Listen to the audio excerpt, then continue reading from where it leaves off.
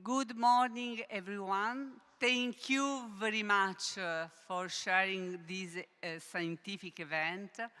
Really full of meaning. Step by step, you could understand better than I could explain the great meaning of this day.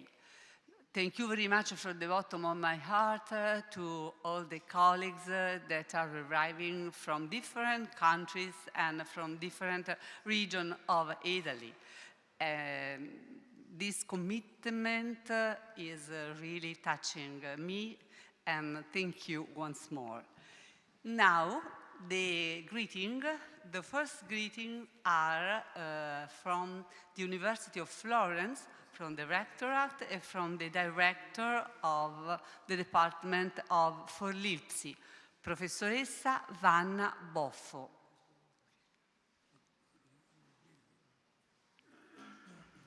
So, greeting from the Director of the Department of Education, Languages, Intercultural, Literature and Psychology, University of Florence, Professor Vanna Boffo.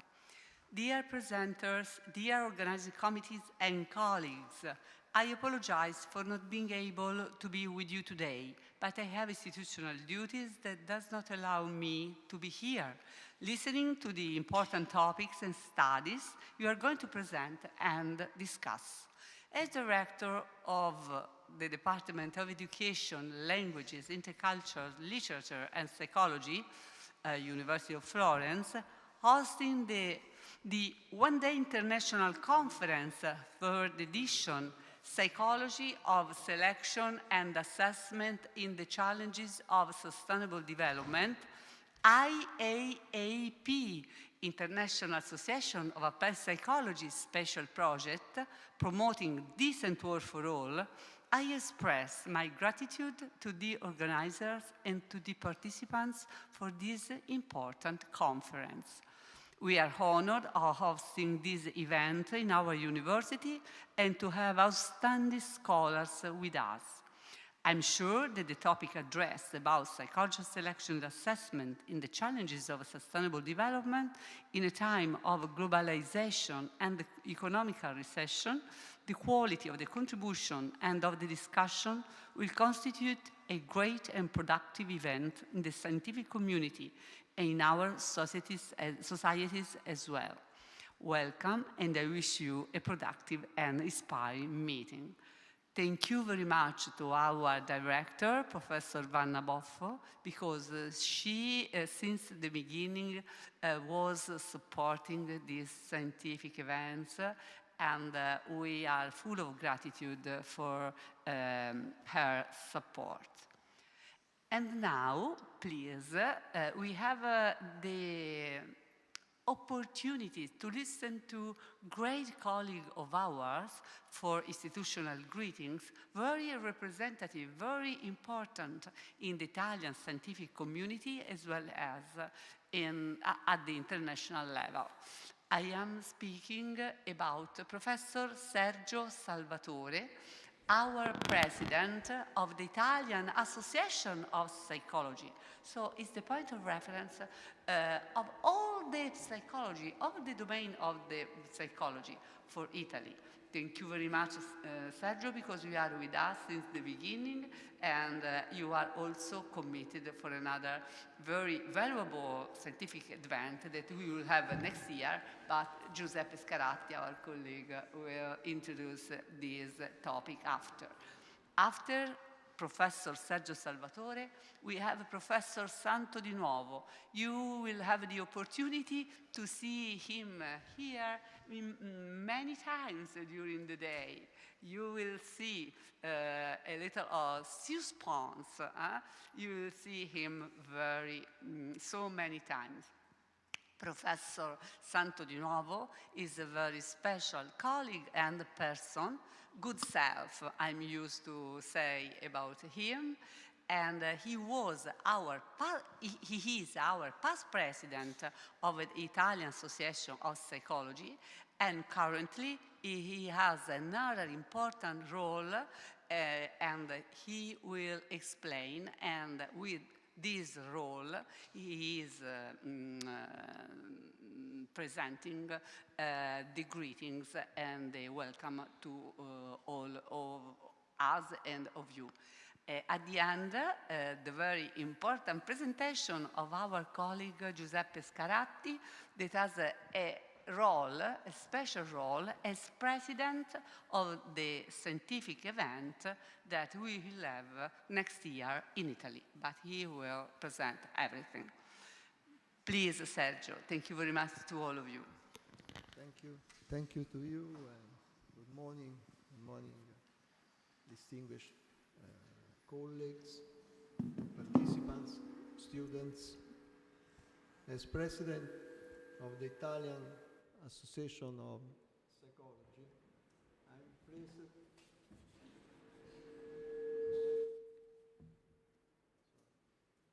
now it's better. No. Try.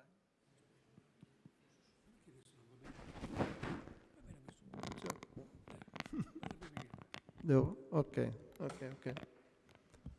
So as president of the Italian Association of Psychology, I'm pleased to offer my greetings at this conference on sustainability here in Florence.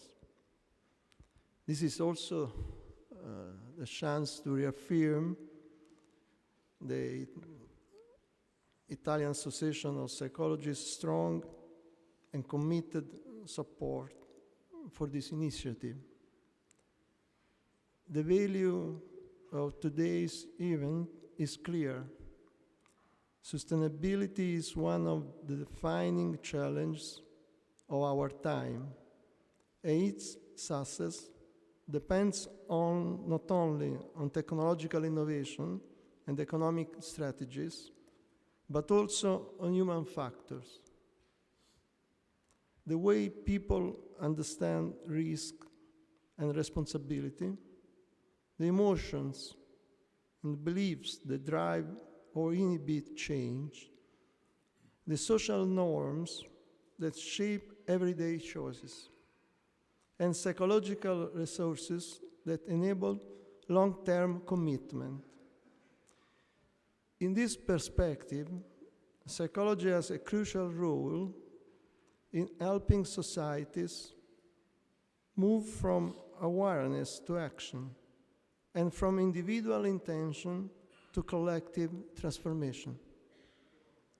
This is precisely why IAAP supports this conference so convincingly. We see it as a meaningful expression of the work and the investment that the psychological community is making to strengthen the impact of psychological research. Impact understood not only as academic excellence, but as the capacity to generate usable knowledge, effective interventions, and evidence that can inform policy, education, organizations, and community life. In this context, I would like to acknowledge with gratitude the contribution of Professor Anna Maria Di Fabio, whose work has been central in promoting a vision of psychology that is scientifically rigorous and socially responsible, and in encouraging our community to engage more directly with complex global challenges, including sustainability. Looking ahead, this conference also connects naturally with an important international milestone for our field, just mentioned by Professor Anna Maria Di Fabio.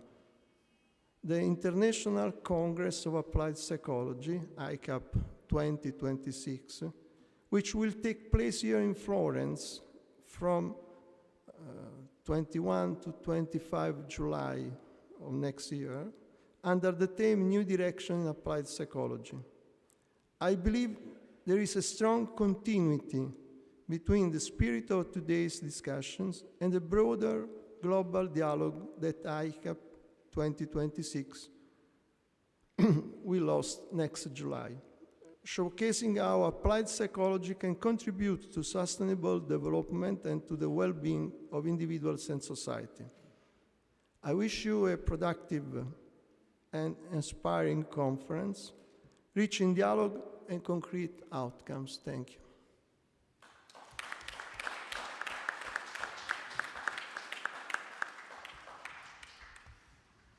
Good morning. I am pleased to convey greetings by IMPA. I will explain what is IMPA. To this important scientific research meeting organized in Florence by Anna Maria Di Fabio, the dear Anna Maria. What is IMPA, which I represent here? It is a network of Italian psychological associations, namely the Italian Psychological Association, the National Order of the Psychologists, and the Psychologists Union, syndicate of psychologists, with its training structure. This network allows us to participate in the European Federation of Psychology, EFPA. We have here the past president, Professor Steinbach, and these international working groups, and to award the EuroPsy quality certification in Italy, both basic certification and specialist certification. This is very important for our students in psychology who can apply free of cost to this important certification in the world, to have a particular certificate of competence following international guidelines. IMPA is, in short, the foreign office of Italian psychology and extends it in international reach. This is useful for achieving at the best the scientific and cultural goals of psychology and applying them to society and its needs for individual and collective health and well-being and sustainability also. And this is perfectly aligned with the objectives of this meeting we are about to begin. Good work and enjoy Florence.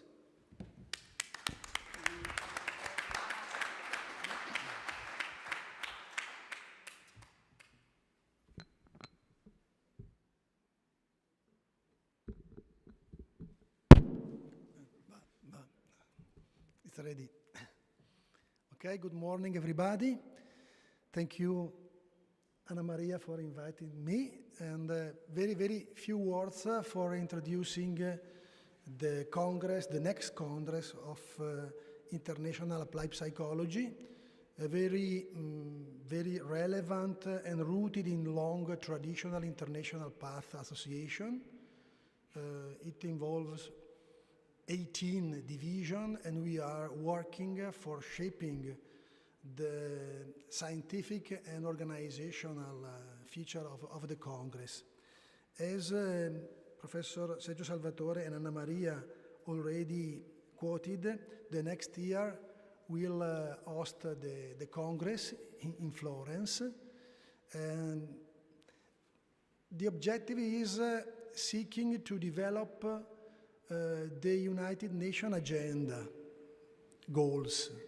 Just to say that the concreteness and the challenging that is at stake in dealing with an international congress, apart the chaos and organizational work that we are going to deal with, okay? But it's a relevant opportunity in continuity with this event, the event of today and tomorrow, because we are asked to a sort of renewing the way in conceiving science, in conceiving research, and we'll work today and tomorrow for going in depth in these aspects. So, good work and enjoy the Congress and Florence. Thanks.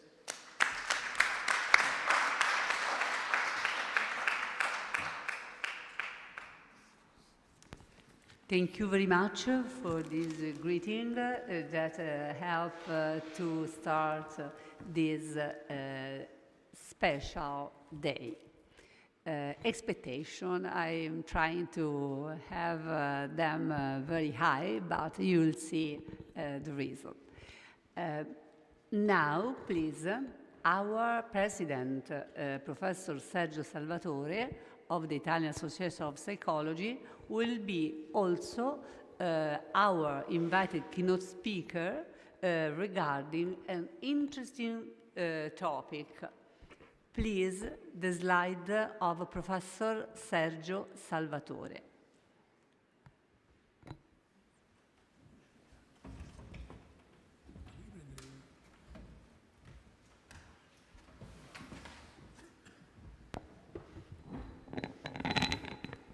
Good morning another time. Thank you for inviting me. This is the second time. It's an honor and it's also a pleasure to be here and to discuss with you.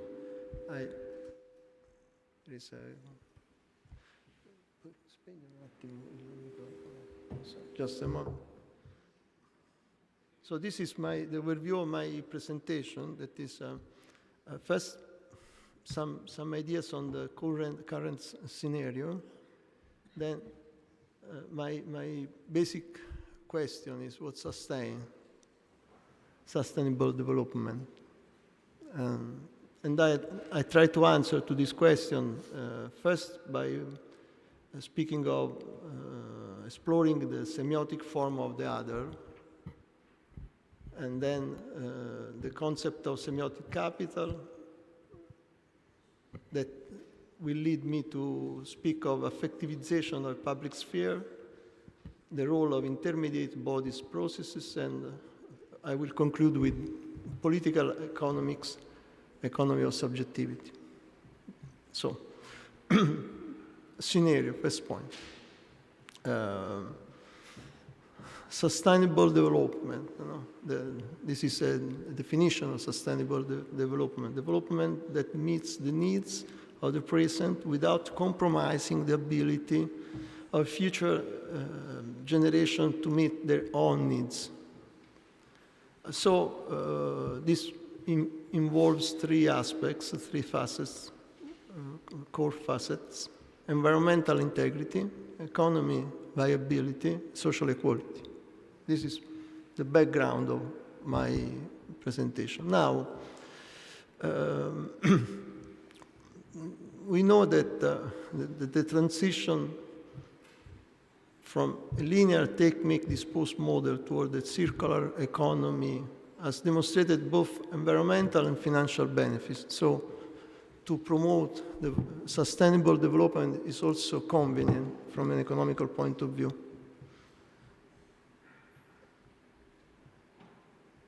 But even if sustainable policies can have a positive contents and trade-off now, the virtuous circle between economy, social equality, and environmental integrity, the three facets that I mentioned before, is a matter of linking the present choice to the future.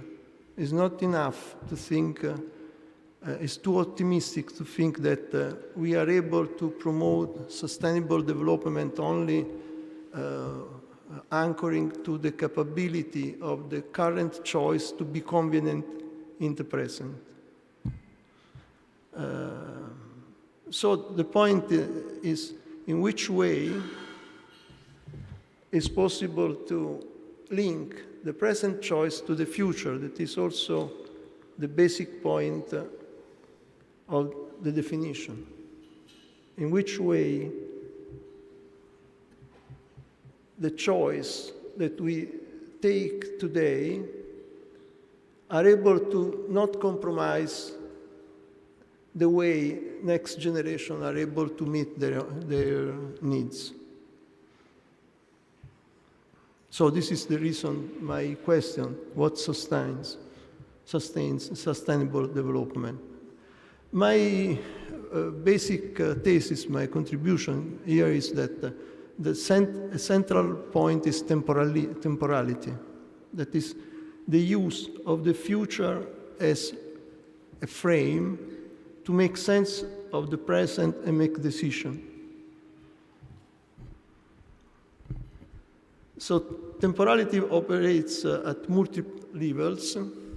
At the micro levels, actors, institutions navigate between immediate task demands and long-term goals and aspirations. At the meso level, actors and institutions coordinate activities across different time horizons. And at macro level, actors and institutions position themselves within broader historical and future-oriented narratives. So temporality is a multi-dimensional frame. As I consider temporality, is not simply a chronological dimension, but is a culturally constructed framework that mediates human experience. So temporality is a system for interpreting reality. And the ways different cultures understand and manage time emerge through collective meaning-making processes in social interaction. So it's a semiotic device generated by culture. So the core question is, what is the cognitive grounds of temporality? How people and institutions can perceive the future as something that is existentially relevant for them, and therefore use it as a cognitive and pragmatic regulator. In which way we can consider something that has to be happen in the next time as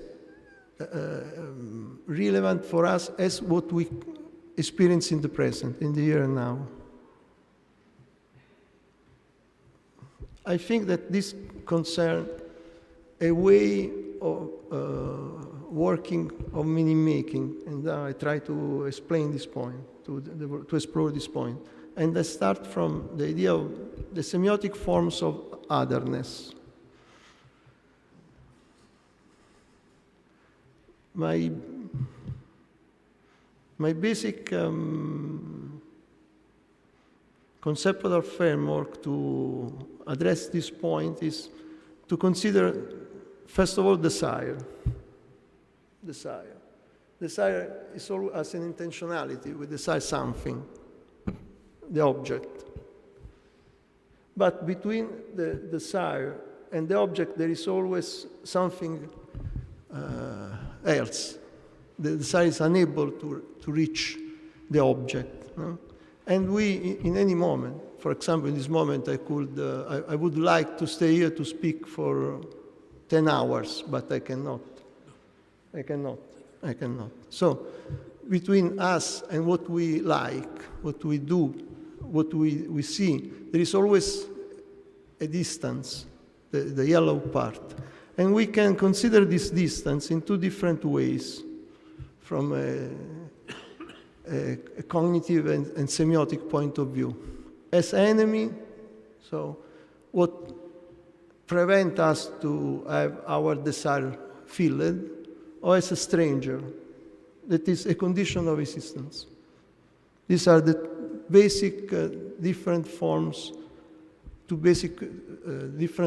of semiotize to interpret otherness. Otherness is the yellow point.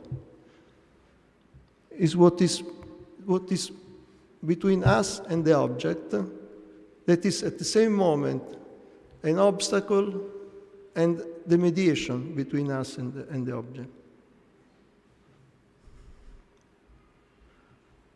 So the other, the alter, can be seen in two different terms: as an enemy in the moment which is the obstacle between the subject and the object, or as a condition mediating the relationship between subject and the object.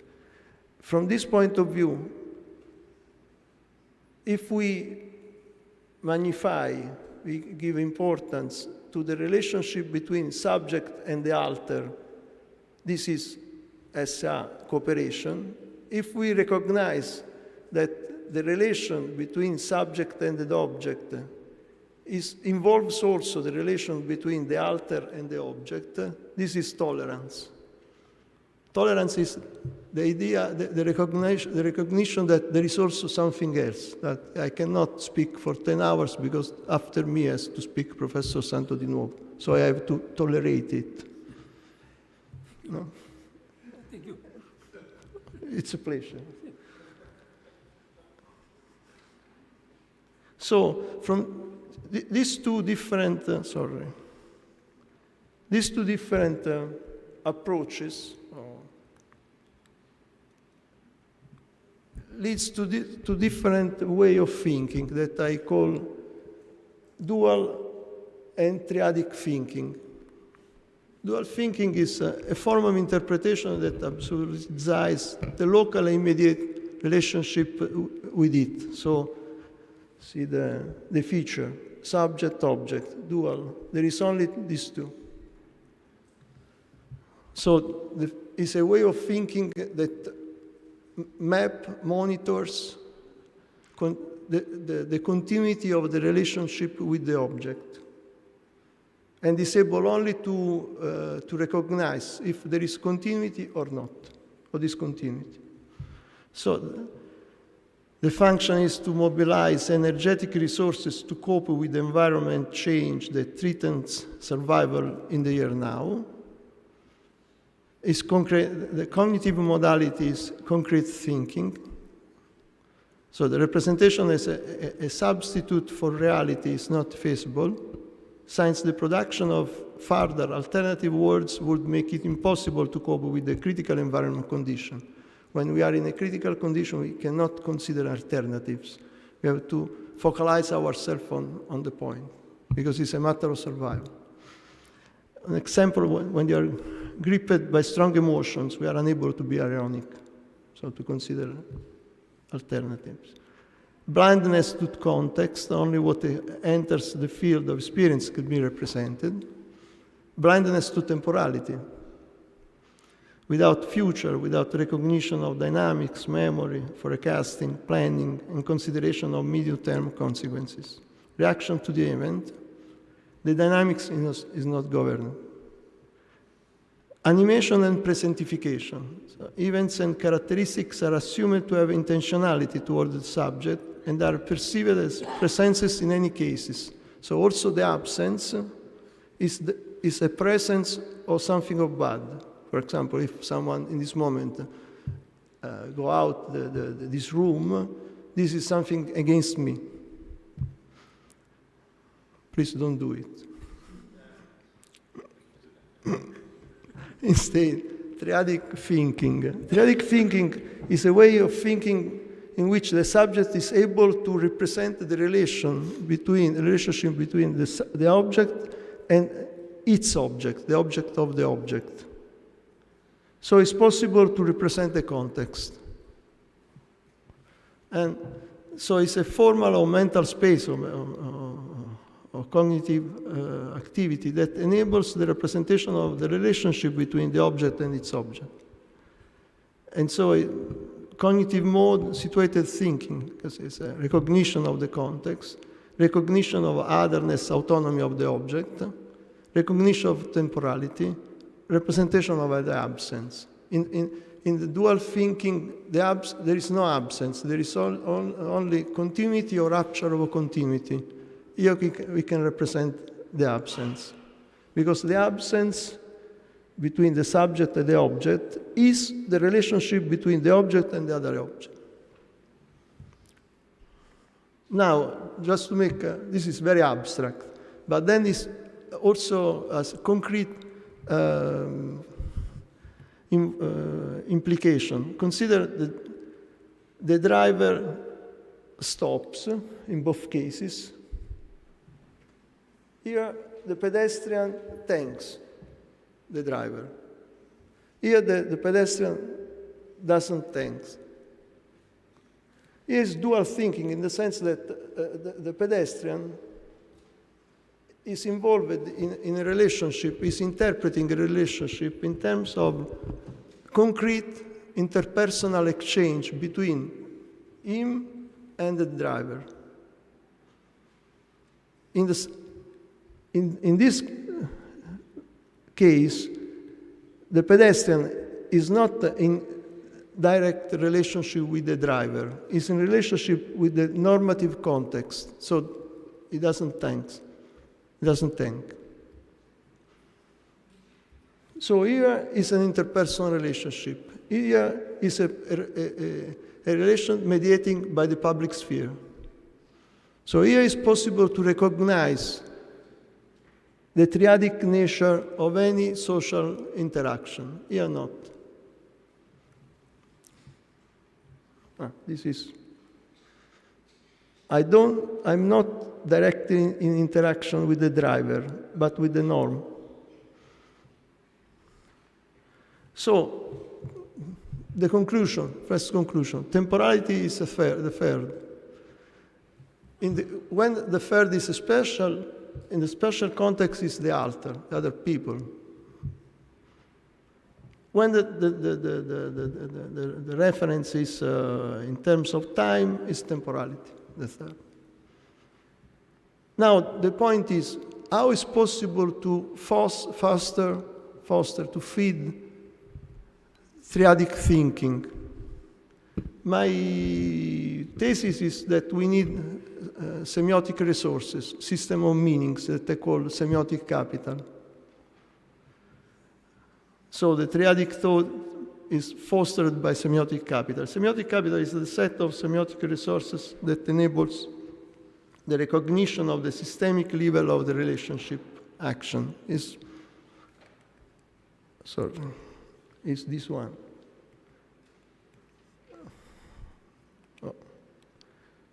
Is to recognize this, the systemic level of interaction. I just want to show, we some years ago, but then we repeated in other following waves, we analyzed the system of meanings that are active in cultural milieu in Europe. And we found 5 worldviews. One is ordered world. Ordered world is the faith in the belief in the fact that the world is rational, that what is good, moral is also effective, just is also effective. It's Piero della Francesca to give this idea. Then the second symbolic universe is interpersonal bond. The only thing that matter are interpersonal relationships. So all you need is love. The public does matter. The third, supportive society, or caring society. So society and institutions are reliable providers of service and common good. So if you are a good citizen, you will have what you need. Niche of belongingness. The life is a jungle, and your group is the only shelter, the only defense against the world and others. And the world of others, fatalism, pessimism, desperate people, the only thing that they can do is to stop them, to freeze them, to avoid them. So we have a lot of different research that showed as symbolic universes matter in affecting political choices, for example, exit, Brexit, vaccination, and cooperation. But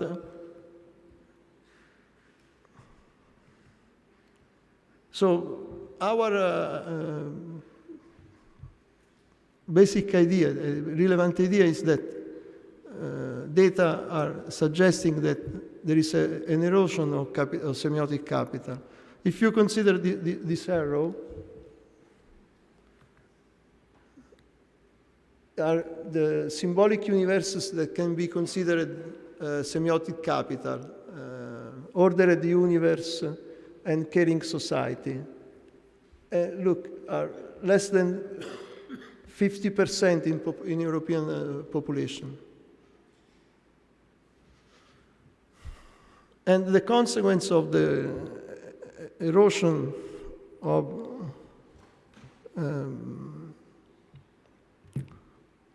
social capital,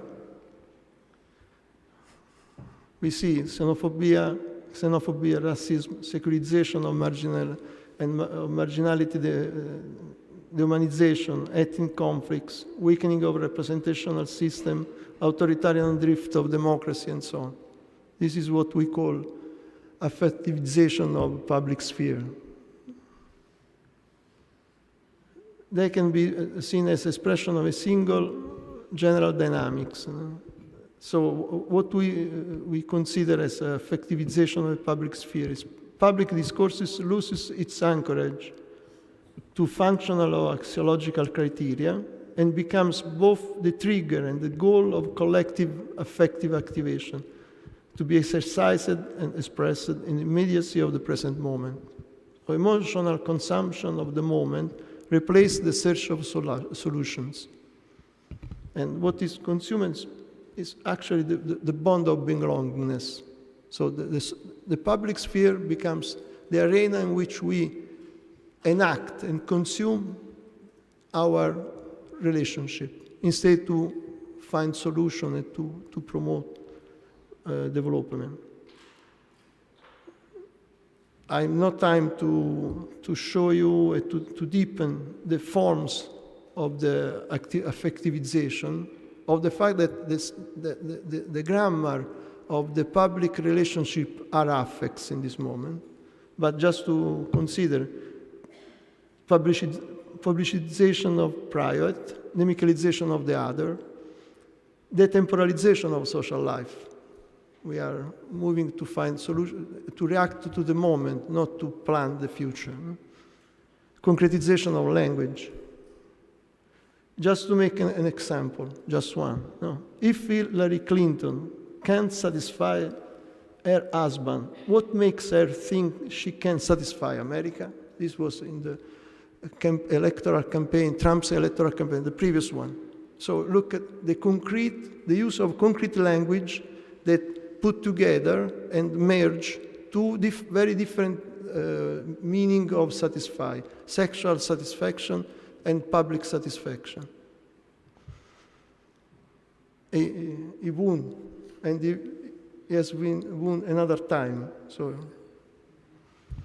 this means that he's able to pander the public demand.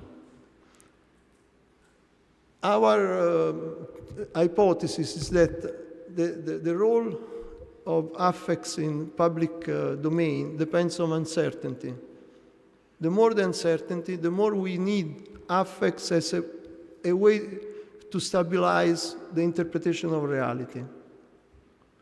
I have no time now to express this point, but affects is a very simplified way of interpreting reality. The more the uncertainty, the more we need to simplify, as the photographer that reduce the diaphragm when there is too light.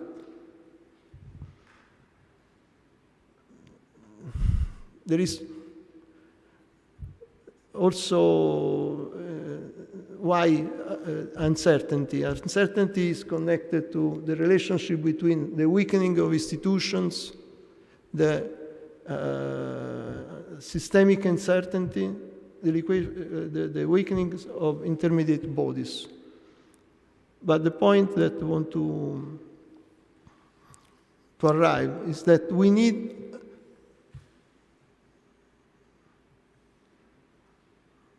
what we need is a new accumulation of semiotic capital.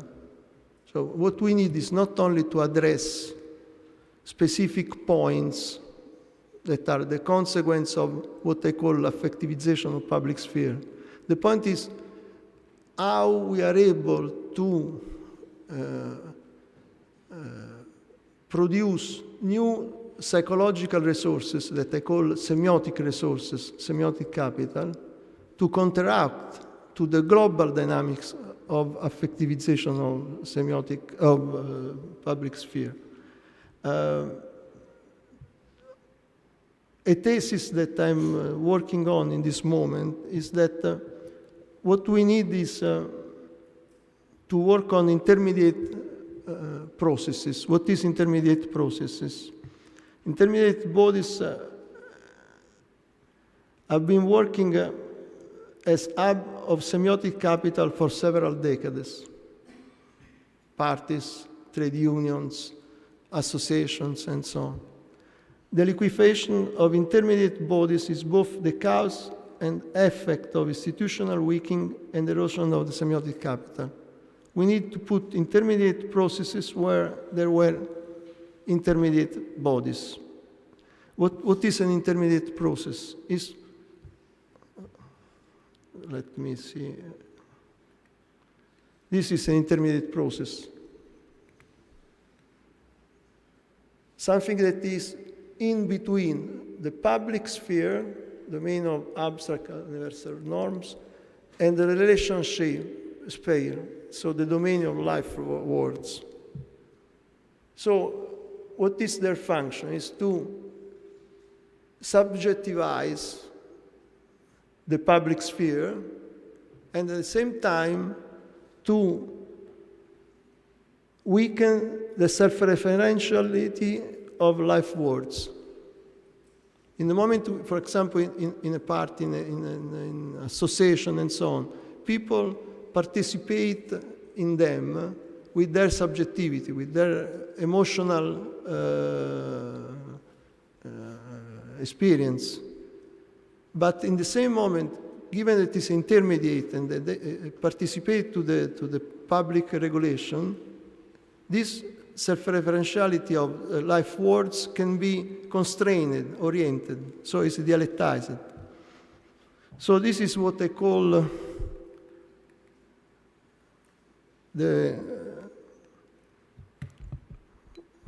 political economy of subjectivity. So we need to produce intermediate processes that are the characteristics of to be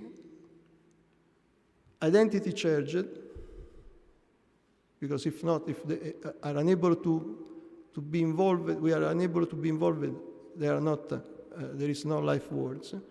Meta-individual, that means that they need to be oriented to common God, and regulative, so they are part of the institutional framework. I have to say that in a pilot we have just carried out, these three dimensions are clearly distinguished in the description of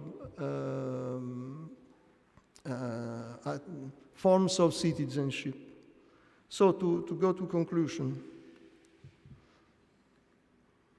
the current affectivization of the public sphere impoverishes the people's and institutional capability of temporality.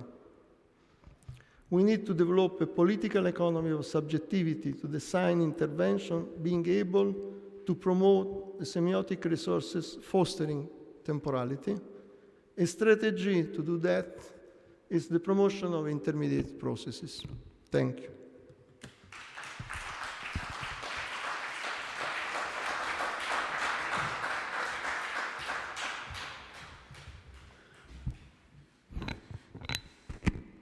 Well, can I start? Thank you. In this moment, in his role as invited keynote speaker,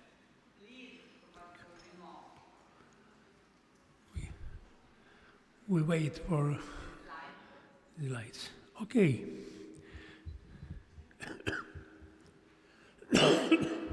Excuse me for the flu, for my voice. My topic is very, very technical. Excuse me. And the title is Large Language Models and Human Creativity, the Need for Cooperative Intelligence Applied to Psychometrics. Well, the technologies assisted by artificial intelligence cannot be considered a surrogate for traditional testing. We are speaking of the ways of evaluate the psychological processes. We need for instruments created specifically for the technological modality, experimenting their reliability and validity, verifying the usability and acceptability of the technological platforms on which they are used.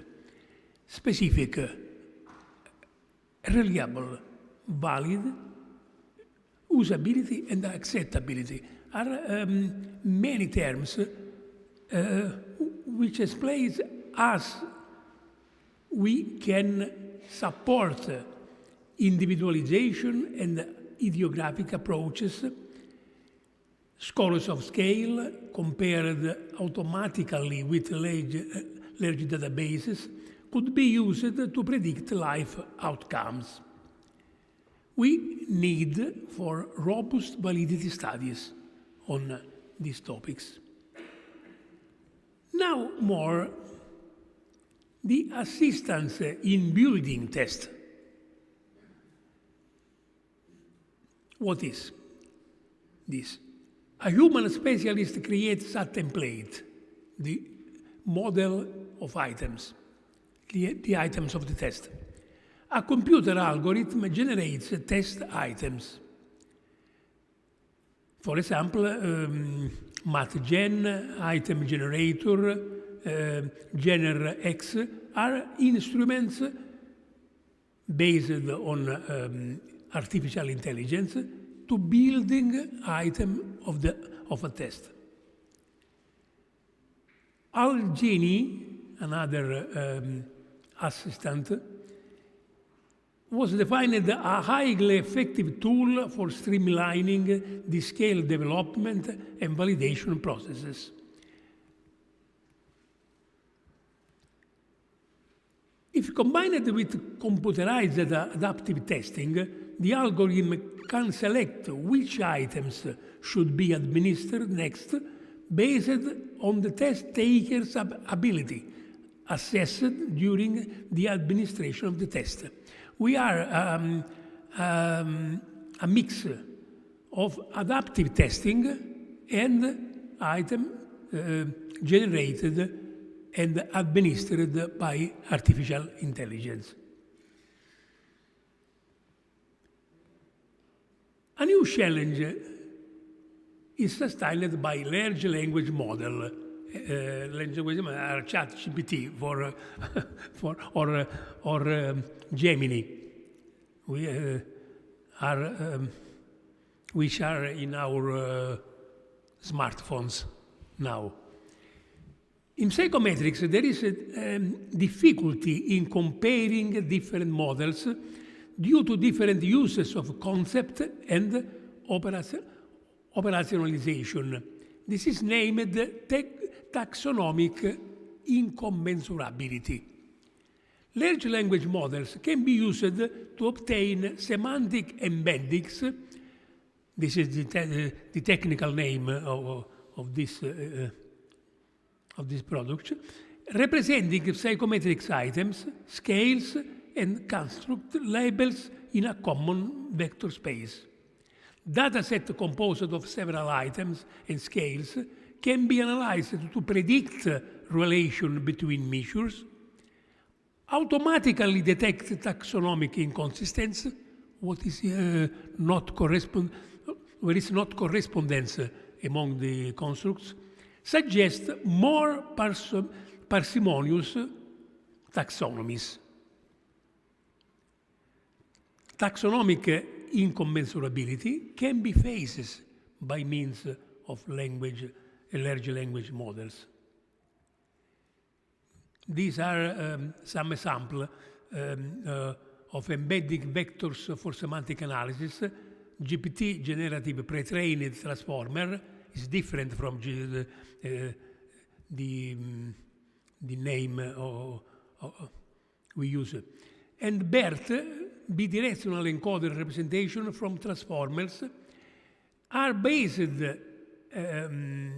on artificial intelligence, both enhance the ability of machine learning models to understand and analyze large volumes of text. They capture embedding vectors representing the semantics of words and sentences, extrapolating deep meanings for understanding large text, and preserving the essence of the text and their contextual relationships. A deep learning approach is capable of identifying psychological constructs associated with questionnaire items. It can accurately cluster items into their constructs based only on their language content. Representation of linguistic descriptors obtained from deep language models can be used to model and predict a large variety of traits, scales, and constructs. Deep neural networks can be used for quick automatic item generations. Pre-trained causal transformer models can be tuned to achieve this task using implicit parameterization together with conditional generation. Good validity was found comparing human and machine-authored items. This is a very interesting result. Item generating methods using large language models can be reliably represent a requested construct. Scale development requires to produce large quantities of good items, many items, for a test.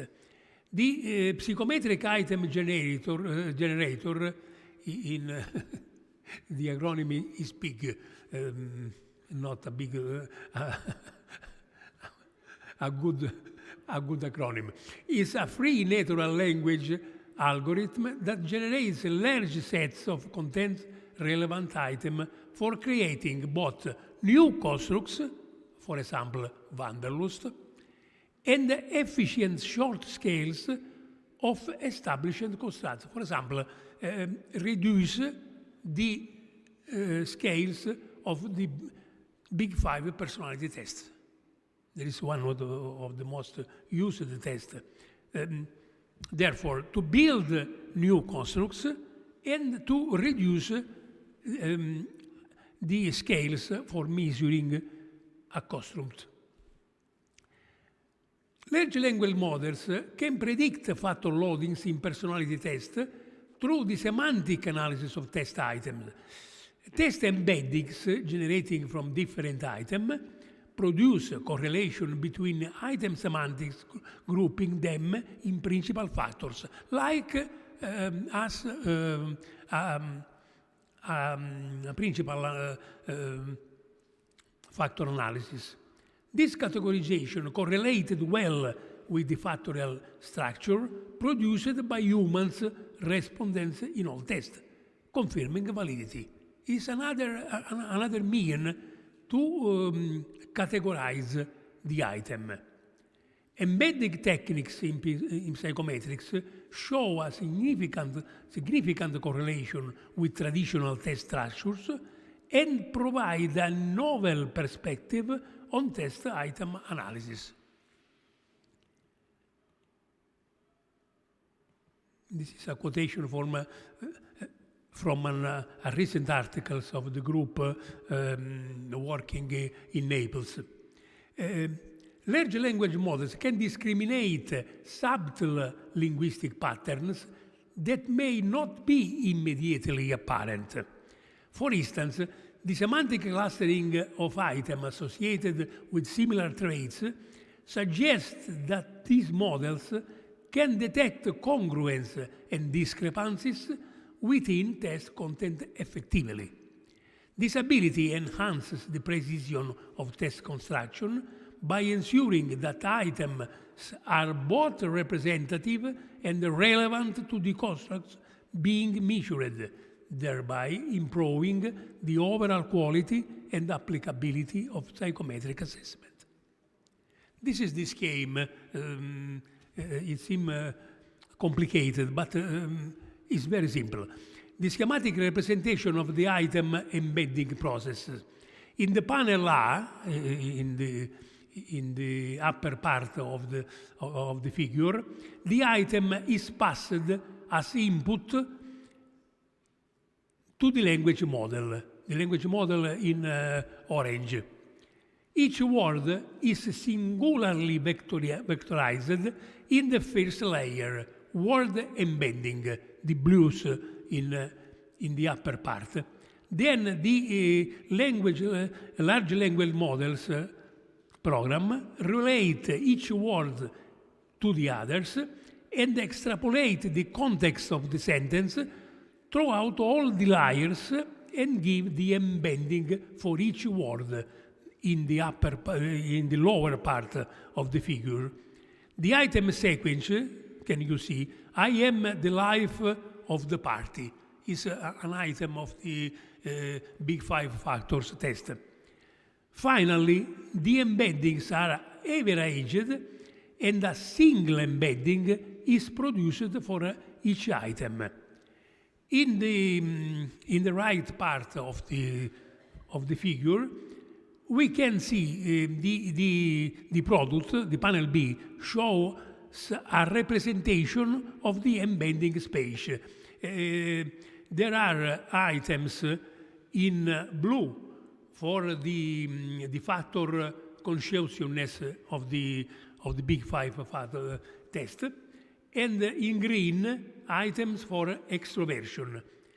If you can see in the green, I am the life of the party, and I talk a lot of different people of parties are very similar.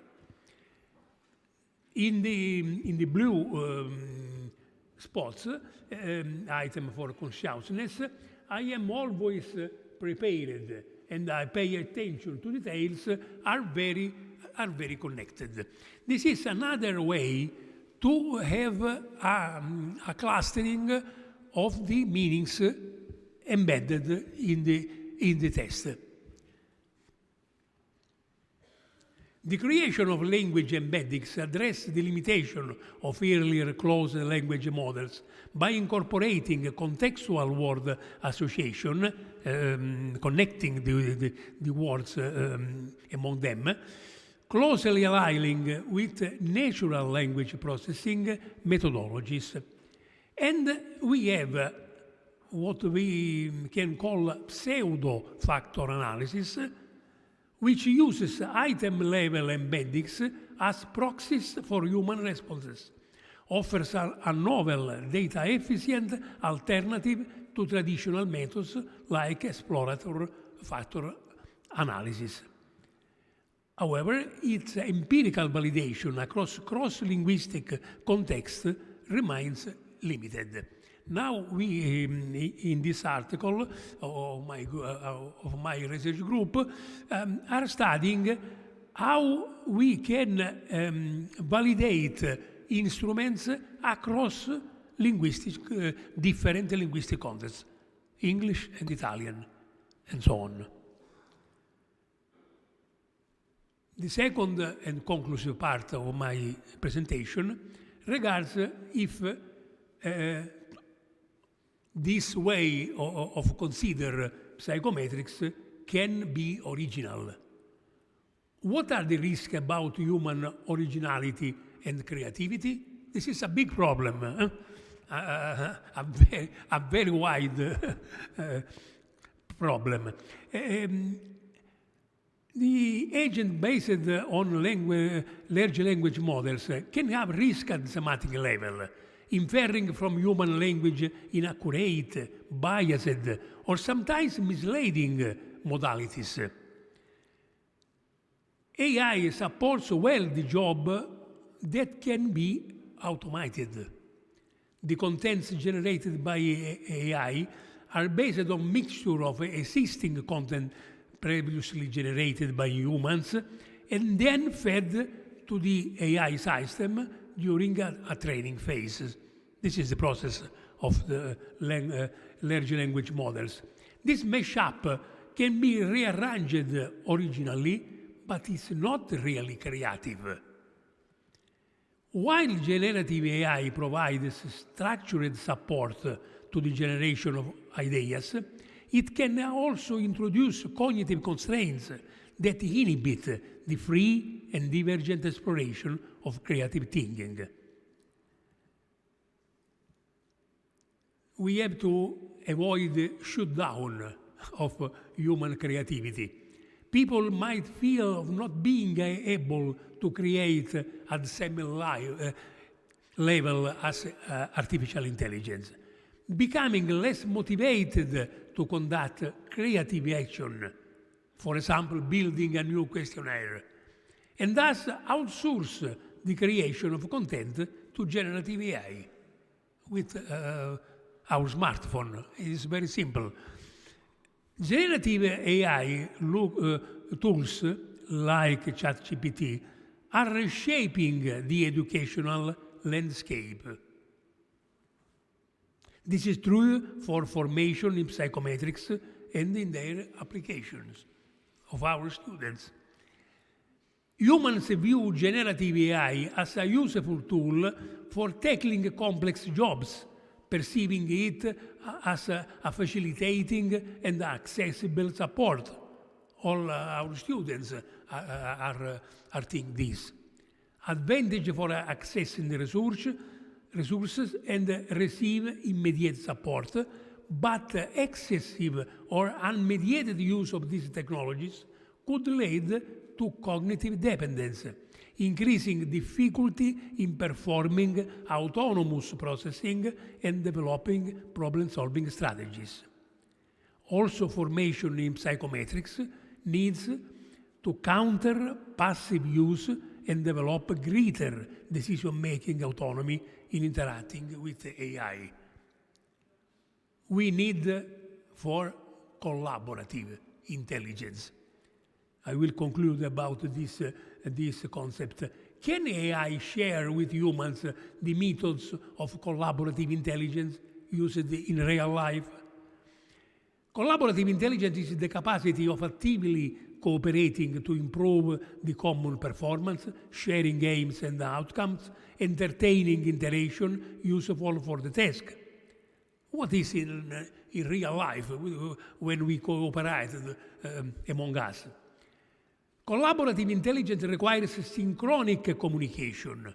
Application based on AI can support, implement, and enhance human intelligence, but real collaborative intelligence requires continuously shared cognitive activities and contents. Therefore, collaborative intelligence needs to develop reciprocal communication, not only instrumental, and synchronic communication, not only sequential. The term co-creation was proposed in this article by Winchon, Artificial Intelligence and Creativity, a manifesto for collaboration, 2 years ago. A real collaborative effort involving more or less equally the human and the generative AI, with a recognition of the contribution of each party. This is co-creation.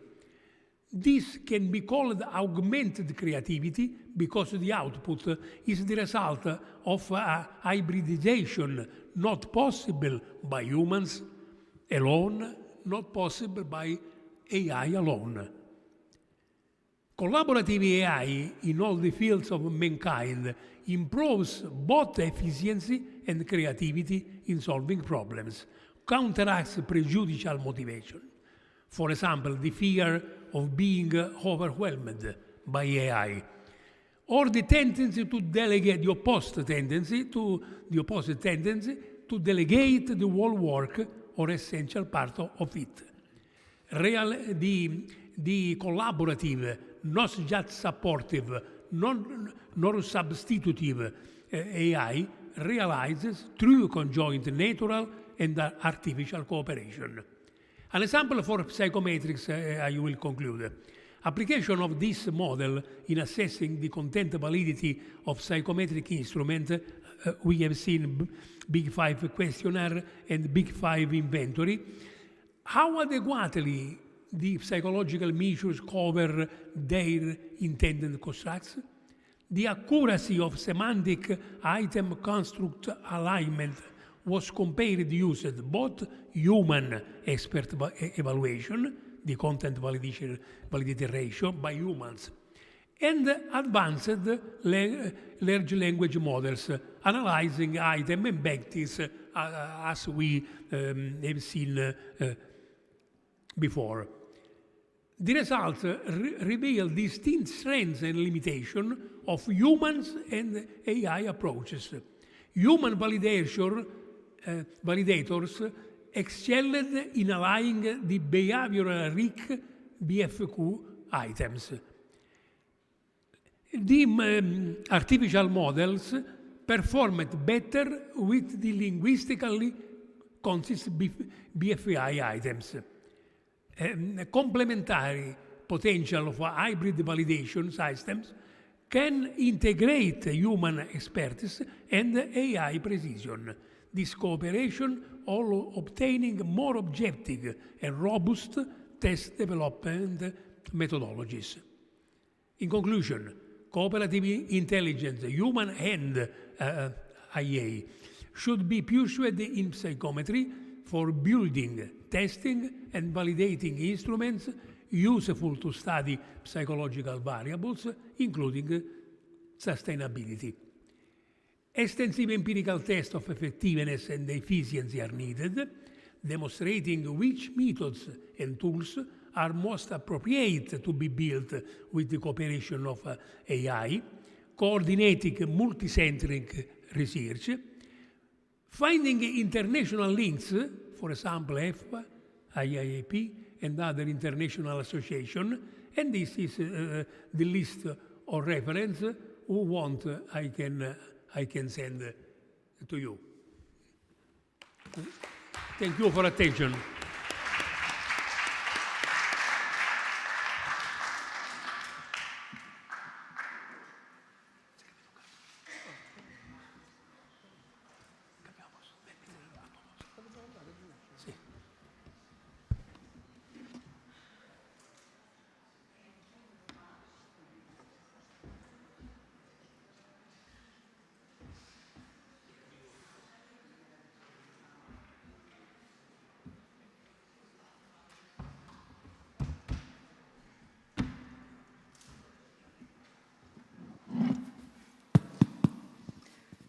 Thank you very much.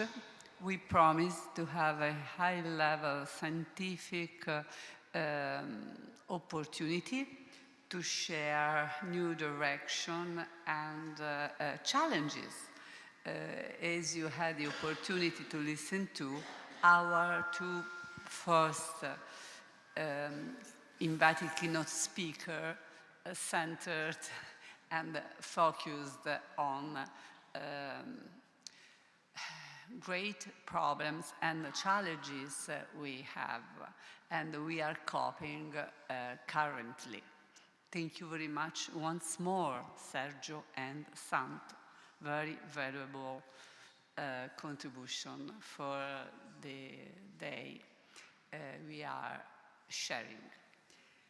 So now I'll try to present and to share a topic that many of us already known about the work that in Florence since many years, and I have to thank so many colleagues, starting from Professor Marco De Polo, for example, because at the beginning, when Jean Guichard is another dear colleague and very precious colleague that also Professor De Polo knows very well, when Jean Guichard, perhaps 15 years ago, asked me to try to think about sustainability and the contribution that psychology and applied psychology could give to sustainable development, I met Professor De Polo in Bologna for another congress,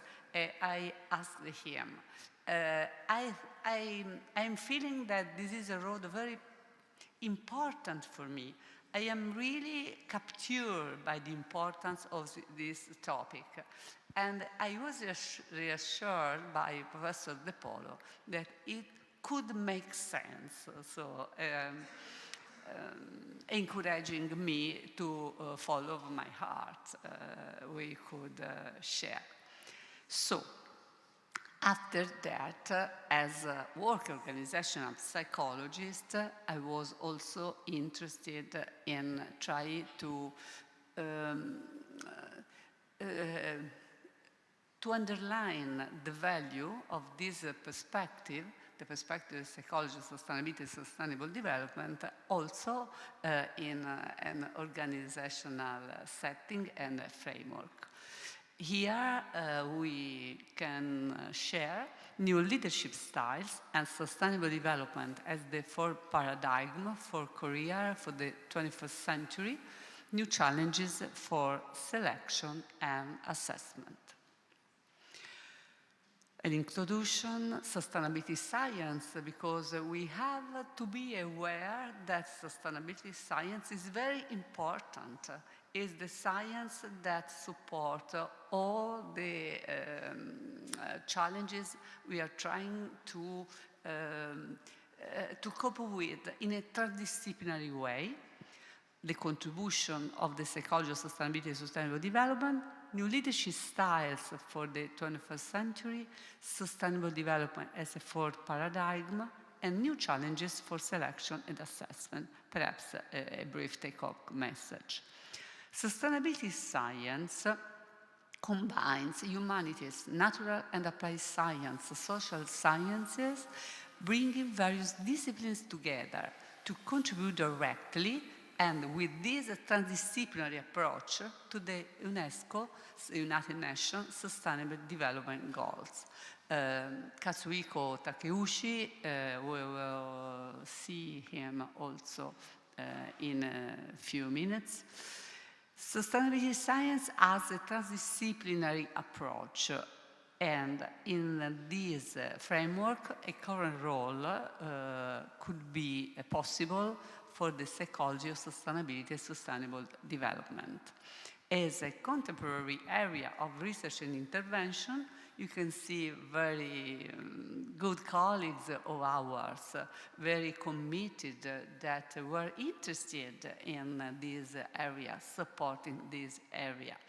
Carrie Cooper, Jose Maria Peiró, an engineer very important, Mark Rosen, Donald Saklowski, another great South colleague in personality and individual differences, so expert, Maureen Kenny, perhaps one of the best female colleagues, and I learned so much from Maureen. Paul Hartung, a very important vocational psychologist, again, Jose Maria Peiró and Mark Rosen. Psychology of sustainability and sustainable development is a large area of research and intervention, including the broad spectrum of contribution from applied psychology. This is very important. We have here an important colleague of ours from environmental psychology, Professor Giuseppe Carrus, and since the beginning, we are really, really aware that there are not domain. There are big framework where collaborating, we can try to support each other in using psychological lens. I find his work very precious, for example. He is editor in Frontiers, Environmental Psychology, and it adds so much. And using the psychology, sorry if in this moment my heart, Marco, I'm following my heart is for psychology. So as applied psychologists, we can give contribution, and we have to collaborate as much as possible each other, maintaining the direction. Sustainability science is a direction, and perhaps a role model in try to find solution, like the medicine is doing in this period. Not my specialization, not my, but all together, because there is a patient with a problem, so from different perspectives, using our lens, and as psychologists, we can try to give some contribution. This article is very important from my point of view, so I share it with you with great pleasure. Professor José María Peiró is the author, Applied Psychology and Careers in the 21st Century, Challenges and Opportunity. Take a look at this article, this is very valuable. You can see it here. And in preparation, this is new. I didn't see yesterday to you all, but it's true. It's a new brand open special issue, Psychology of Sustainability, Sustainable Development, Applied Psychology Insights for Sustainability Development in the Springer Nature Collection, Discover Sustainability. So please, you are invited to submit, to collaborate, to discuss. We trust your help very much. Please.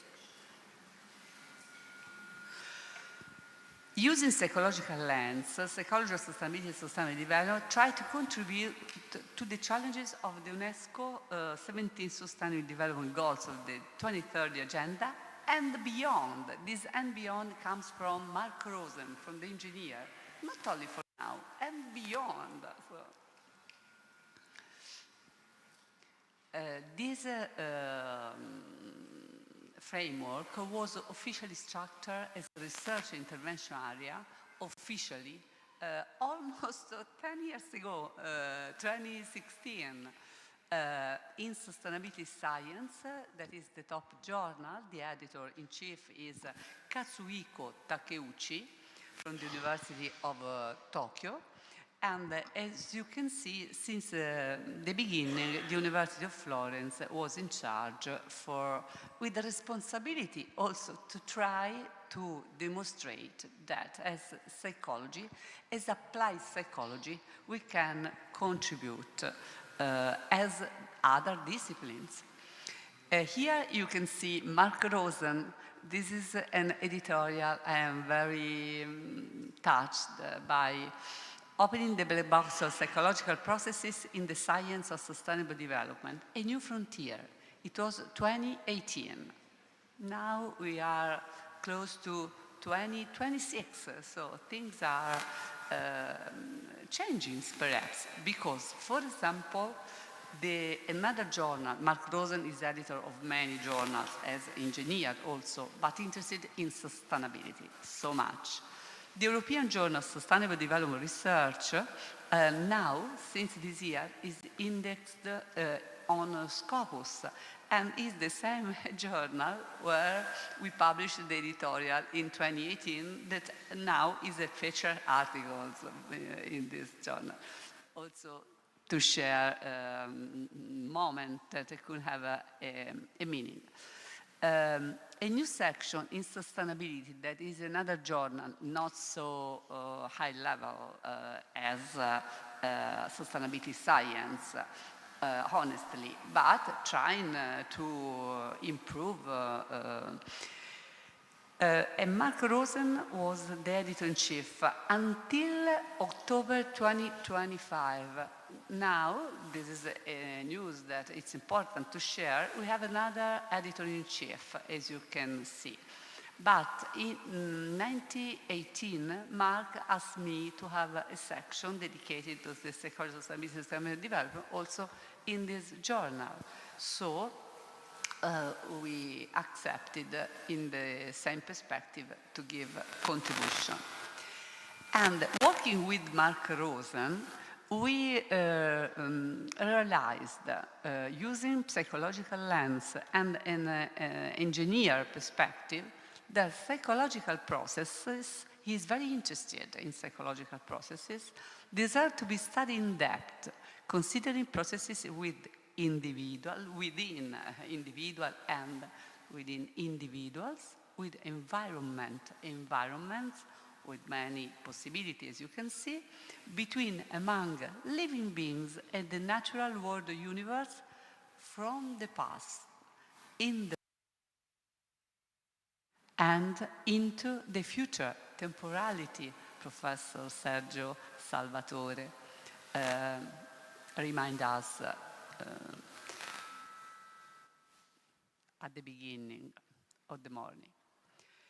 Gaining harmony between internal and external complexity and generativity, including eco-generation,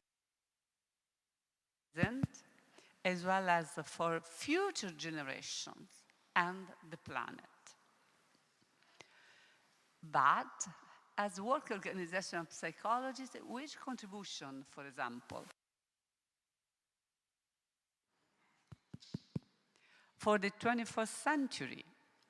Based on this awareness, new forms of leadership and management of human resources are needed. Human capital sustainability leadership, jointly with José María Peró in 2018. You can see the journal. We decided to publish it in an open access journal.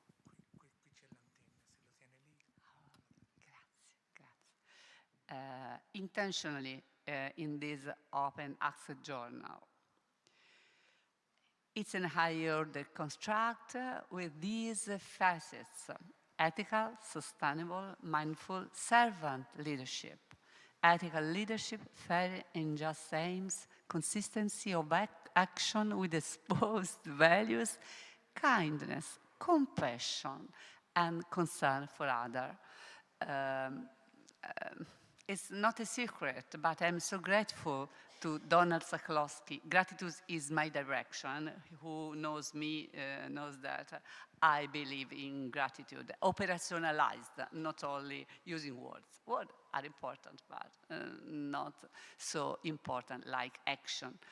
And sharing with you that I am very grateful to Donald Saklowski because I understood better the importance of compassion in a psychological perspective, not only empathy. Empathy is important, but is not enough. Compassion is something that we can use. Ethical leadership is anchored also to compassion and concerns for others. Sustainable leadership, lifelong learning, supporting others' leadership, social justice, development without depleting human and material resources, well-being of people and environments. Mindful leadership, recognizing personal feelings and emotions, keeping them under control, especially under stress. Awareness of our own presence at a given time and our impact on other people. Servant leadership, development of human resources, considering their interests and not only the advantages for the organization or leaders, feeling a moral responsibility. Human capital sustainability leadership is worthy as formal leadership for managerial roles, obviously, and this is very important, but also as informal leadership for other roles between peers. An informal leader is a group member who is recognized by the group as being able to motivate, inspire, and direct others in task-related behaviors without holding of official authority. Human capital sustainability leadership approach places a strong emphasis also on relationships with co-workers, sustaining the informal leadership processes. It's important as a vertical leadership style, but also as a horizontal leadership style, useful for productive relatedness and performance, because performance and productivity as important efficiency are important in organization, but without forgetting other aspects within organizational organized context. The interest for the human capital sustainability leadership was extended in many countries, also in East countries, Malaysian version, Japanese version, Argentine version, other version in preparation in the world. We have a Korean version in preparation, and many other for valuable cross-cultural comparisons. And now the sustainable development as a full paradigm. Are you ready for something that seems a little radical? I am not a radical chic as a colleague that knows me, but with Paul Hartung here in Florence 3-4 years ago, we decided that when, if not now, so the sustainable development as a fourth paradigm. The term sustainable development, first coined as a term in 1962, received increased impetus in 2015 with publication of the United Nations 2030 Agenda for Sustainable Development. You know the 17 Sustainable Development Goals at this point. I hope, and I think, I believe that the majority of us knows them. Sustainable development offering a way of thinking and acting that prizes economic, social, and environmental interests equally. Sergio presented it to us before. Well-being, peace, and prosperity on the earth for all its nations, society, and people, promoting their present and future benefit. Sustainability typically is described as an outcome of sustainable development, denotes a social goal of long-term human coexistence with the environment too. Challenges of the 21st century are numerous, demanding, and pressing. I think I can gain times because we are aware of this problem. These challenges become no longer possible to postpone a radical position, not possible to postpone them, because they harmfully affect many aspects of planetary and human health. Responding to all these urgencies calls for a new paradigm that synergistically builds on the three fields' core models. The paradigm of individual differences at the beginning of the past century, matching people to occupation. The paradigm of individual development at the half of the past century, managing lifespan careers, life design at the beginning of the 21st century, making meaningful life careers. And now, the fourth paradigm, sustainable development as another paradigm for career in the 21st century, with two pillars at the basis of this paradigm: sustainability science, but we have already covered this before, and human security psychology. Human security psychology is an interdisciplinary concept introduced by the United Nations Development Programme many years ago. It considers concerns from personal to global, as well as to the interconnectedness of people with physical, social, cultural elements able to shape their human security. It's not a safety, safety is very important, but this is security. Human security psychology recent calls for the development of broader and more contextualized approaches to promote contextual awareness as well as a psychological sense of security, asking for insights from across the disciplines, transdisciplinarity, to help human beings feel secure. And the fourth paradigm redefines career and sustainable decent work. This is very radical, so be ready because bear with me, I am aware that it is radical. Embracing an inclusive perspective of respect for humankind and nature as a whole, including animals, plants, the planet, and eco-generativity. The fourth paradigm deepens sustainable career and moves forward, valorizing the milestones of the scientific literature about sustainable career, because the outstanding work of De Vos, van der Eyden, and colleagues about sustainable career is a milestone in the scientific literature. And we have to be aware of it. The same, the sustainable career ecosystem, that is the evolution also with the same colleagues. But the fourth paradigm emphasized that the nature is still missing until this point in the existing definition of career. And the need is pressing to incorporate current generation, but also future generation, a future life on the earth, in a real inclusive perspective, including temporality, after us, for careers. So the fourth paradigm urgently calls for an advancement in relation to the new perspective also of decent work, sustainable decent work.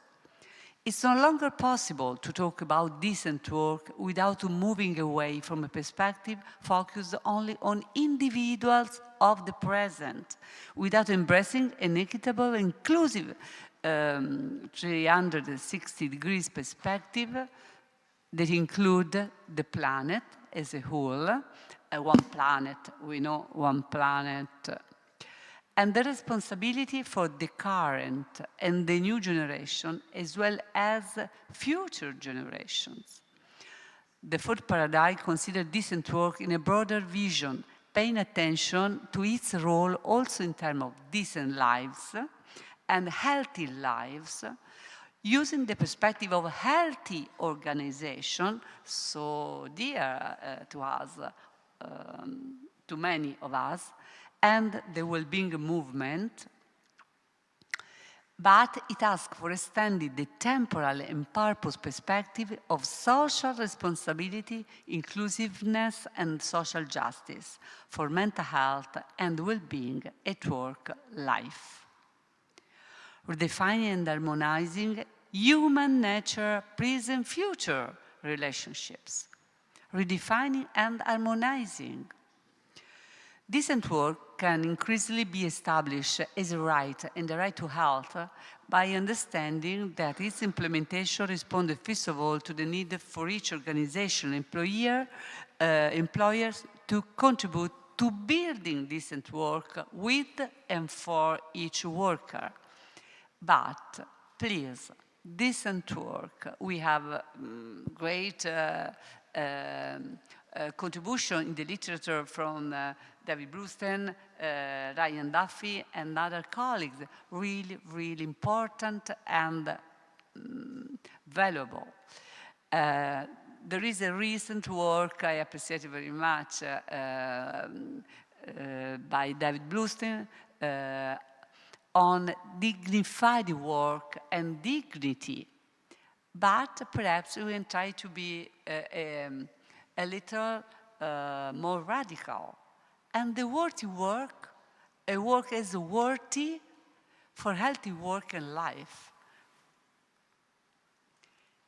And so you will find next year, because in 2025, but it will be published next year, 2026, an integrated perspective in space and time, sustainable decent work, in the book edited by Isabel McHerman and other colleagues in the Elgar series.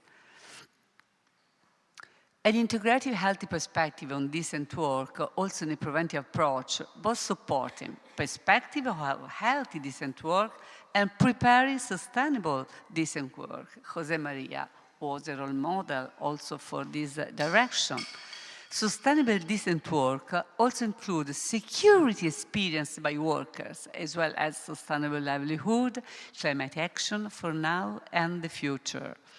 Also enhancing principle of social justice and pay attention not only to current generation, but also future generation. This is a mantra you can listen from my side, including living being, plants, and the planet as one planet for now and for the future. And what new challenges for selection and assessment? We have Green Human Resource Management. Professor Marco Mariani is doing such a great work since many years about these aspects. It refers to the integration of environmental sustainability into various human resource practices and strategies, involving and promoting environmentally responsible behavior among employees, fostering a culture of sustainability, align human resource policies with the organization's green goal. Green human resource management practices may include aspects such as employee green training, rewarding employees for their environmental contribution, creating a work environment that fosters environmental sustainability. It aims to create an environmentally conscious workforce that contributes to the organization's sustainability goals. Integrating environmental sustainability into personnel selection criteria could be possible, could be useful. Perhaps you have to start to ask each other and all together to this question. Proposing an human resource green selection framework to hire candidates to support environmental management system. Could it be possible? Could it be useful? Candidates' green knowledge, skills, and values are a strategic resource for sustainable organizational performance. This colleague, you can see the reference on the app part. Because define green job requirement, design selection tools, and make hiring decisions that explicitly include environmental criteria, this action could be meaningful in this new scenario. Better person-environment fit and sustainability values, and stronger green organizational culture and more effective environmental management. This is the perspective of Ajay Manfo and colleagues. And Jamil and colleagues more recently discusses about green recruitment, attracting and selecting applicants who possess pro-environmental values, knowledge and behaviors, and who fit the organization environmental management systems. Recruitment and selection are critical levers of green human resource management. Choosing candidates with green attitude and skills is the direct pathway to stronger sustainability performance. Sustainable recruitment and selection, designing recruitment and selection to reduce environmental, social, and economic negative impacts while supporting long-term organizational goals. Common recently, recruitment and selection are core levers of sustainable human resource management. By integrating sustainability criteria, smart technologies, and organization doing that can optimize talent acquisition and minimize environmental and social costs. I'm not sure, I don't have an answer, but I'm ready to discuss also in the future with all of you that have a sensitivity for this aspect and this contribution. So a brief take-home message. Selection is always in the real context slash context. This is a mistake, missing the slash. In the real context, plural. The focus of organizational culture must be negotiated. The topic, however, has its urgency to be calibrated by negotiating its importance with the organization and perhaps with the society. So there is still a lot to do, but we are on the way and we can contribute to doing it together. Thank you very much for your attention.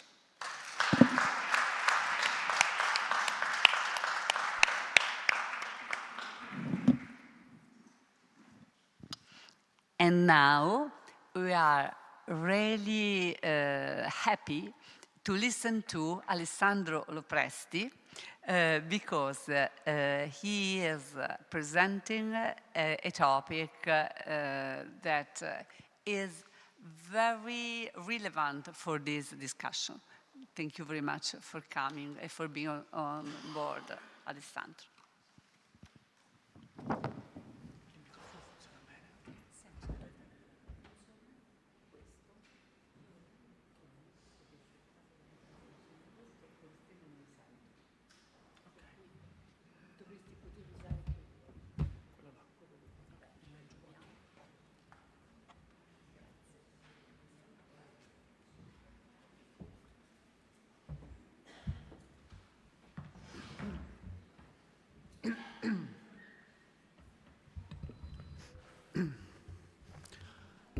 Good morning, everybody. It's a pleasure to be here at this international conference on the challenges of sustainability. First of all, let me thank Professor Di Fabio for organizing this amazing conference, for her hospitality, and for convening, gathering all these insightful speakers to this event. And let me thank also Dr. Palazzeschi for her organizing work on regarding the conference. So, as you can see, my presentation is about employability, that it is often considered as a buzzword, so like a sort of imperative, a metric to be tracked or a skill set to be acquired.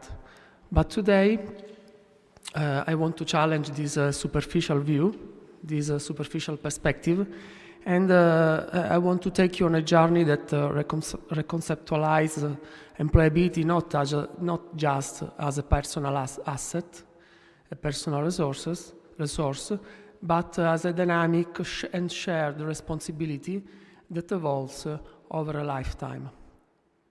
I'm glad that in this hall there are many students, because we know that employability is something that it is promoted at the university during university studies through vocational interventions, career counseling, etc.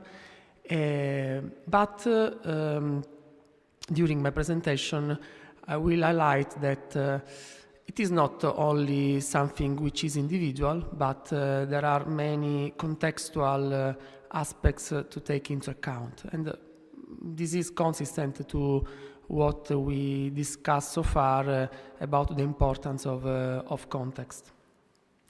So we will explore how we can move from a model of mere survival in the labor market to a more comprehensive one, which is more related to sustainable thriving, which is aligned with the fourth paradigm of career development that Professor Di Fabio explained and detailed before. So, to understand where we are going in terms of my presentation, but in more general terms, we must first understand the limitations of where we are.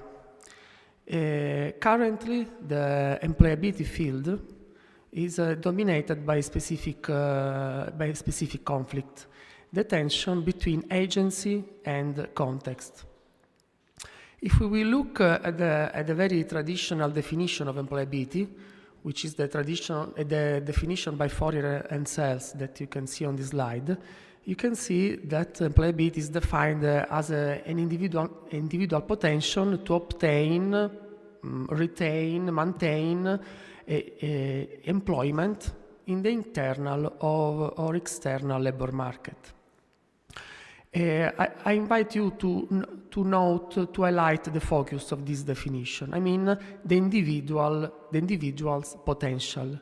This is, of course, strictly related to the agency perspective that I invite you, but not only me, also many other scholars invite you to challenge during this presentation. In fact, this perspective, the agentic perspective, assumes that the employee is the sole captain, is the sole responsible of the success in the labor market. If an individual have the skill, they will find the work. They will find the work. Otherwise, they will cope. They will face many challenges. Of course, this perspective is empowering because it stresses the individual responsibility, the individual capacity to develop his or her own employability. Otherwise, however, there are at least 3 critical blind spots that a few years ago have been highlighted, have been identified by 3 very important scholars in the field, in the area, or in the domain of employability studies. I mean, Annelien Fourier, Neil de Cooper, and Jos Ackermans. So, as for the first blind spot, I mean the contextual one, the fact is that it ignores that employability is meaningless without a market that values it. Just to make an example, you can be the best typewriter repairman in the world, but you know that not many people today use typewriters. So you cannot consider yourself employable because the labor market changed. So that job is not required anymore, at least to the same extent that, I don't know, 100 years ago. The second blind spot is the relational one. It ignores a very important fact, which is the fact that we are embedded in networks. So the fact that our individual's employability depends heavily on the support, endorsement, and investments of employers. And we will stress this issue later. And finally, probably the most dangerous one is the polarizing blind spot, which is related to the Matthew effect. The Matthew effect states that in regards to employability, the more you are employable, the more employable you will become. This is related to many important theories. For example, the conservation of resources theory related to the spillover effect. While the less employable you are, the less more employable you will become in the future. And of course, this connects to an issue that was discussed previously by Professor Di Fabio, so the issue of decent work or worthy work. The fact that many vulnerable people, vulnerable employees can face additional and increasing challenges in terms of employability development. So the risk is of seeing a sort of polarization in the labor market. Very highly skilled workers, highly employable workers on one side, or graduates if you think of yourself, and on the other side, on the other extreme of this continuum, very vulnerable, very less employable individuals.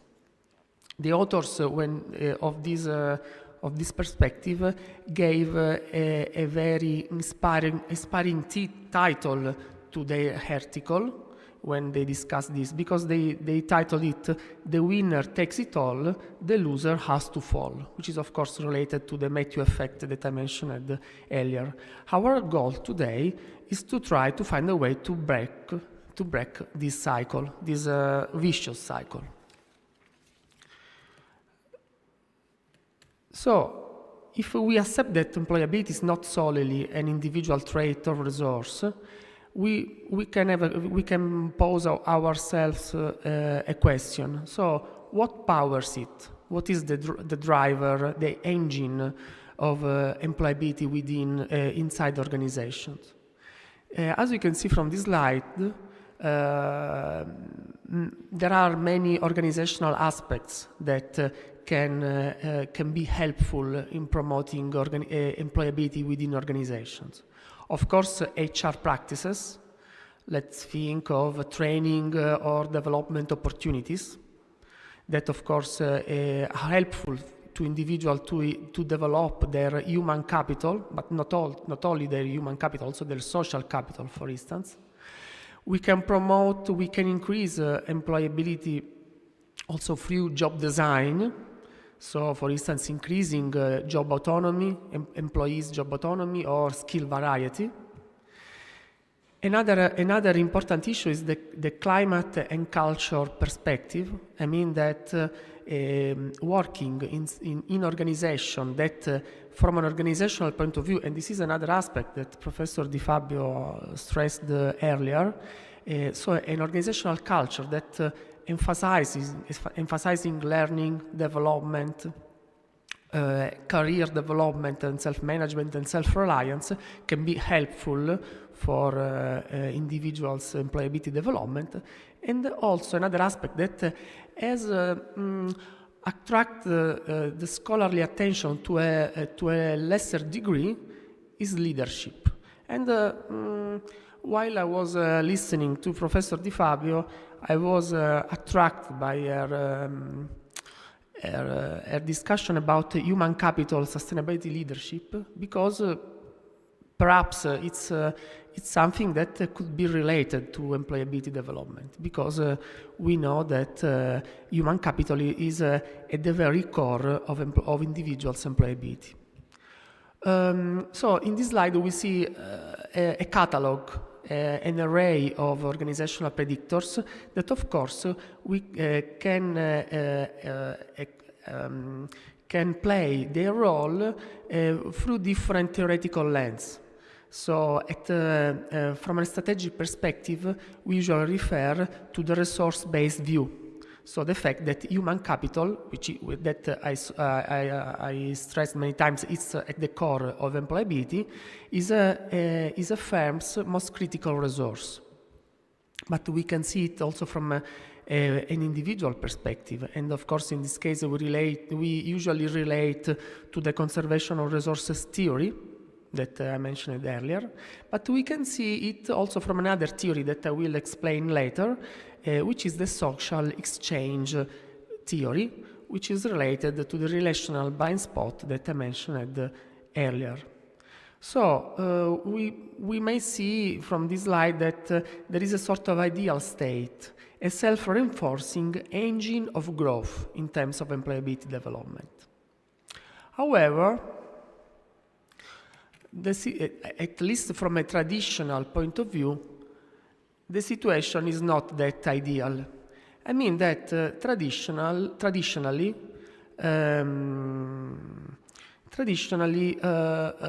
managers have approached employability development in terms of a paradox that have been called by De Cooper and De Witt the management paradox or the employability paradox. It's a sort of logic of fear that goes like this way. So from this point to this point is like a sort of vicious cycle. I mean, the employer invests money and other resources in employability training and development. So I offer training opportunities to my employees. Of course, through these training opportunities, my employees will develop more skills, they will become more skillful, and of course such an increase of skills will increase their employability, because of course skills are related to human capital, and we said that human capital is related to employability. The management fear is that such increase in employability can relate to an individual increase in terms of external marketability. I mean, let's think of being an individual, of being an employee. I'm aware that now I have more skills because I attended the training course offered by my organization, and based on that, I may think that I may use these skills for finding a job elsewhere, exploiting those skills that my employer fostered through training courses. So what usually happened, at least in the old times, the fact that employers adopted such a sort of defensive strategy, a strategy of retention that is based on dependence. I mean, I will try to not develop, at least as much as I can, your competences, because such development may invite you, may push you outside of the organization.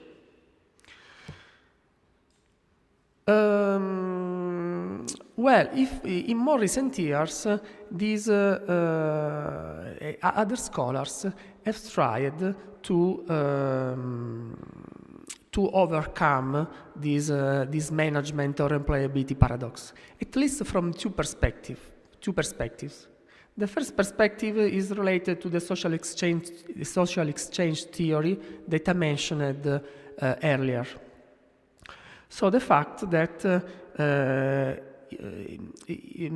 from this perspective, which is based to the exchange of benefits, we can see the training offered by organizations not as a risk for the employer, but as an investment, as an aspect that doesn't encourage turnover, as in the management paradox perspective, but fosters retention, fosters commitment, individual commitment to the organization. Why? Because, of course, employees, from this perspective, may value this investment. I mean, they value the signal that the organization cares about them.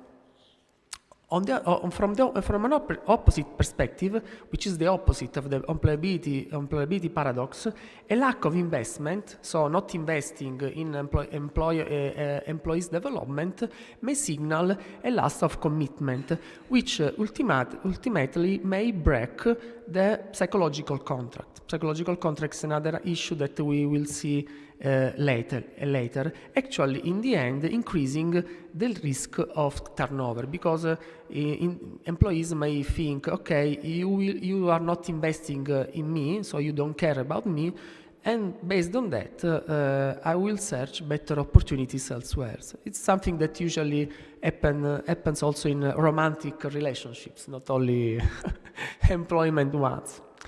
There is also another perspective, another complementary perspective. There are not opposite perspectives, which is more rooted in the management literature, which is called the strategic employability architecture.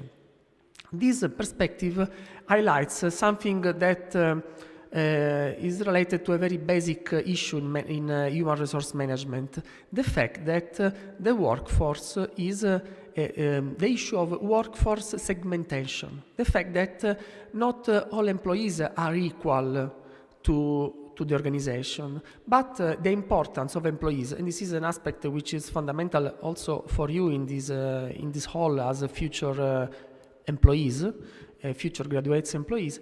Not all graduates or employees are equal to the organization, but their importance can be at least differentiated based on two axes, which are the uniqueness of human capital. I mean, how rare are the employee skills in the labor market?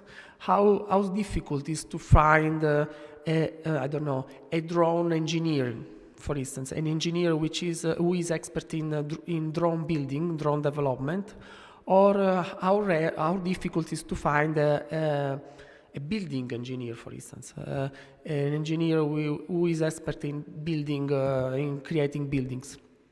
And the other dimension is the strategic value. So how critical are those skills for the business? I mean, we know that some skills are more critical than other skills.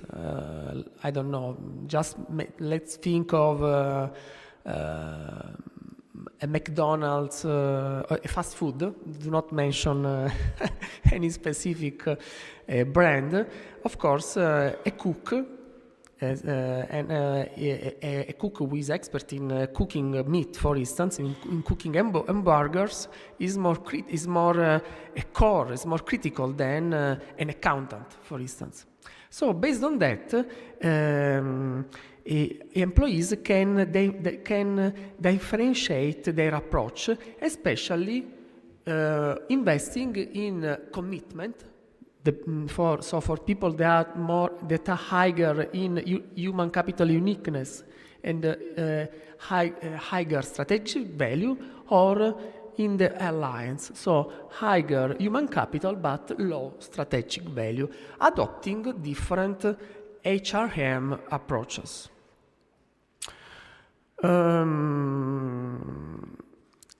Now let's have a look about how this relationship develops over time, because up to now we had a sort of static perspective, but we know that employability develops over time. And Ackermans and colleagues, I mentioned previously Jos Ackermans, which is a very insightful scholar in this area, working also on sustainable careers, proposed a fascinating model that views employability as a process of signaling and a process of social exchange. And in particular, Ackermans and colleagues broke the employment journey, the employability development process, into three phases. The pre-flow, which is that occurs before hiring. So this is the phase which is dominated by the signaling theory. So, and this is of course related to the issue of recruitment, that is one of the central topic of this conference. So during, for instance, let's think of a job interview, the candidate signals his or her potential, showing the degree, the brands, the experience, the curriculum vitae, and on the other side, the employer signals what we call today the value proposition. So what we can offer you if you are going to join us as a worker. The goal in this phase is to reduce information asymmetry if we look at it from a signaling theory.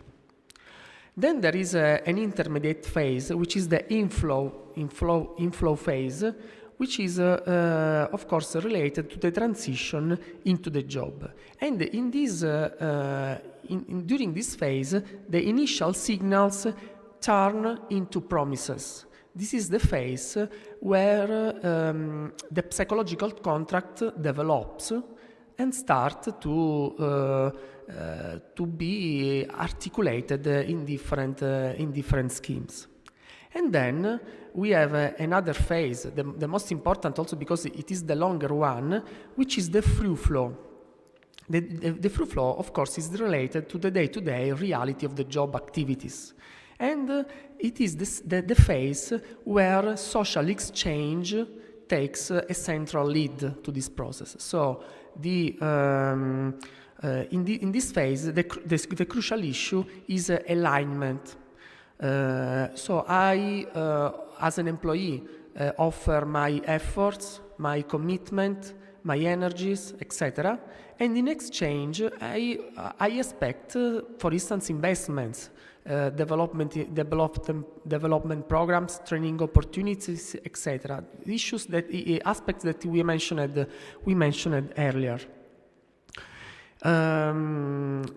And of course, during this, which is related to the social exchange theory, and of course, during these phases, the alignment of signals is fundamental in terms of clarity, frequency, intensity, salience, the signals exchanged between the two parties. Anyway, we may also think that other factors may play a role in this situation, and this relates to a paper that I recently published on Human Resource Management Journal with some colleagues. Of course, the topic was employability, and in this paper, in this study, we stressed two factors that were not central to the employability debate up to that aspect. And these additional factors, we may say that add additional nuances to the employability development issue and debate. The first aspect is the fact of cultural alignment. The fact that we found that development initiatives need to be aligned with the employability culture, with the organizational culture of the company. For instance, if the organizational culture says keep your head down, so do not be participative, etc., but on the other side, the HR manager says, okay, we may offer this course to you. Of course, there is not alignment in such a situation, and the organizational investment will be wasted.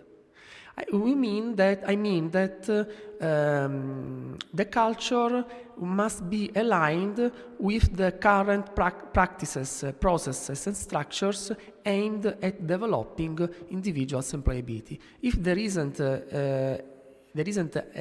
adequate fit between these two levels, probably these initiatives, these programs will not be effective. Additionally, the other aspect that we found out was related to career attitudes. Career attitudes are related to the attitudes that an individual have in regards to his or her career. And in this case, we examined the role of boundaryless career. Boundaryless career is an attitude which emphasizes inter and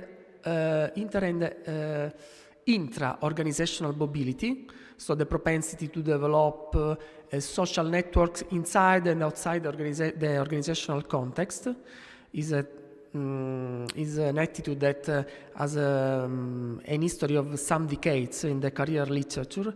And what we found is that individuals with higher employability, for those individuals with higher boundaryless career attitudes, these training developmental initiatives were less effective in developing their employability. What does it mean in practical terms? It means that organizations need to take into account also, apart from the alignment between culture and initiatives, they need to take into account, and this is another aspect that can be examined during the recruitment phase, but also later during the assessment phases. They need to take into account also the individual's career attitudes, because they can have a role in amplifying or hampering the effects of employability, employability development initiatives. The takeaway of this study is that one size doesn't fit all. So investing, in this case, in a bundleless employee requires, requires a different strategy than investing in a traditional one. And then now I want to zoom out and to focus to the emerging fourth paradigm that we saw earlier. Because everything we have discussed so far, so employability, skills, retention, investments, etc., is related to the traditional paradigms of career development. But the situation, as Professor Di Fabio stressed earlier, is changing. And it's changing because of the emerging fourth paradigm, which is related to sustainable development. Professor Di Fabio earlier discussed that the first three paradigms, so individual difference, etc., are focused on helping the individual adapt to the economy. Instead, the fourth paradigm, we may think that asks a bigger question. How can work contribute to a sustainable world? And in doing this, we know that the fourth paradigm addresses massive issues of our time, so demographic shifts, social injustice, climate change, etc. And of course, the degradation of work, which is related to the decent work issues that we discussed earlier. In this paradigm, we may say that the goal of employability is not just getting a job or maintaining a job, as we saw going through the Fourier and Sells definition we saw earlier. The goal is decent work, social equity, and well-being. So we may say, exploiting the words by Professor Di Fabio, that we are moving from an egocentric view of careers to an eco-centric one. We may also say that this paradigm shift is changing the way we view the life course perspective of employability. Because as we saw earlier when we were discussing about Ackermann's theory of signaling, employability develops over time. And in this slide, I contrast the traditional view, which is based on maintenance, so on managing aging, on combating skills obsolescence, for instance, or to keep people productive as long as possible through selection, optimization, and compensation strategies, to the sustainable development perspective, which is based on meaning, so on meaning and sustainability, or we may say is related to eco-generativity. So, for instance, integrating work, so integrating also the issue of employability with other life roles, family, community, the whole society. And in few words, ensuring that work is healthy and sustainable over time, not only in terms of obsolescence of work, maintaining workability, etc., like in the traditional point of view. The shift that I'm proposing today as an additional takeaway, key message, is that we must move from a mindset of surviving aging, just hanging on, to one of thriving sustainably, growing in meaning and contribution to our lives, but not only to our lives, to family, to society, and to organizations. We may argue that this is the future of employability, so it is not about the individual. It is also about the individual, but apart from the individual, is about the organization and the society building a path where everyone can walk with dignity, can have a dignified work, as we saw earlier. So we may see what I discussed so far, but maybe I'm going a bit longer than expected. So I will I will be brief on this part. We may see what I discussed so far under the umbrella, like a sort of metaphor, under the umbrella of the fourth paradigm, and so the issue of sustainable development.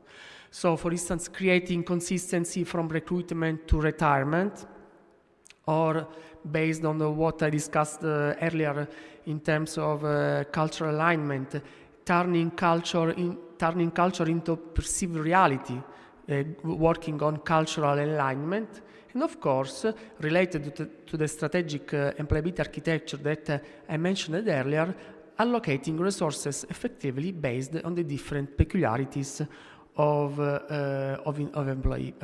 employees. To conclude, fostering employability in this new context requires some key issues. Acknowledging context, so moving from the agentic or Superman perspective of employability, aligning signals, tailoring support, and of course, last but not least, embracing sustainability, embracing the fourth paradigm, so aiming for decent work that sustains the human being, not just the bottom line of the organization. Thanks for your attention.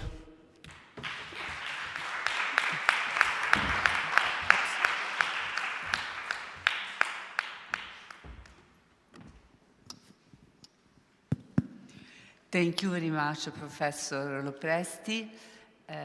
You were able to give enthusiasm and to maintain the direction, enriching so much this passage about ecocentric and so on.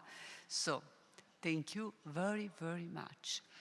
And now we are going to listen to another special colleague, Professor Marco Bariani from the University of Bologna, because I have to tell it.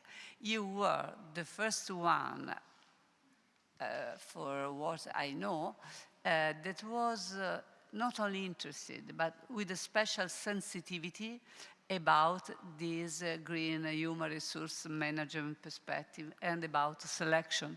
So your work was a pioneeristic work, and thank you very much for being here and for sharing your invited keynote with us.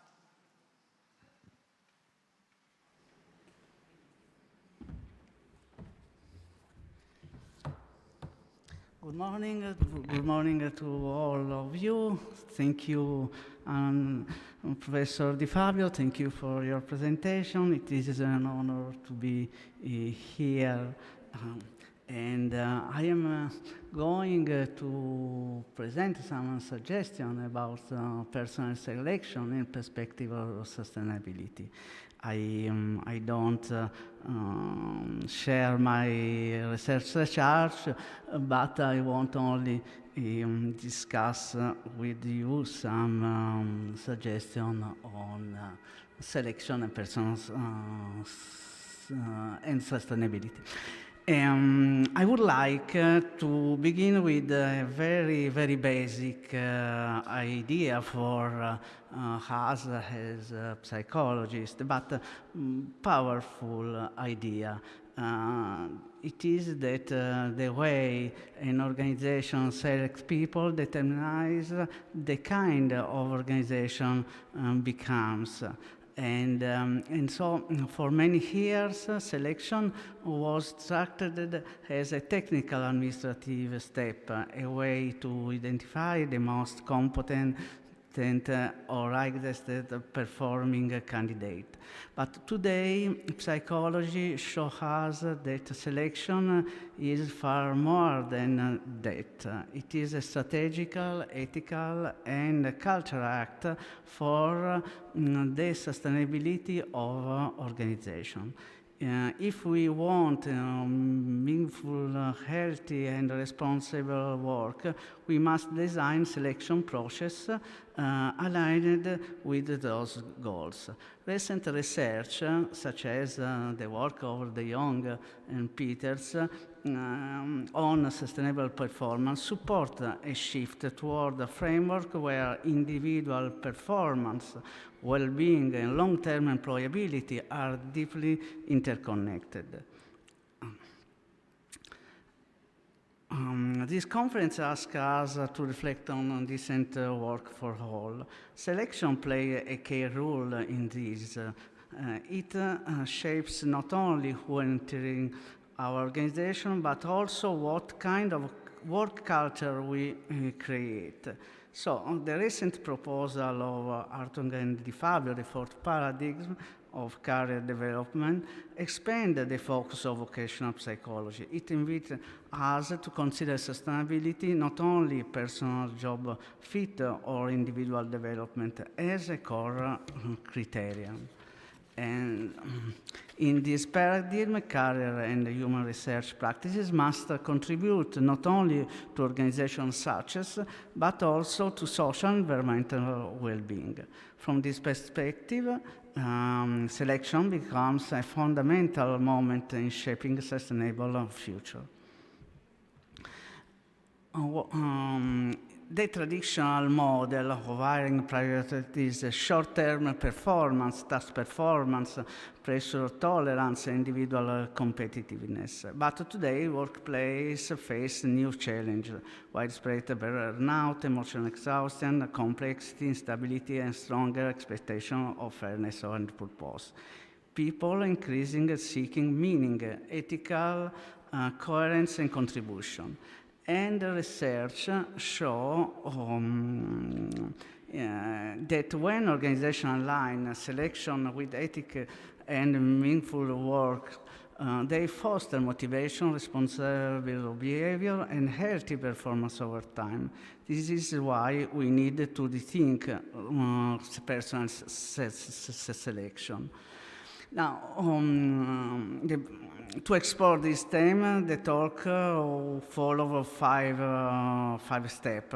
First, I will discuss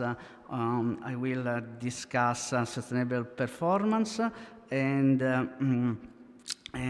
what it is and why it matters. Second, I will look at sustainable criteria of selection, what we should evaluate in candidate.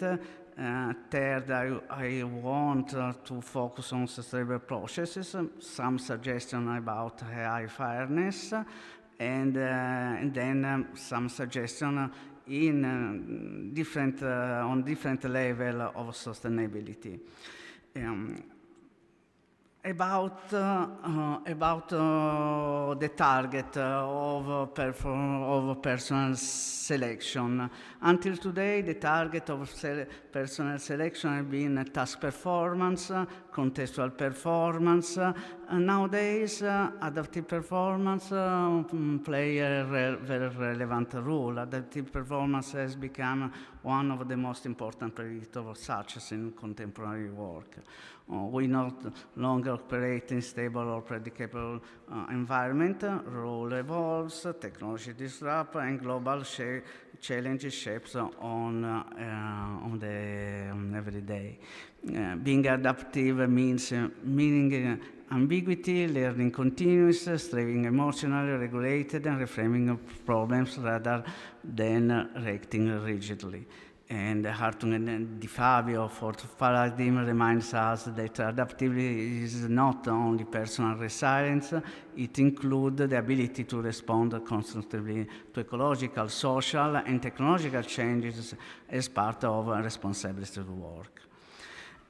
It is relevant, excuse me,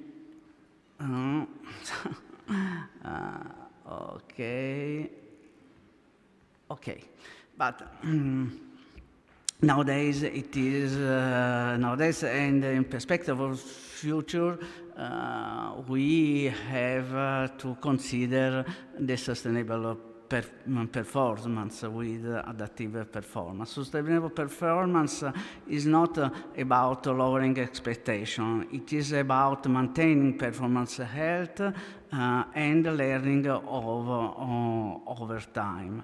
A sustainable performing worker is not someone who gives everything today, but someone who can remain effective for years.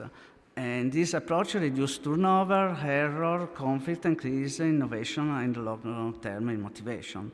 It is the foundation for the future read workforce.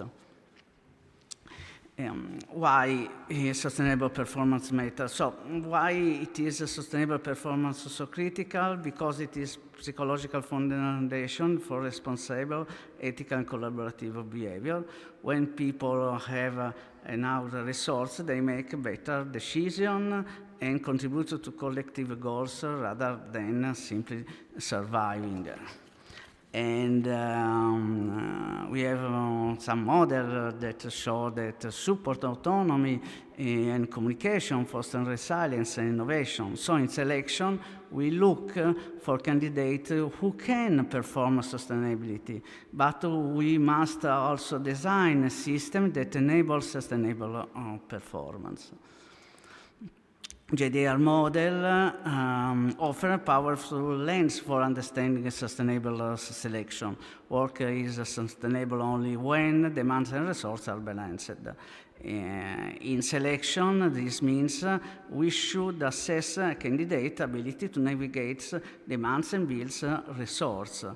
And so, do they seek support? Applicants seek support? Can they negotiate priorities? Do they build a strong relationship? And so these skills predict long-term well-being and sustainable performance. And so, in this different perspective, we have to consider understanding, for instance, fatigue. Fatigue is often misunderstood in organization. Psychology shows that fatigue is not a weakness. It is useful information about the balance between demands and resources. Obviously, we have to distinguish physical, cognitive, and motivational fatigue, but chronic fatigue is strongly linked to burnout, cynicism, and reduced adaptability. And selection must therefore consider how individuals recognize, manage, and prevent fatigue, and how the organization can support energy renewal and recovery. For decades, organizations rewarded those who never say no or always push harder. But we know now this is unsustainable and often harmful. A sustainable workforce requires people who know how to regulate effort, set boundaries, protect their resources, and ask for help when needed. Hiring people who chronically overextended themselves increases risk for the individual and the organization. So this is a cultural shift. The target are sustainable effort. And so in a job interview, this question always has to understand how a person manages the real complexity of work.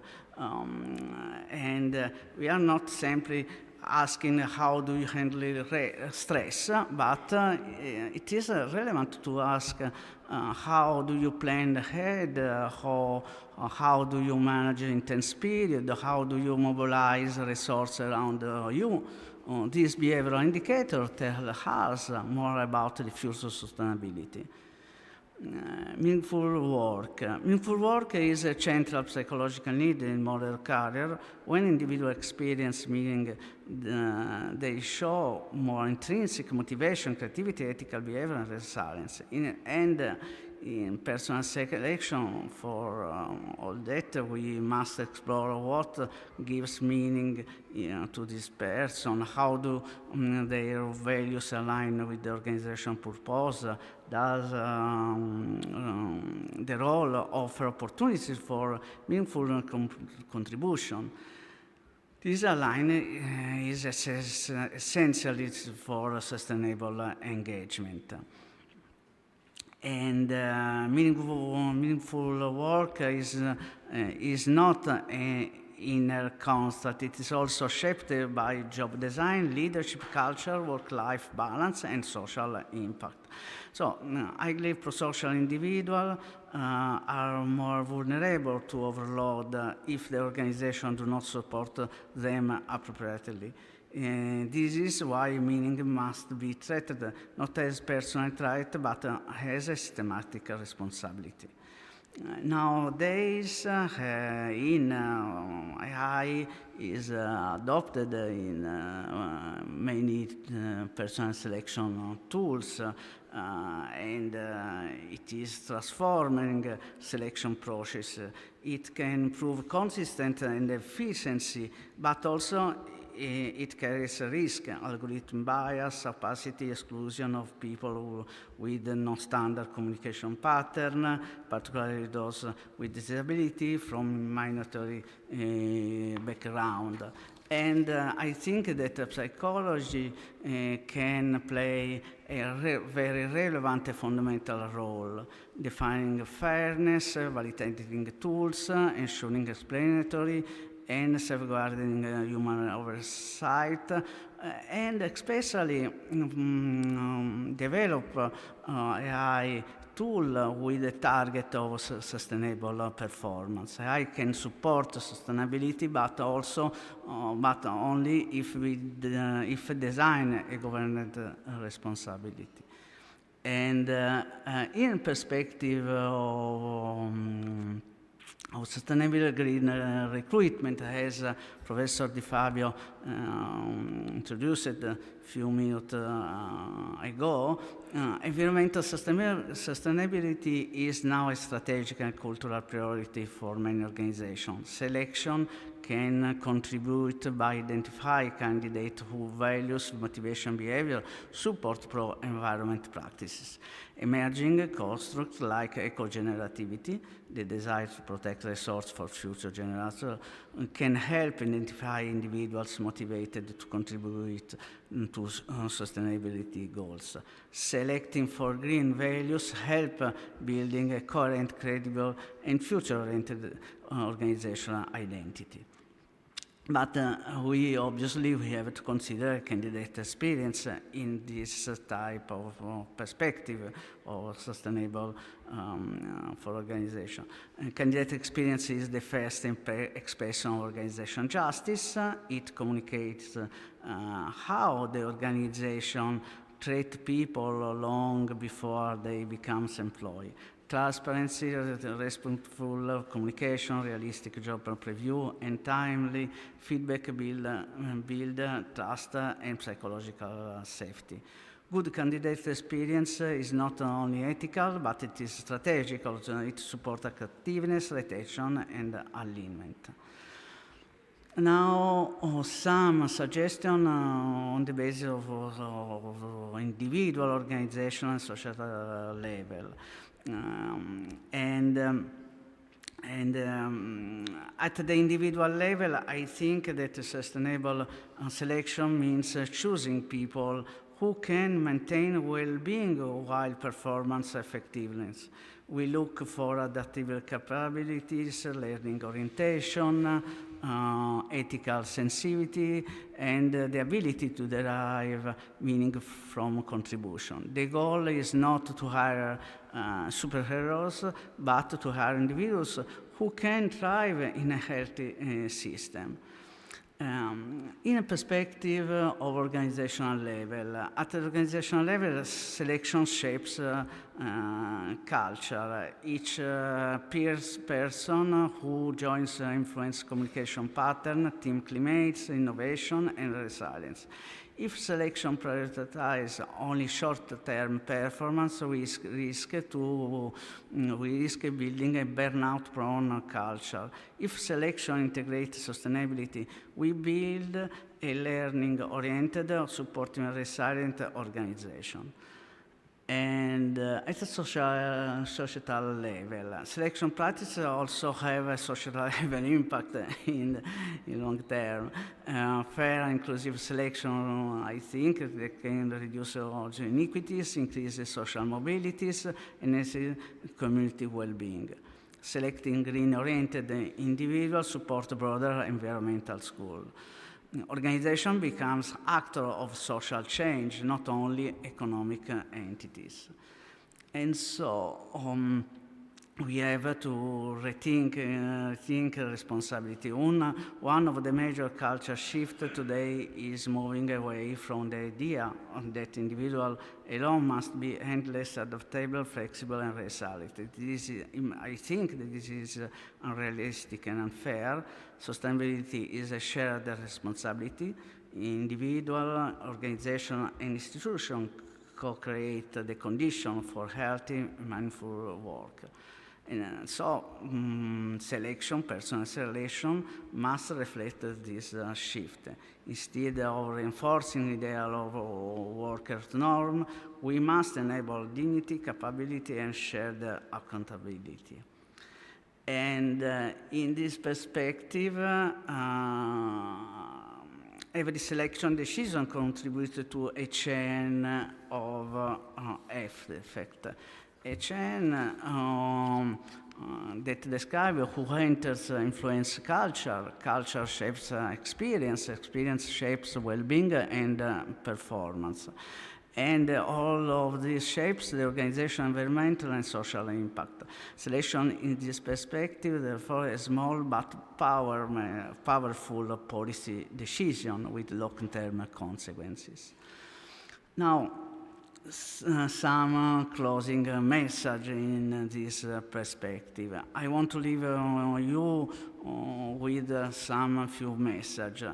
Sustainable performance is the future, in my opinion. Results, well-being, and learning must consist.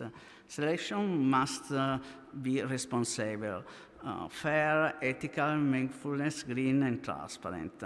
And I think that work psychologists provide the knowledge needed to design systems that support sustainable and meaningful work. If we integrate these three dimensions, selection becomes a force for sustainable transformation. But sustainable work begins the moment we choose whom we invite into the organization. Selection is a foundational act for individual organization and a perspective for society.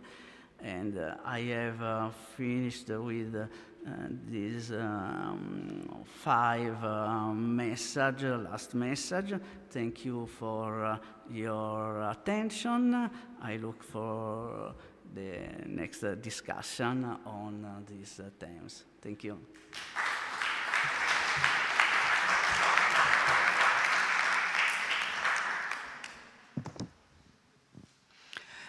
Please, thank you very much, Professor Mariani. It's not a joke, it's the reality. This is a day that has the meaning of excellence. And all of you, until this moment, demonstrate really stimuli, really opportunity to share really moment of excellence. Thank you very much once more.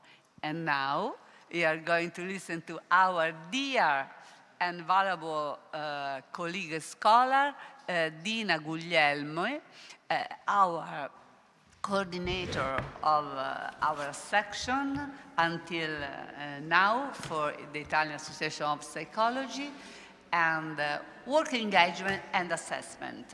Please, Dina. Okay. Good morning, everyone, and thank you, Anna Maria, for organizing this one-day conference and to invite me and all people. and I'm glad to be here with you and with together. Today's presentation focuses on work engagement and assessment, why it matters, what we know, and the challenges ahead. And this area of studies that has gained attention and interest in the last decade.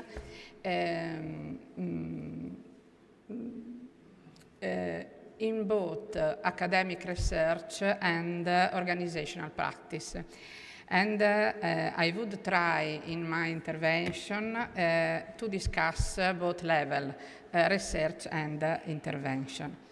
Before presenting the results of our meta-analysis on work engagement, I would like to briefly introduce the current state of art of work engagement, what work engagement is, what matters, and specifically some challenges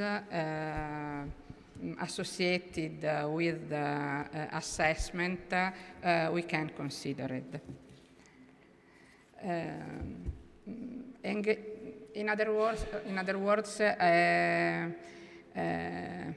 I will present deconstruct what we know, what are the main challenges, and the recent results with open questions. Work engagement is now one important construct of work and organizational psychology.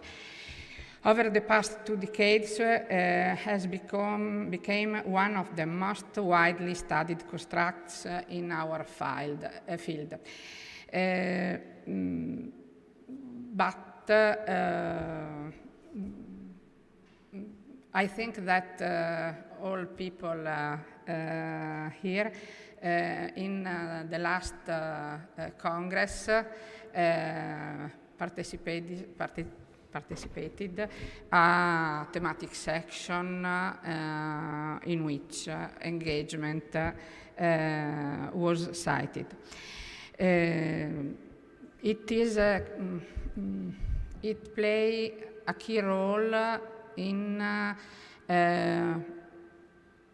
will help employee well-being, motivation, and organizational functioning.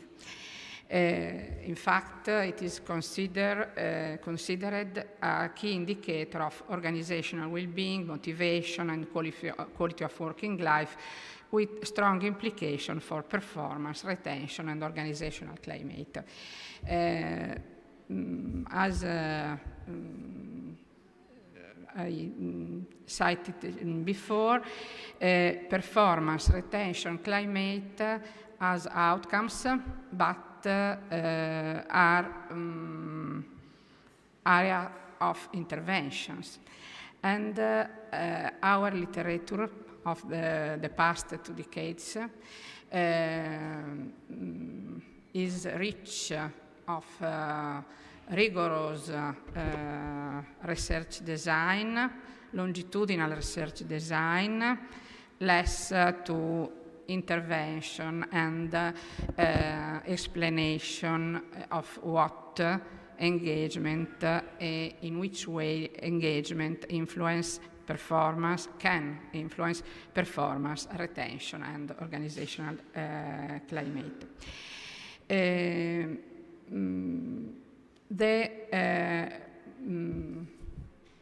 One of the most open problem is the theme of assessment. It's difficult to discuss on engagement without addressing how it assess. Because in line what the both level research and intervention Accurate assessment of engagement. It's important because allows organization and help us to identify levels for intervention, monitor well-being over time, evaluate HR practices effectiveness, design evidence-based intervention. At the same time, measure engagement is not straightforward because a lot of questions remain open. For example, scusate, ho fatto confusione, vi chiedo scusa. Ok, qua. Non era questo, era questo.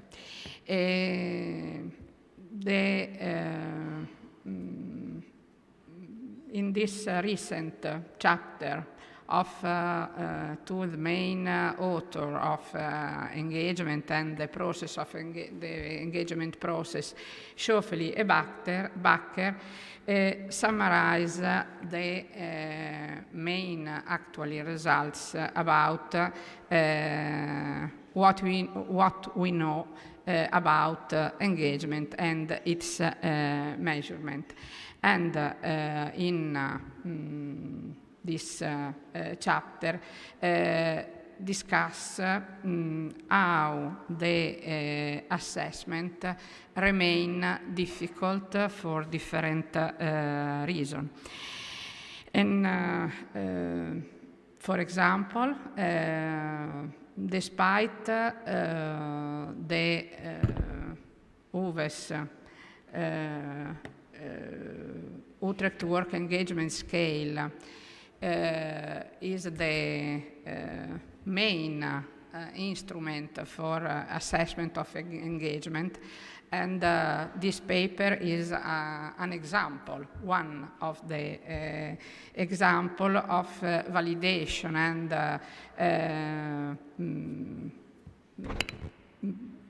evaluation of psychometric properties of Utrecht Work Engagement Scale.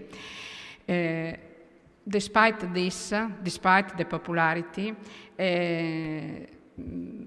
engagement assessment still faces theoretical and methodological challenges because there are different instruments. There are, in particular, for intervention and organizational practices. There are different definitions about engagement, and in particular, methodological inconsistencies remain and persist. For example, the brief version of with the 3 items in some studies show good reliability and validity. In other studies, the result is less good. For this reason, about measure of engagement, open challenges in literature remain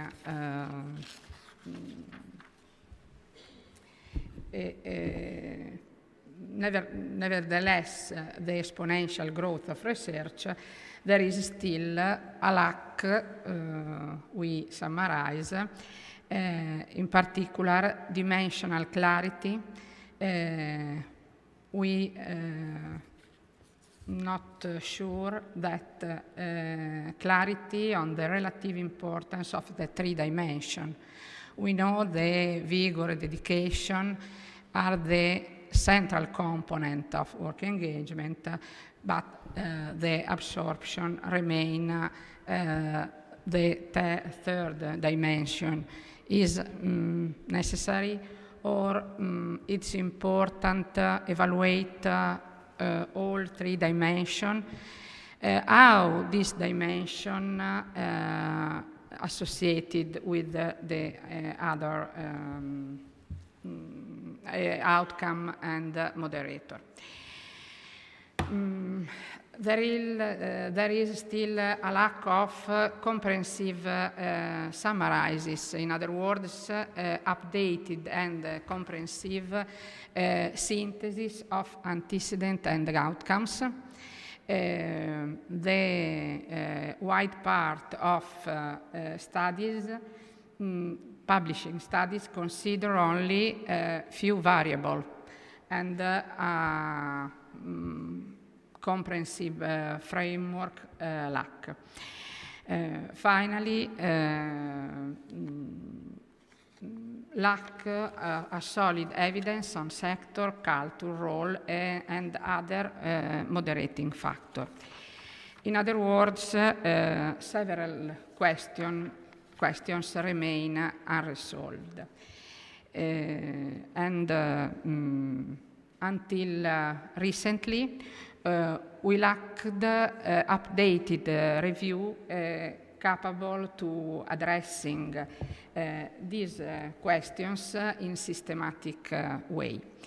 And then I would like to present our results of our meta-analysis that attempt to address some of these gaps in literature. Our work engagement, job demand resources based meta-analysis represent a systematic review of empirical evidence grounded in the job demand resources model.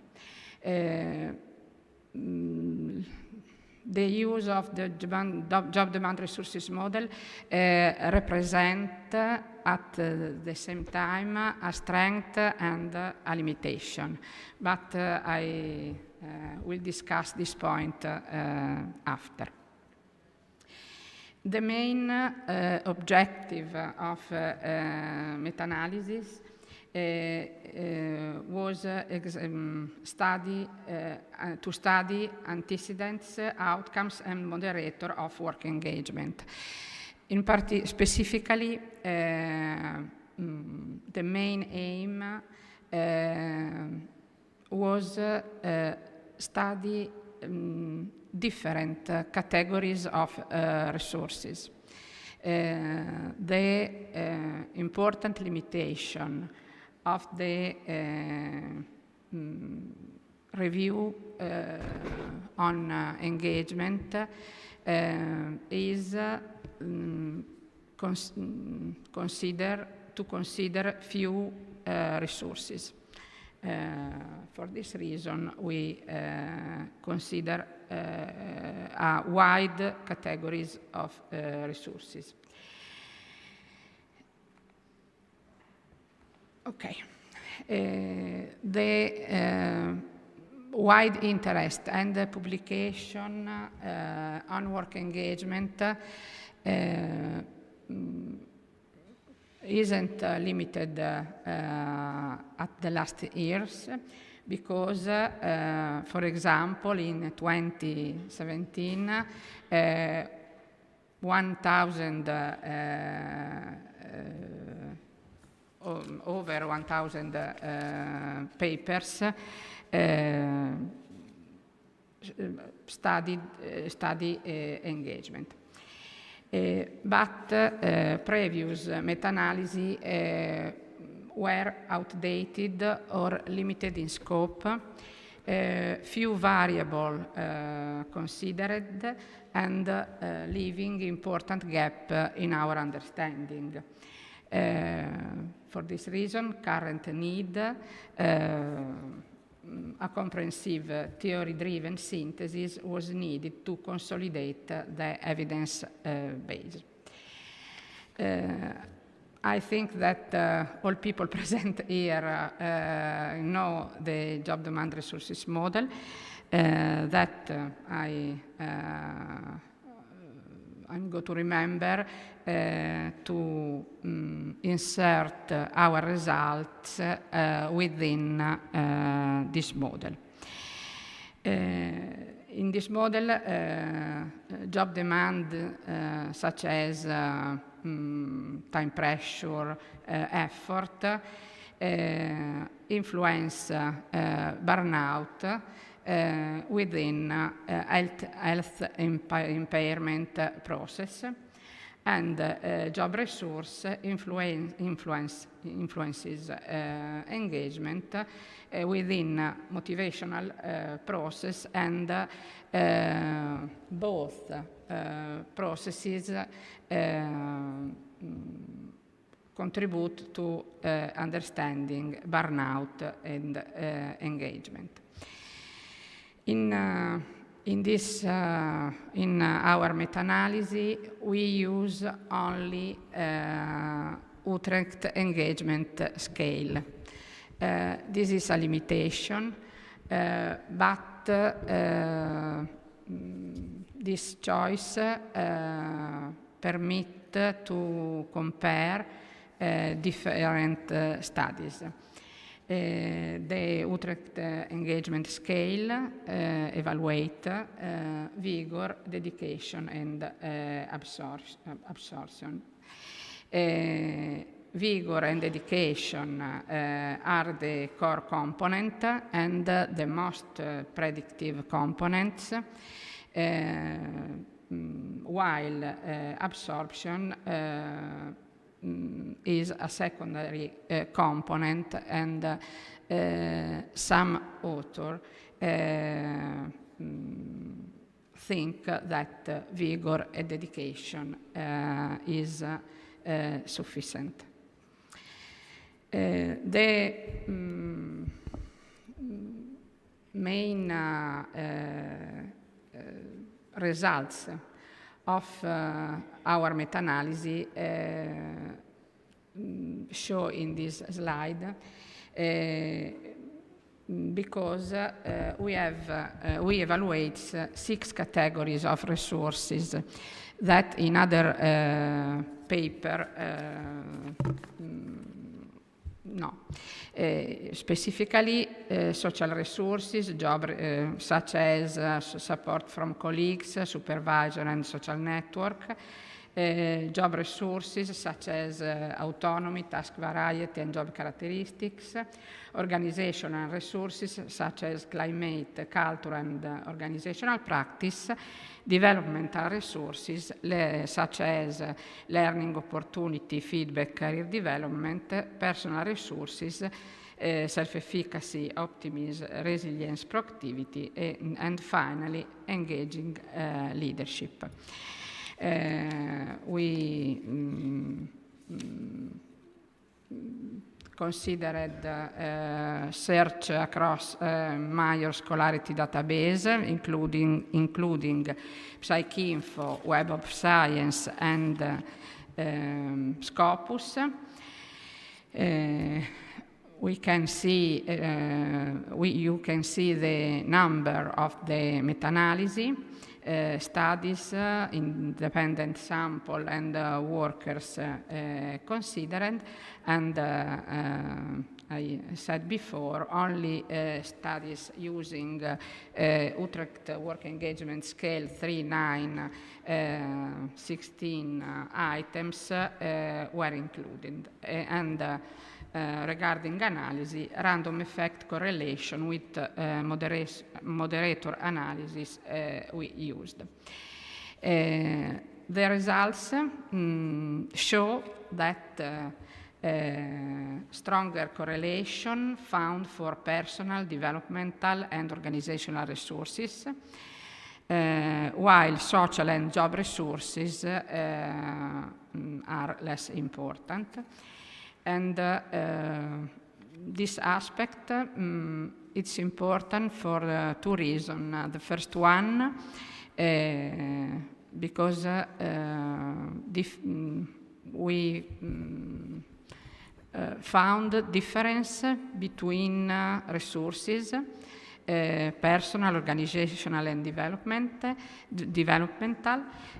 and because permitted to differentiate between this category of resources. Regarding personal resources, highest correlation with engagement, resilience, proactivity, and optimism, but also learning and self-efficacy. And the results different of the previous publication regard outcomes of engagement. We found strongest correlation with commitment and job satisfaction. Then on behavioral and health outcomes, performance and turnover intention. And in particular, performance, regarding performance, persist important difference between in-role and extra-role performance. And at the same time, persist difference among dimension, vigor, dedication, show the strongest relationship with antecedents and outcomes. Absorption shows weaker relationship across studies.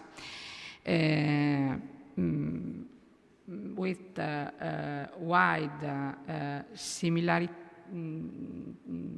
similar functioning with flow and workaholism.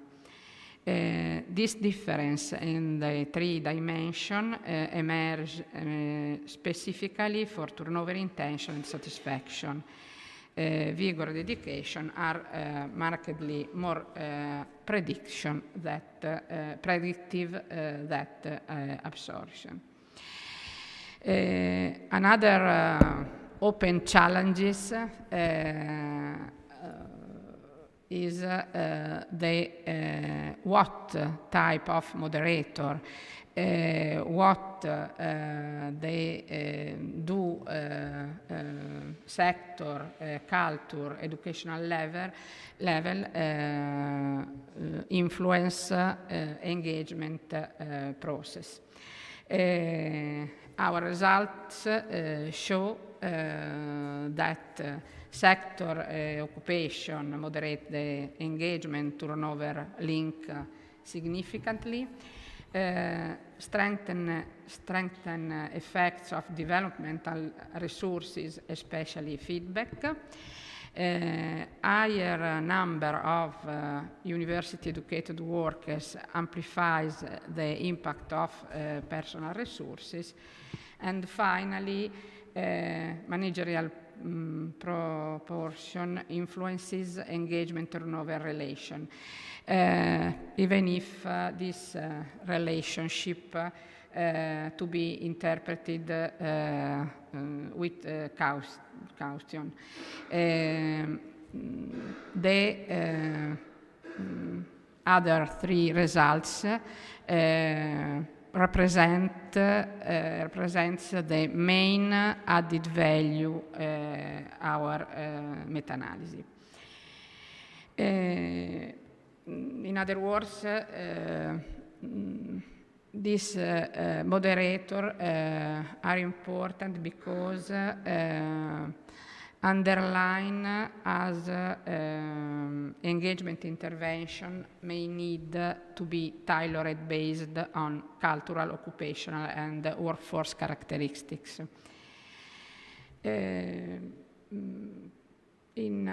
To conclude, different open challenges that I cited before remain open. And some recent, our review published in 2023. I would like to present two new review or meta-analysis published in 2024 and 2025 that would study different aspects. For example, these papers use not only job demand resources model, but also job characteristics model. And the variable considered are more.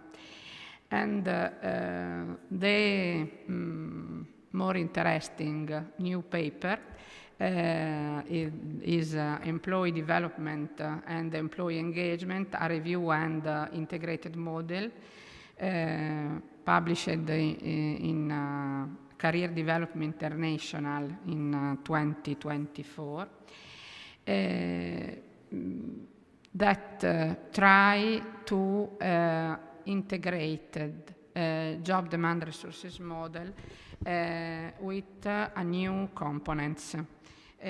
Specifically, the gain spirals of core model, job resources, personal resources, influences engagement, and the reciprocal relationship with outcomes, health, performance, job satisfaction, and engagement, and personal and job resources. The framework of this author integrated job resources and personal resources with physical, emotional, and cognitive energy. New perspective that in the next year will be studied and object of research. To conclude, the last decade confirm that the study of the last decade confirms that work engagement is strongly driven by personal, developmental, and organizational resources. Its strongest outcomes are job satisfaction and commitment, while performance in role and extra role should be studied again. Future work should deepen cross-cultural and occupational moderator analysis, but in my opinion, it's important to integrate academic research and organizational practice. Because our papers conclude with practical implication, but lack realistic evaluation about this intervention. Important point of engagement framework in organizational practice. Thank you very much for your attention.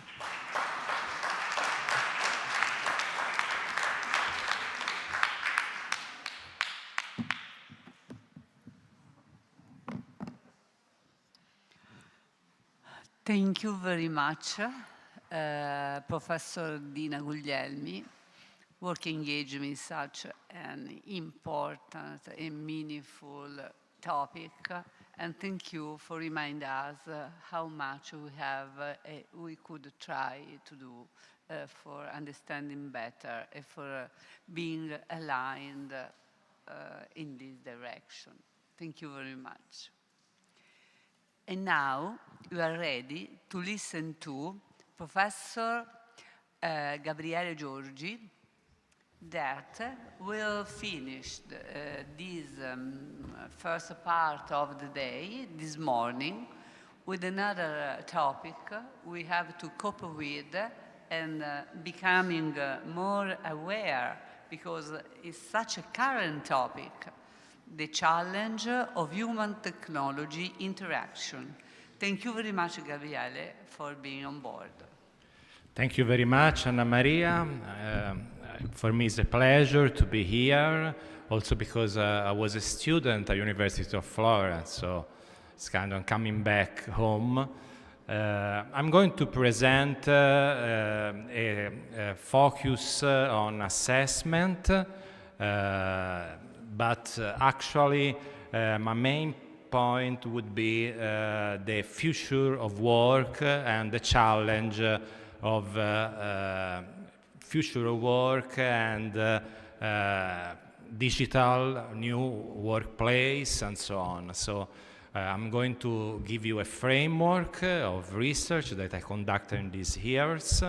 Everything started in 2018 with the first special issue on professionalism and the future of work, interdisciplinary perspective on transformation in business, health, relationship, also with Anna Maria Di Fabio and with Professor Arisa Montes, that is economist, and Nicola Mucci is occupational doctor. So it was an interdisciplinary research topic, and where we stress the importance of studying the future of work in the business health relationship.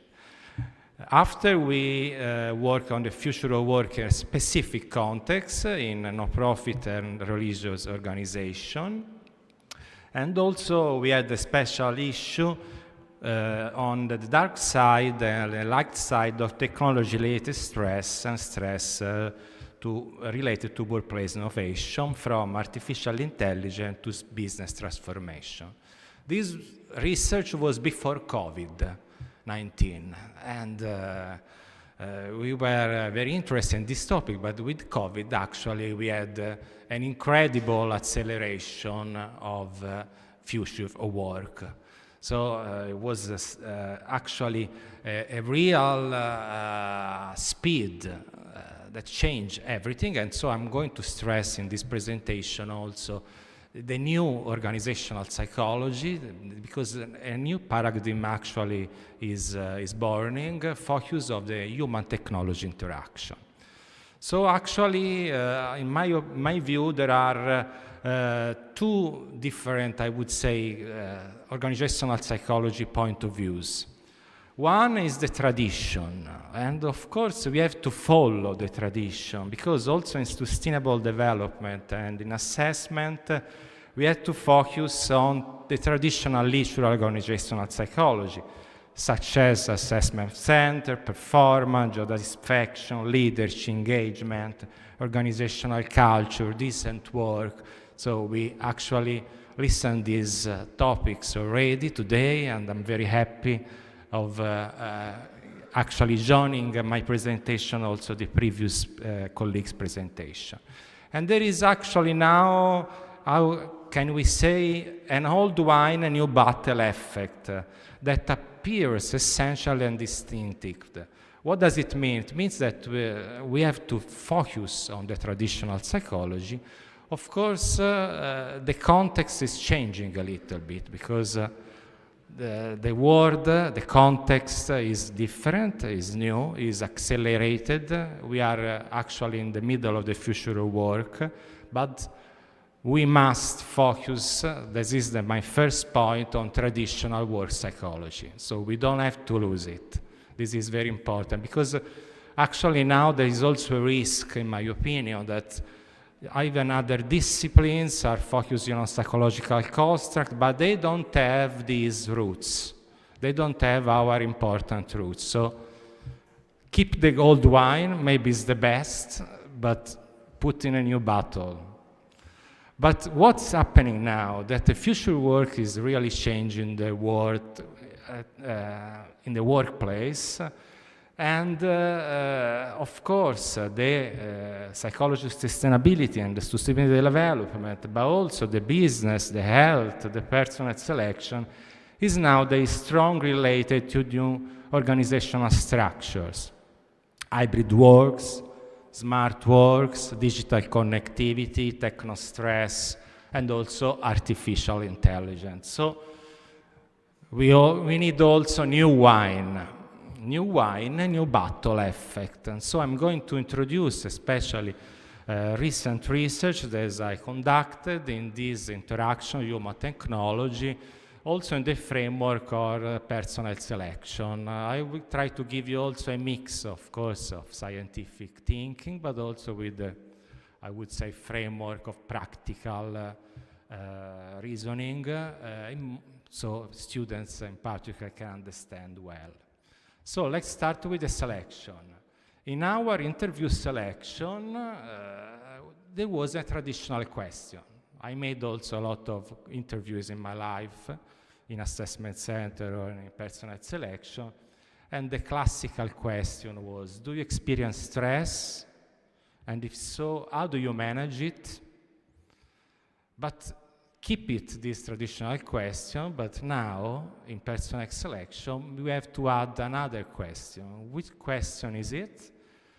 Not only stress, but also techno-stress. So the personal recruiter should ask, do you experience techno-stress? And if so, how do you cope with it?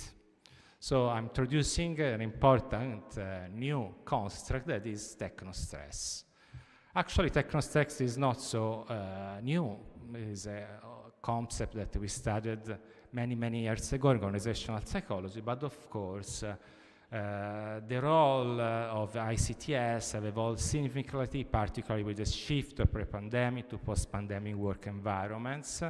And techno-stress is a multidimensional phenomenon arising not only from technology, but also from specific aspects and characteristics associated with its use. Techno-stress management is integral to achieving sustainable work environment where employee well-being, circular innovation, and SDG converge. So I'm going to very briefly present 4 papers that we have published. They contribute to the growing body of literature of techno-stress by conceptualizing it as both a potential demand and a maladaptive coping strategy in response to stress, paper 1, paper 2, analyze the current working scenarios. The shift highlights the need for a new approach as pre-pandemic frameworks no longer capture the complexity of current ICT interactions. Also, analyze the distal consequence of techno-stress, for example, work family conflict and the role of work alcoholism, particularly in the behavioral component of working excessively, in paper 1 and paper 2, and propose finally a modern framework of techno-stress and provide update psychometric tools to investigate potential techno-stressors and technology-related inhibitors, introducing a 3-level mitigation model. We use actually 4 theories, 4 frameworks to shape our hypothesis and our works. The core theory, conservation research theory, the transactional model, the adaptation perspective, and the role conflict theories. These are the papers. So we published with some colleagues, with especially a PhD of the University of Rome, Georgia Libera-Sfinzad, and with national, international colleagues. And I'll show you briefly the result. This is the first paper, and you see techno-stress. In this case, we use the transactional model of stress and coping, the Lazarus and Folkman, and inter-role conflict theories. And this study explored actually the multi-phase impact of technostress on work psychophysical health and the work-family interface during the COVID pandemic in Italy. So you can see technostress impact or influence the fear of COVID, as well as the tendency to work excessively, that this also is linked to psychophysical distress and work-family conflict. So it is important to stress that technostress is becoming an important construct also in sustainable development, in health, and of course also in personal selection.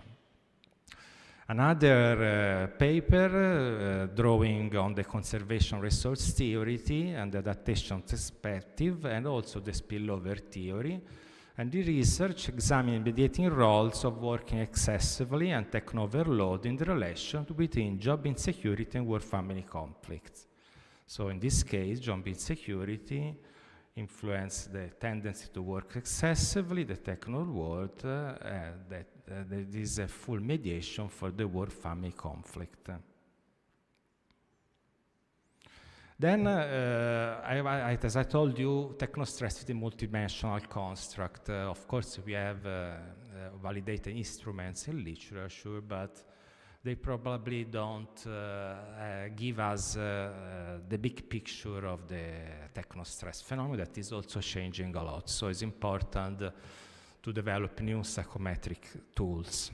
This is also, as I told you before, in the future of work, the necessities is very important, because constructs are changing, the context is changing, so we absolutely need updated measurements tools. So we developed these tools. For example, we included technology-related demands, and this is, I would say, a common factor.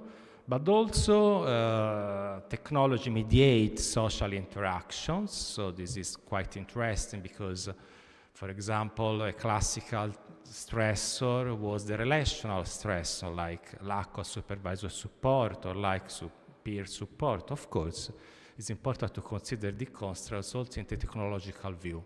So we consider lack of supervisor support, lack of superior support, but technologically. Then another new construct, I would say new factor, is privacy monitoring. Today is very important. It can be a technostress factor. And also employability. This other conceptualization is lack of employability. In this case, the lack of employability technologically oriented. It means actually that people could be scared of not being employable because technology, for example, runs too fast. So my competencies are not sufficient for my job because of technology that, for example, think about AI. And this is quite predictive because in reality, for example, today there are a lot of layoffs. So companies are firing a lot of people. This is actually a problem, especially in consultancy companies. On the other hand, we don't need also multidimensional stressors, but we need also new scales also for measuring technostress mitigations factors. So drawing theories such as social cognitive theory and the transactional model, our research explores how factors at the individual, situation, organizational level can act as protective resource against technostress. And in this case, for example, we measure technological self-efficacy. That is quite interesting construct, factor, techno-related control, and organizational resource in technology adoption.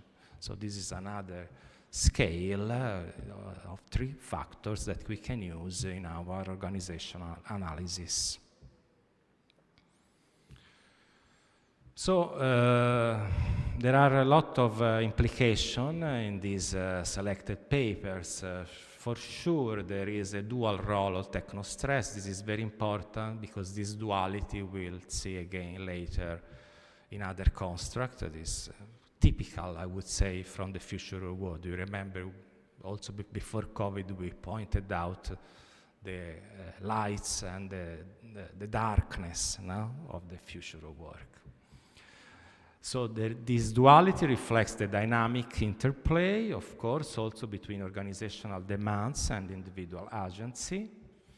And of course, as I told you, there are emerging stressors. So this research highlights the importance of updating measurements tools to reflect ongoing societal and technological shifts.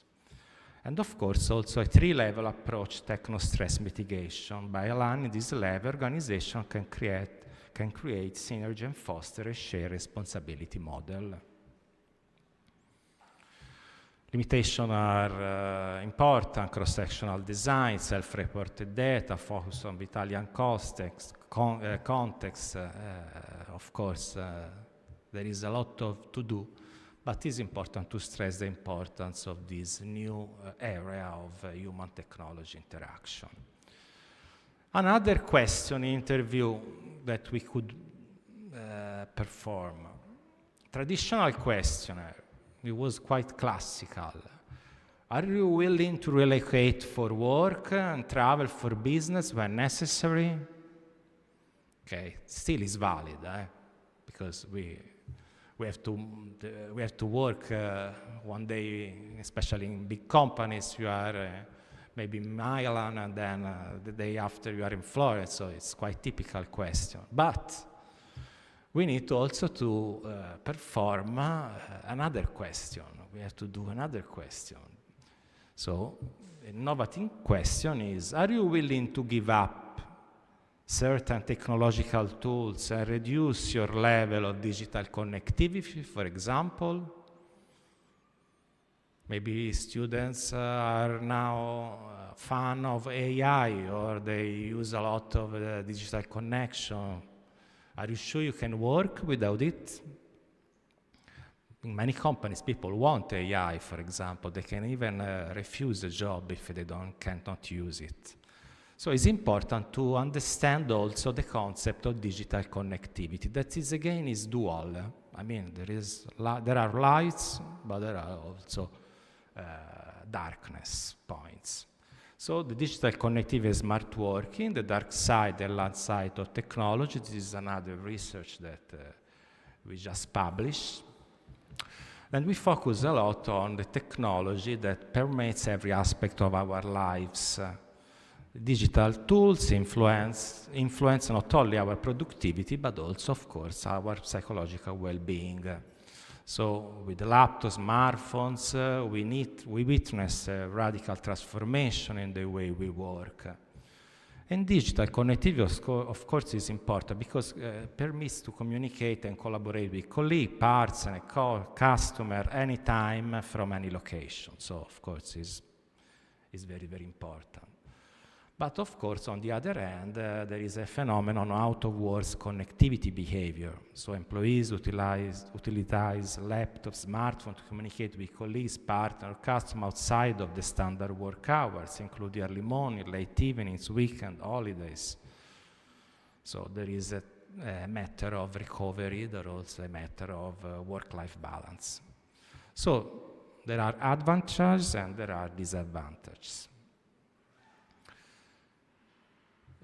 We try so to develop a model connecting digital connectivity with the work of smart work and the hybrid work and so on. And we utilize the job demand resource model at exploring this complexity.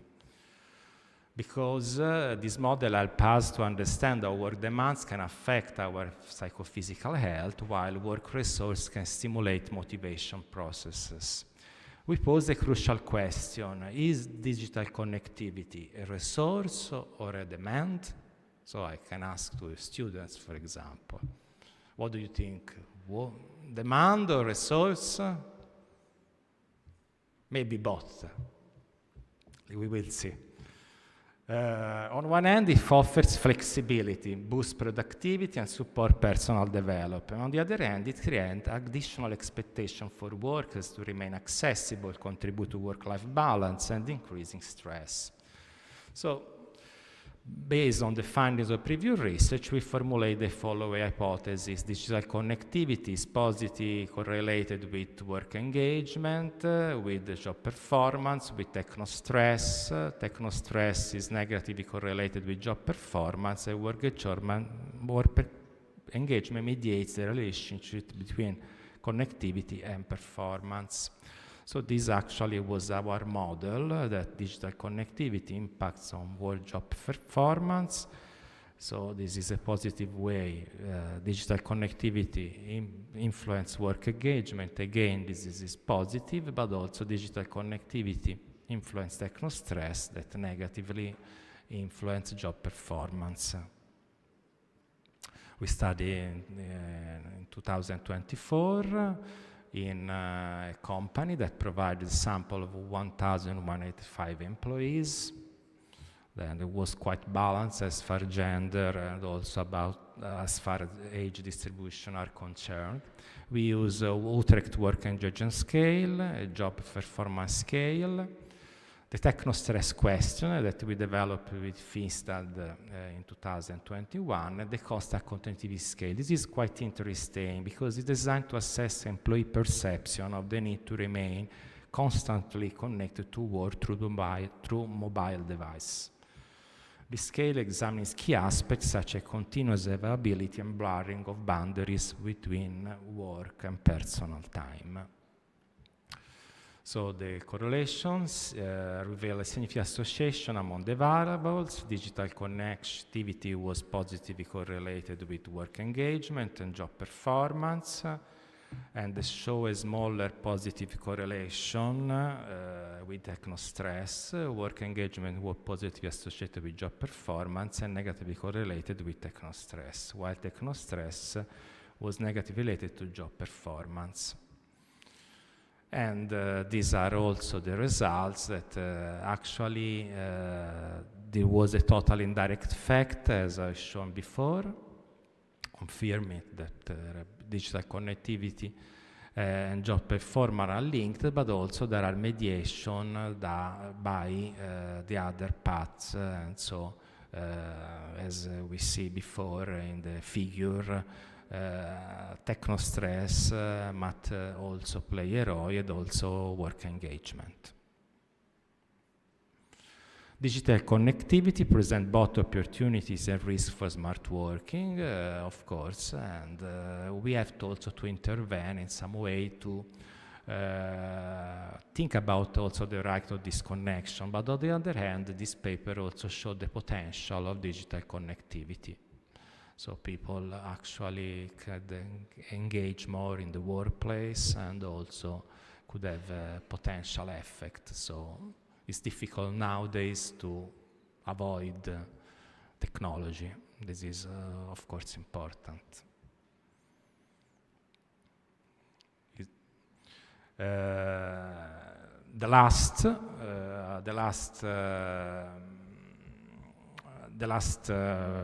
paper that I'm just introducing you is about smart working. So again, traditional question, what motivates you at work and what demotivates you? This I made so many times, this question in selection, in assessment center. But nowadays we have to add another question. The other question is, would be willing to work without the option of smart working? And believe me, not everybody would say, yes, I can do it. A lot of people change jobs, so in terms of also engagement, maybe because they don't have smart working, or there are some conflicts sometimes into organization, also about department, office, because maybe one office has more smart working and the other one that doesn't have. Okay, so this is real life in then organizational psychology research. So we found actually a Curvilian effect. This was our aim, also to find the Curvilian effect in the technology, human interaction. Because, as we say before, there are lights, but there are difficulties in these constructs. There are dual paths. And of course, it's possible to hypothesize also Curvilian effect. So in this case, the framework was always the future of work and the digital transformation. Again, that it changed a lot. This was before pandemic. I give you this data. Only 15% of employees in European worked from home. 2020, 40% of European employees working remotely full-time, and 2023 approximately 30%. So there is a different psychology, of course, there is a different work psychology. There are advantages: flexibility, better scheduling, productivity, the decentralization of power, autonomy, reduction of organizational cost, but also disadvantages. The paradox of autonomy, lack of support, challenge in balancing working life, stress, techno-stress, and so on. So we develop actually our hypothesis that there is a connection between smart working and performance, but this connection could be also curvilinear. And also we wanted to test the mediation effect of the pervasiveness work-life balance.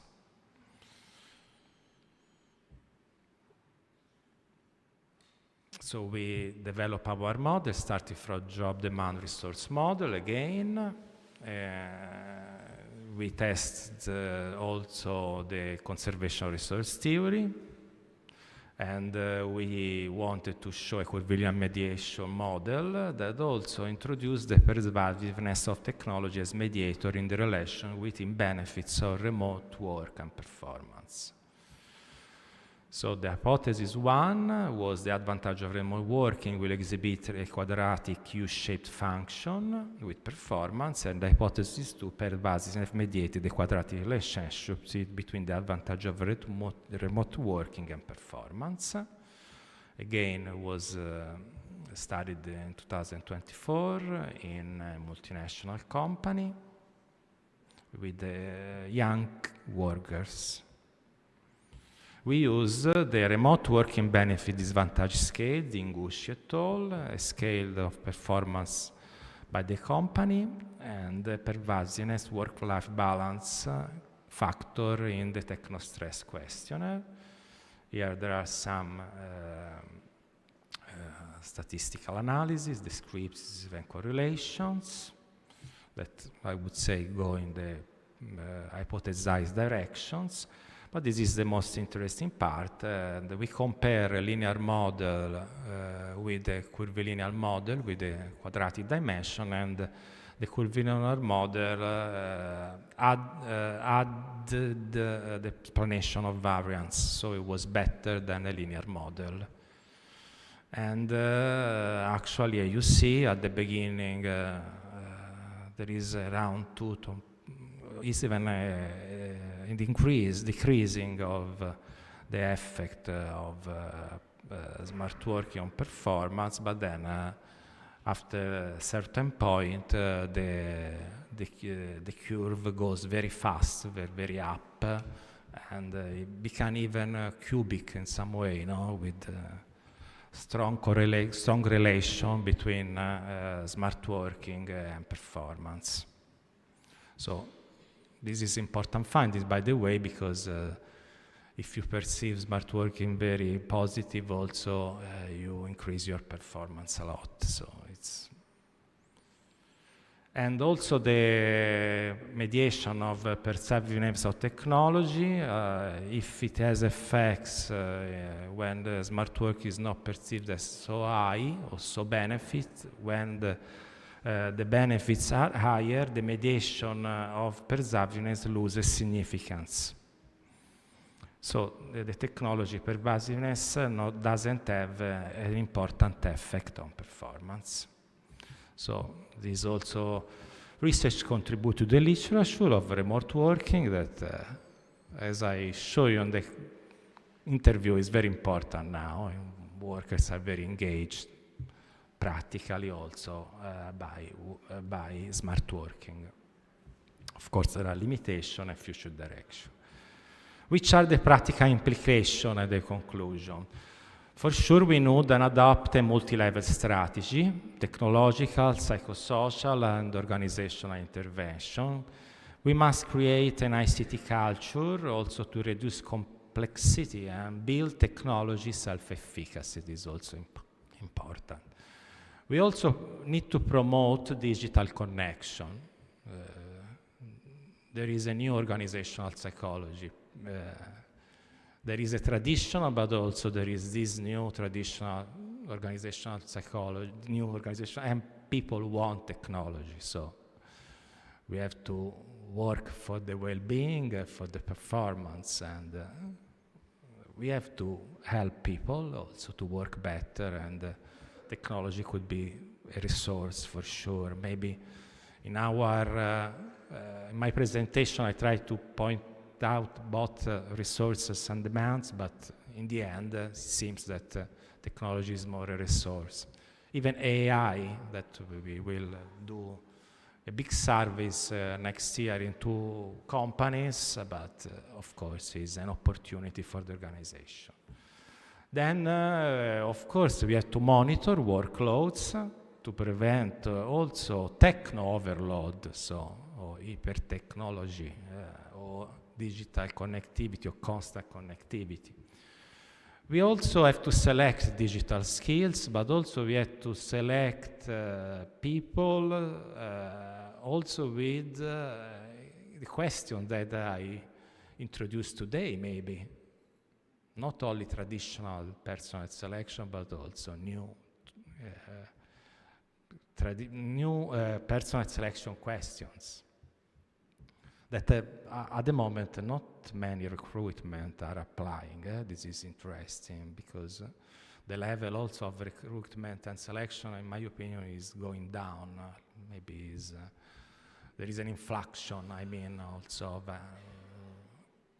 not psychological competencies in personal selection. This is also linked to science, that maybe we lost a bit this part of our expertise. So this conference is important, Anna Maria, today to remember also, to remind everybody. Then, of course, foster work-life balance, encourage participations. Also, feedback are very important, especially in this new world at work. It's important social ties in remote hybrid setting, of course, also enable autonomy in tech use. E quindi also allow workflow customization and tool.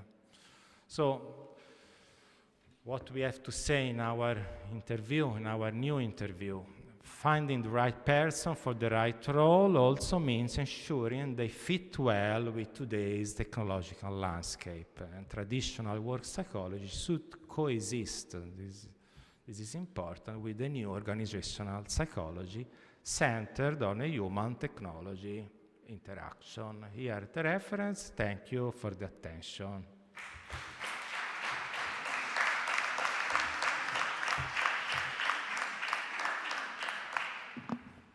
Thank you, Professor Giorgi. Such current studies, perspective, reflection, what I mean. I think that we finish with the right presentation for an invited keynote speaker, reminding us that the world really changed and is changed. What do we have to do under for selection, assessment, and so on. Thank you very much. Such a rich morning, and your contribution were really astonishing. Thank you very much once more. Please.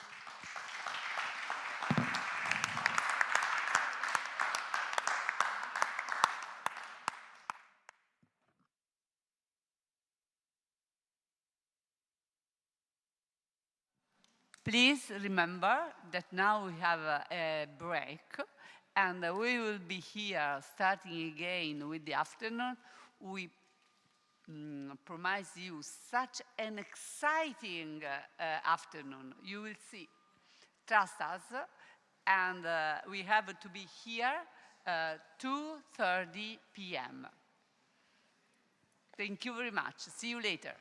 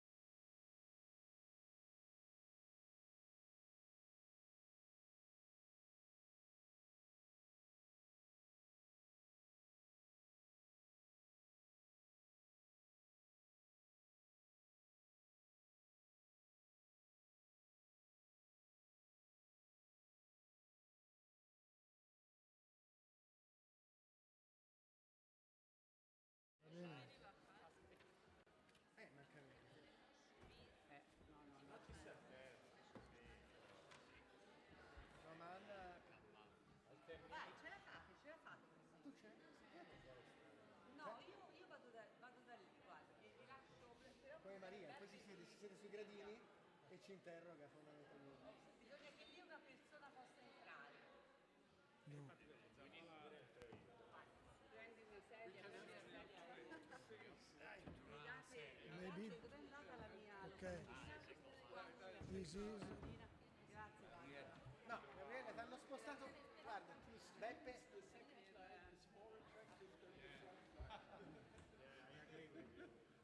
Beppe da delle ombre verticali aveva preso il. Beppe era il più pratico di tutti, ma.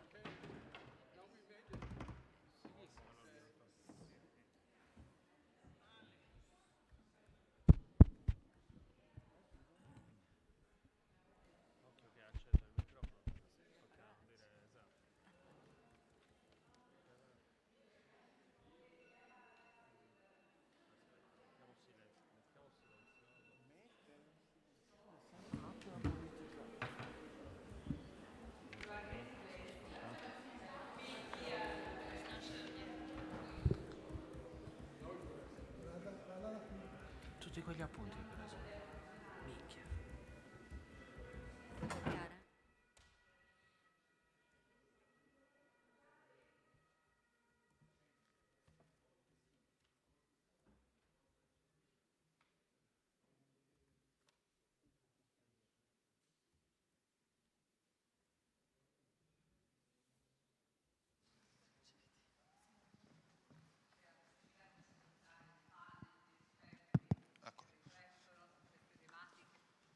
Grazie tanto.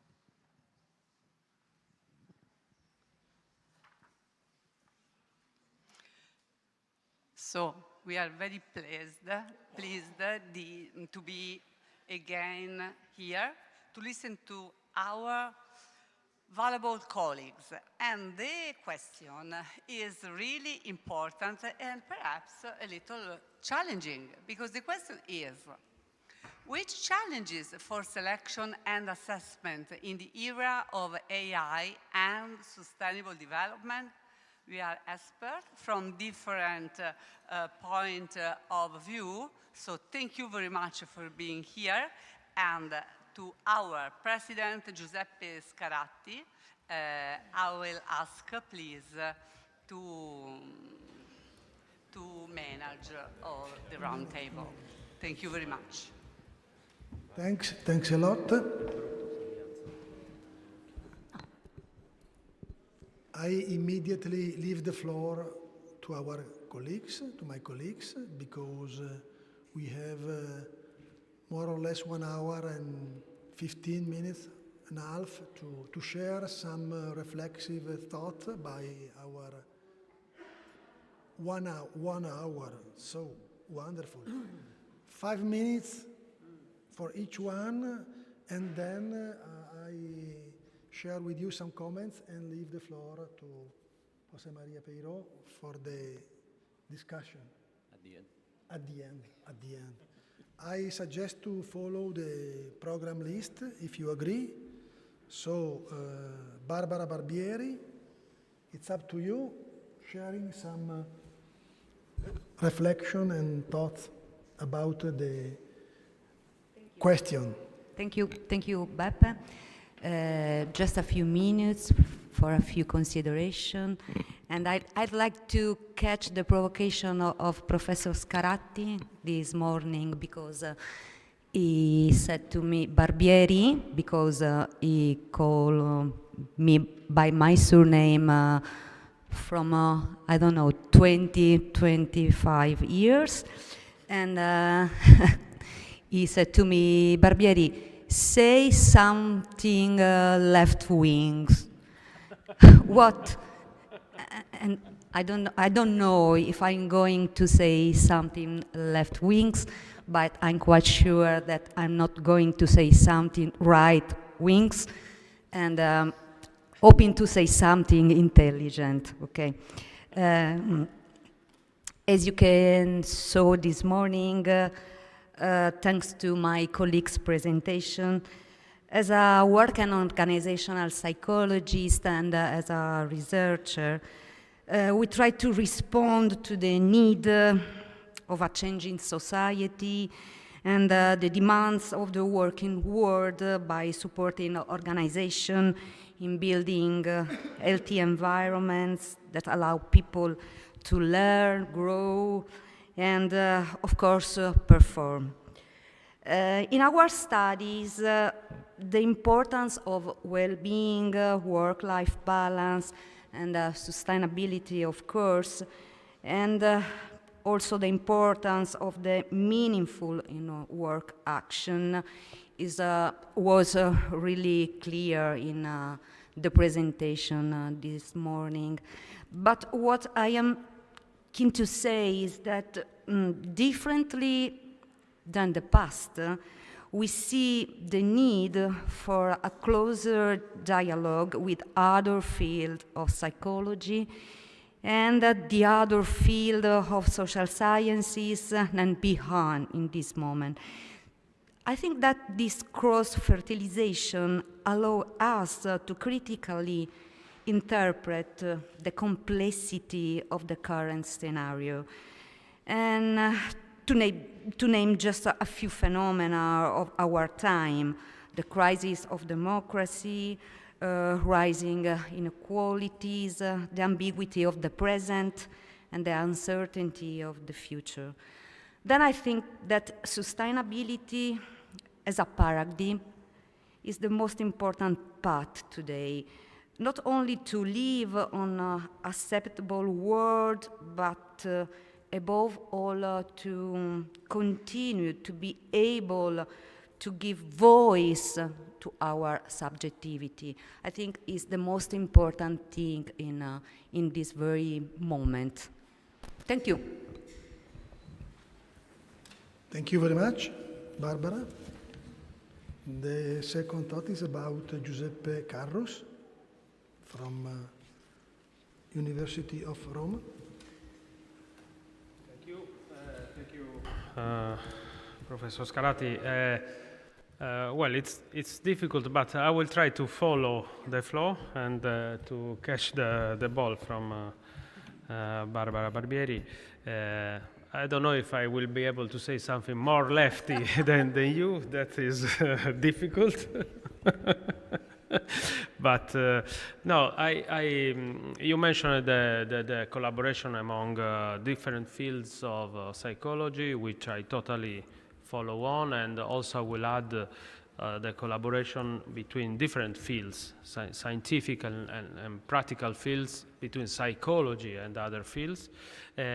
I say this because I realize I bring in here a perspective that is a little bit outside of the mainstream, because it's more based on my background of the environmental psychology, which by definition was born with this idea of helping other disciplines, so bringing psychological knowledge to professionals from other disciplines and to especially architects in the beginning, and biologists or climatologists, etc. Now very trendy, but this, I think, also in the domain of work and organizational psychology, this idea of the diversity of the teams, including different kind of expertise from different disciplines, is still something that I think respond to the challenges.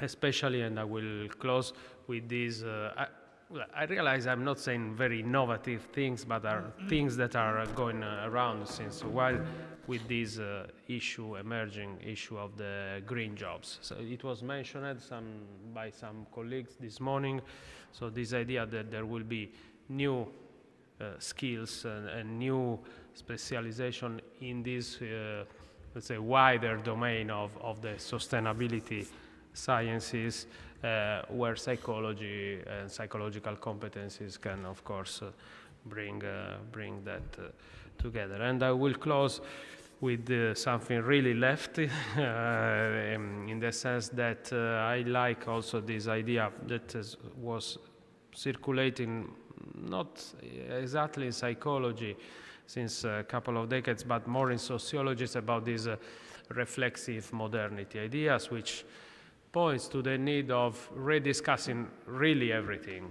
our ways of production, consumption, and living in a really global sense, which philosophically is even more radical than the current political discourse of Western Europe left, to say it. But I think should be taken seriously with a psychological approach, meaning not in a destructive fashion, not in a destructive, but in a proactive stance, saying how can we reconsider really the entire organization of our democratic systems and of our civil society system to make it more fit with the needs of the humans and any other species in the planet. That's. Thank you, Giuseppe. Alessandro De Carlo, professor from University of Messina. Okay, thank you, Beppe. So, the topic is definitely about selection and assessment, but my thoughts can be applied to basically every field of ours, and challenges. So let's start from one point. We are psychologists, organizational psychologists.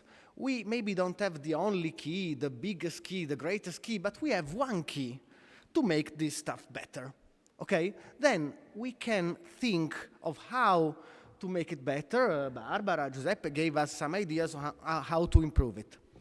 I will give you one different challenge, one that puts together us, professors, professionals, as well as the students. We should be humble and remember that not everybody out of this room are either scientists or psychologists. They are not expected, forced, born with the knowledge that psychology is good. They might not know that. And guess what? Most of the times, they are the ones holding the keys of organizations. So, it's good that we talk to each other about how to improve our subject, our topic, our science, our field. But we must remember that most of the times, we should reset and start communicating with something that knows nothing, or worse, has wrong ideas about who we are, what we do. In a company, and the students will experience that, if you say that you're a psychologist, they think you are a shrink, basically. And you say, no, but I do assessment, organizational models. More than one HR manager, not just the young ones, no, the young ones know better, older ones said, but really, do psychologists do that? And yeah, it happened.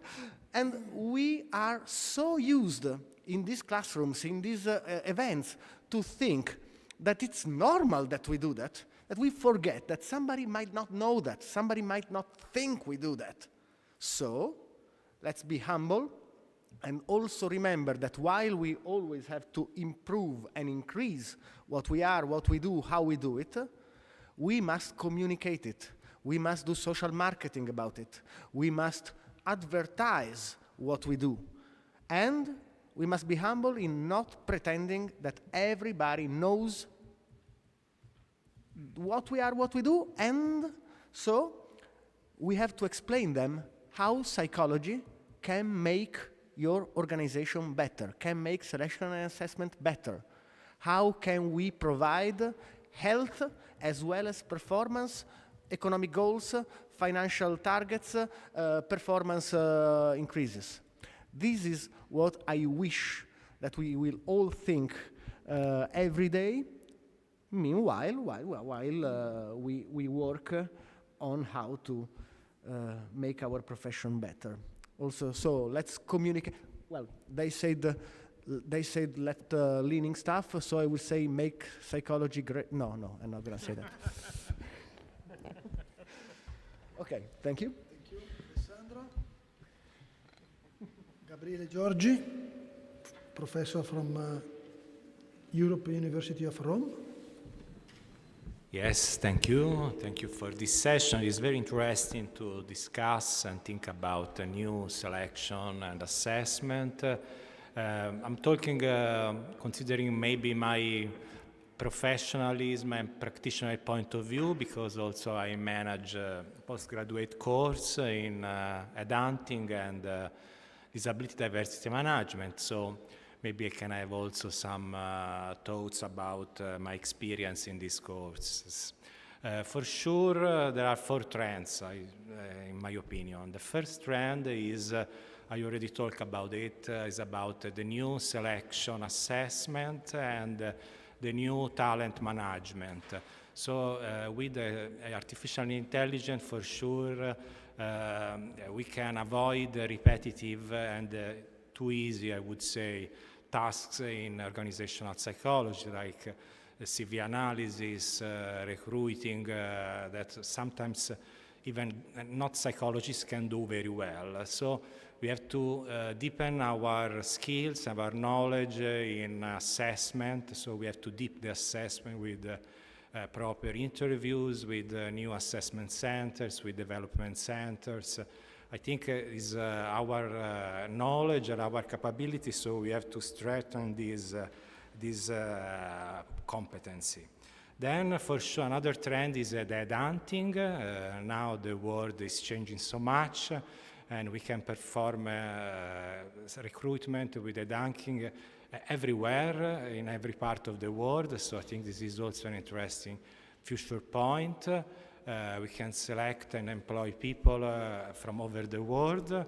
And so it becomes very interesting also the digital recruiting. That's another point of strength, and we should develop also new capabilities in selecting by digital tools. That is absolutely very important. Another trend is about inclusion. So I agree with Professor Carrus. In particular, I also want to stress the disability management component that is very innovative, because we always consider disability like a missing point, but we didn't deepen the potential also of disability. So there is the new topic of the neurodivergence that absolutely is recommendable to work on for organizational psychologists. And then the last trend, I think, is employer branding. So that's another important question linked also with sustainability. Organization absolutely can redesign also the employer branding, actually building like a brand new brand. I think the future of work is giving us also this possibility of generating a new brand that will be very important for organizations. Thanks, Gabriele. It's up to Alicia Salvador, full professor of University of Valencia, because we miss Francesco Pace, right? Okay. No. It's up to you. As you like. I prepare the presentation. Okay.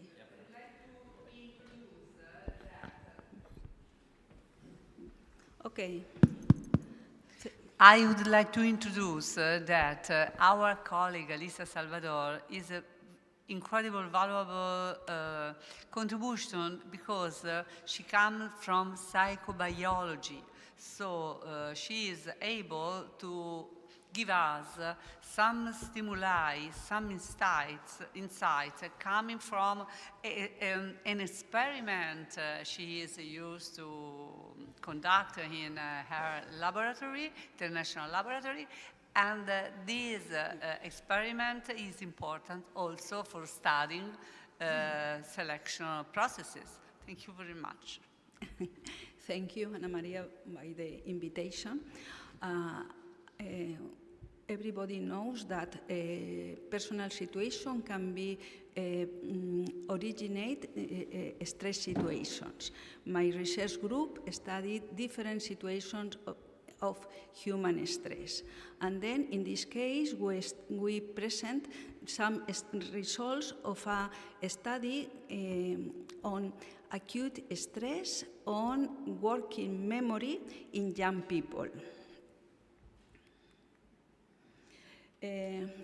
And we consider in this case especially the sex differences.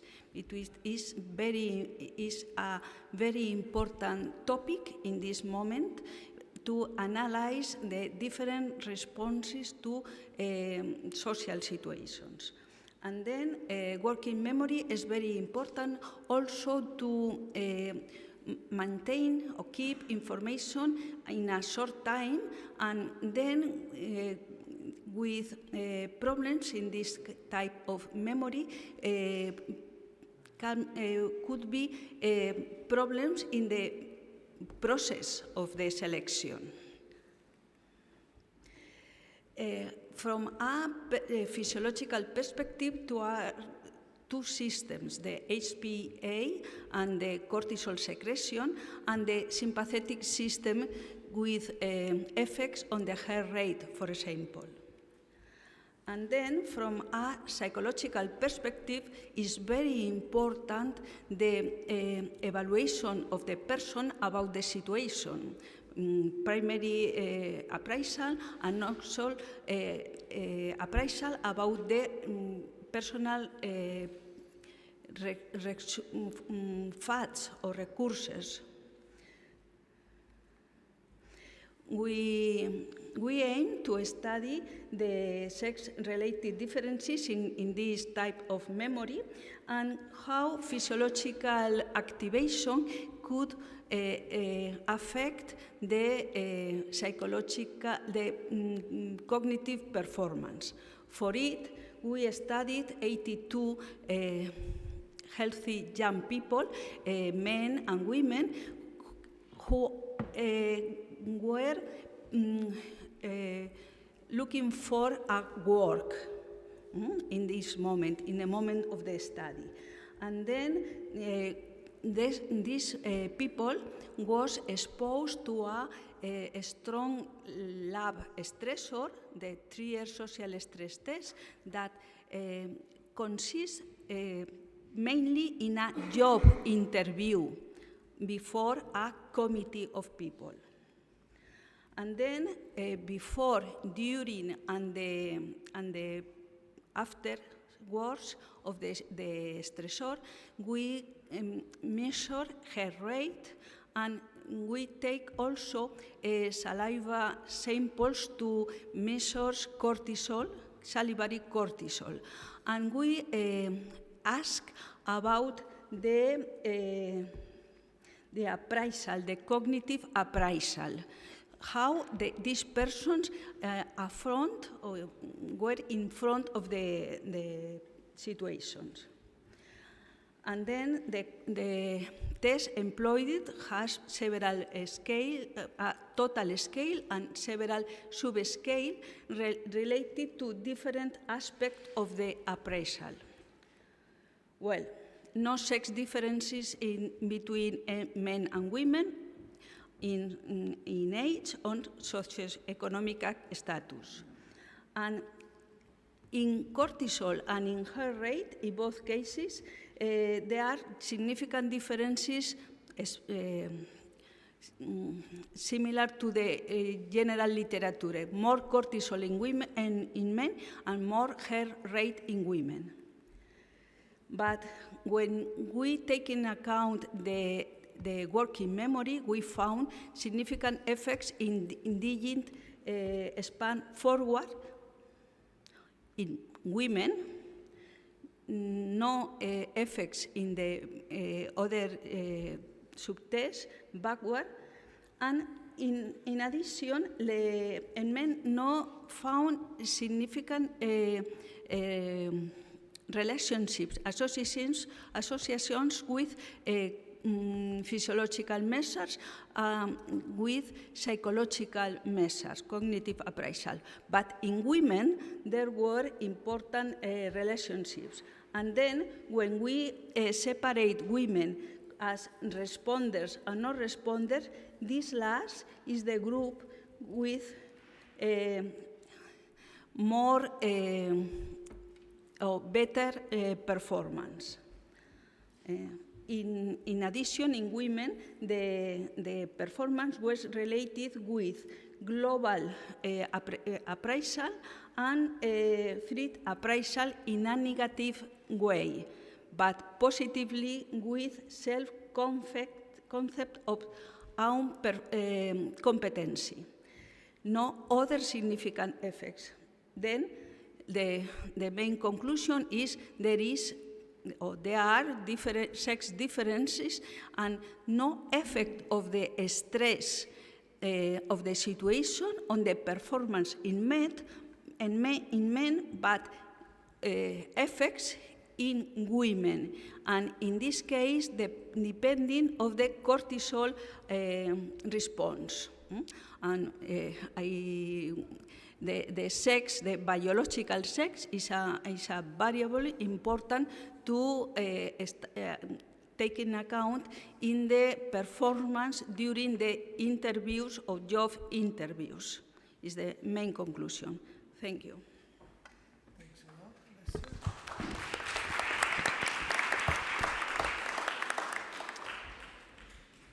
The floor to Christoph Steinbeck.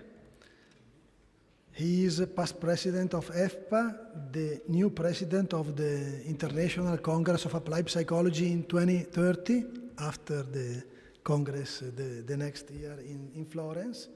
And he is full professor in the University of Zurich, Switzerland. Thanks a lot. Does it work? Okay, this one works. That's good. Hello. So as you just learned, the first Congress you have to go to is in Florence in summer next year. And after that, 4 years later, there is the International Congress of Applied Psychology in Zurich.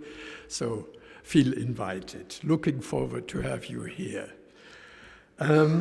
We are talking about selection and assessment and artificial intelligence and sustainability. And for sure, all four have their demanding challenges. So we have to face them, and what is needed then is resilience, and not only resilience for those we are working with, like staff members or the leadership, if we are psychologists and trying to counsel people. It's also resilience of our profession, because our profession, psychology, has to, in a way, adapt to the different situation, to the challenges we are facing. So what does psychology do with AI? And how does it change our profession? I have an anecdote to that. I read in an APA newsletter that clients in psychotherapy are a bit puzzled if the therapist starts to have a look on Google Gemini during the therapy meeting, looking for advice how to give help to people. So clients realize that therapists are in the internet during the meeting. Oh, that's not really astonishing that people are doing that our colleagues, or that there might be colleagues having a look on the internet during a therapy session is really strange. And we have to be careful with in which way we adapt to the different opportunities we have. What is needed is something like a mindful transformation, and that means for leadership we need something like mindful leadership, which focuses then on empowerment and on the strength of people to create hope, to support hope in the development. In the end, for psychology as a profession, the question is about how can we get better? How can we learn to be better by using AI, by trying to focus and keeping in mind that sustainability is important? How can we as psychologists in a way, learn to be better. That needs a policy transformation. We need for ourselves to think about where we are with this, and then we can help others with policy transformation just to translate what we know about AI and the effects and what we know about sustainability. And then we have to focus always and continuously on the ethics behind that. It's necessary to have the availability of AI for everyone if it's helpful. And it's not only sustainability for the one or other, it's for all of us. We as psychologists have to keep in mind that work is not always work. We sometimes discuss work like it's a block, a given thing. But actually, if we have a closer look on that, workplaces differ. And we have to keep that in mind. There are different ways of works and tasks. And that means that decent work also has to cover all aspects of diversity, and for that also gender aspects, for sure. So thanks a lot. And those were my comments. Thank you.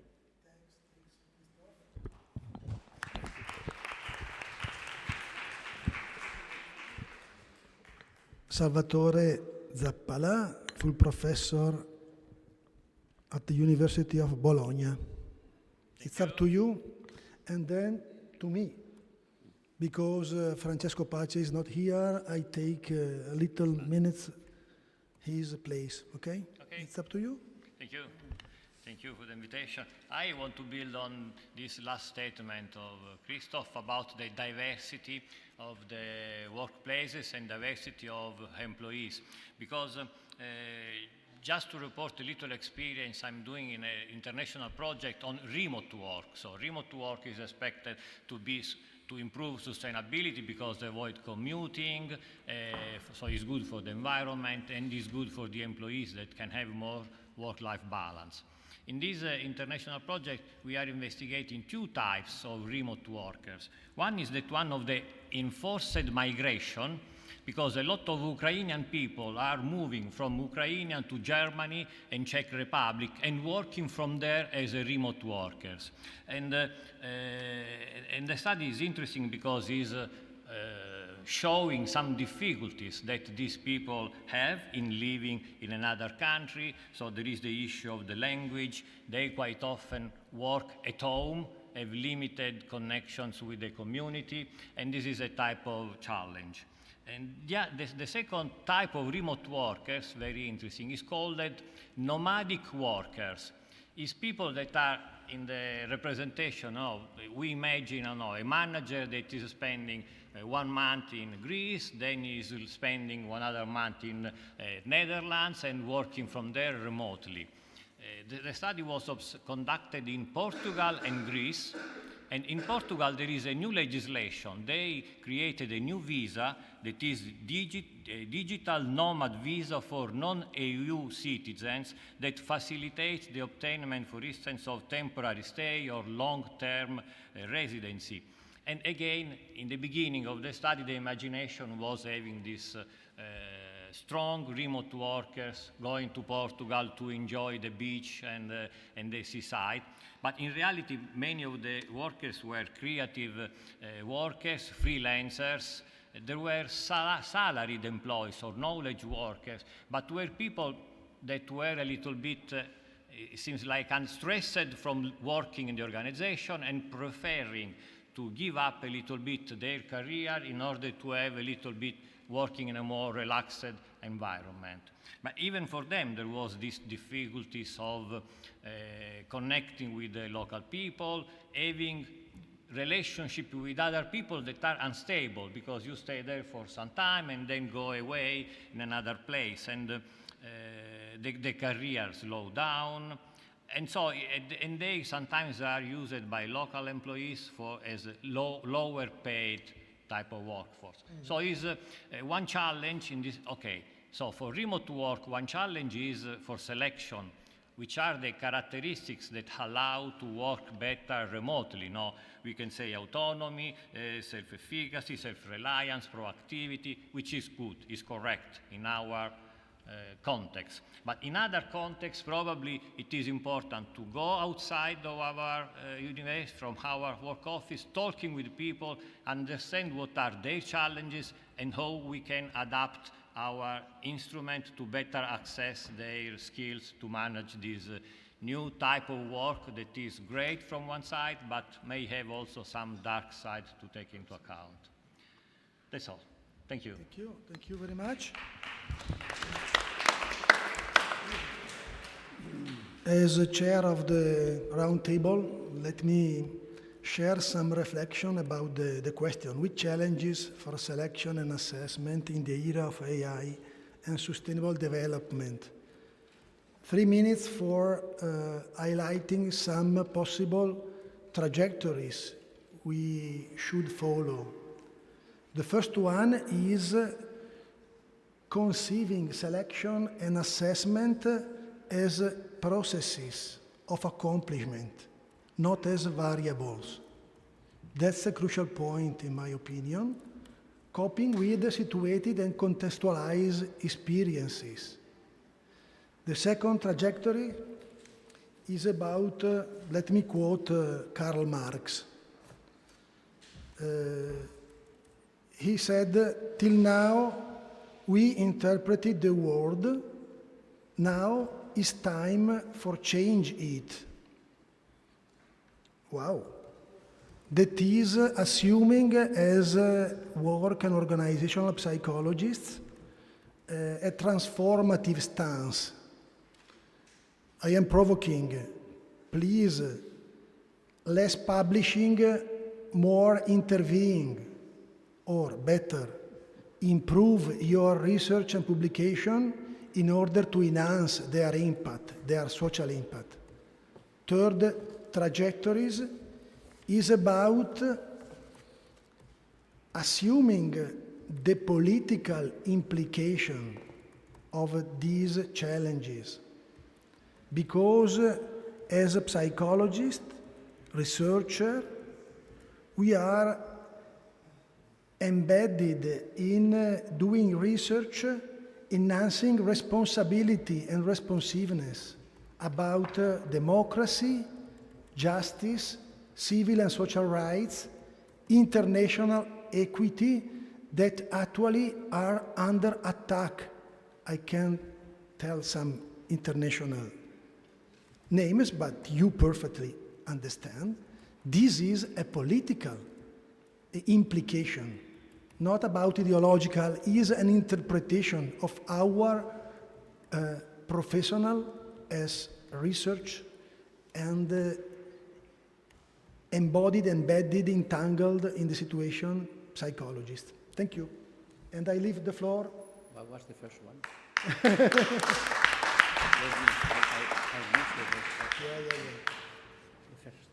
The first.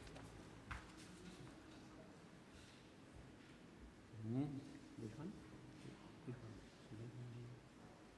The second. The first. This is the first. Which is selection is the process? Yeah. Okay.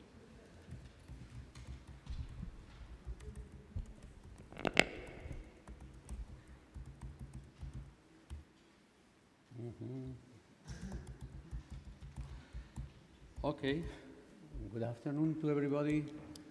Well, I'm happy that we have many students, because then you can guess how one professor is submitted to presentations from different people with different topics, and then I have to make sense of all of that, and I have to discuss that. So this is like an exam, but of course it's not a choice exam, full compulsory choice exam, okay? Well, I'm going to do my best on the way on. I would say that with the contributions that our colleagues have done, and I congratulate all of them because they have put in very short time very interesting topics on the table. My view is that we have the title of the roundtable is Challenges for Selection and Assessment in the Era of Artificial Intelligence and Sustainable Development. And And I was trying to see what kind of challenges were emphasized by the different participants in the roundtable. By the way, I congratulate all of them because they have done an important effort bringing on the table very substantive and critical issues, very important and interesting issues, and at the same time being short in order to keep the schedule of the... Then, to the best of my understanding, taking notes quite fast, I have identified 6 main challenges in the contributions. The first one is the challenges concerning the new societal context or the changing societal context. For instance, Barbara Barbieri spoke about the ambiguity of the present, about the challenge of the crisis of democracy, the complexity of the current scenario. For instance, Giuseppe Scarati has said that, quoting Marx, that we don't need only to interpret the world, but change the world and be relevant, and also to protect democracy, human rights, political implication. So, well, as you see, AI and the challenges that we have to face are very relevant. And of course, this broad context influences how we psychologists perform and approach the issues of selection and assessment. We will come now. The second broad change that has been emphasized by several participants is the challenge of sustainability. The challenge of sustainability, for instance, Giuseppe Carrus has mentioned the issue of green jobs require new skills and specialization, rediscussing our way of production, consumption, not in a destructive, but as in a productive approach. For instance, then we have, let a moment, Christoph also emphasized the resilience of our profession, and Salvatore has emphasized the new work on telework, etc.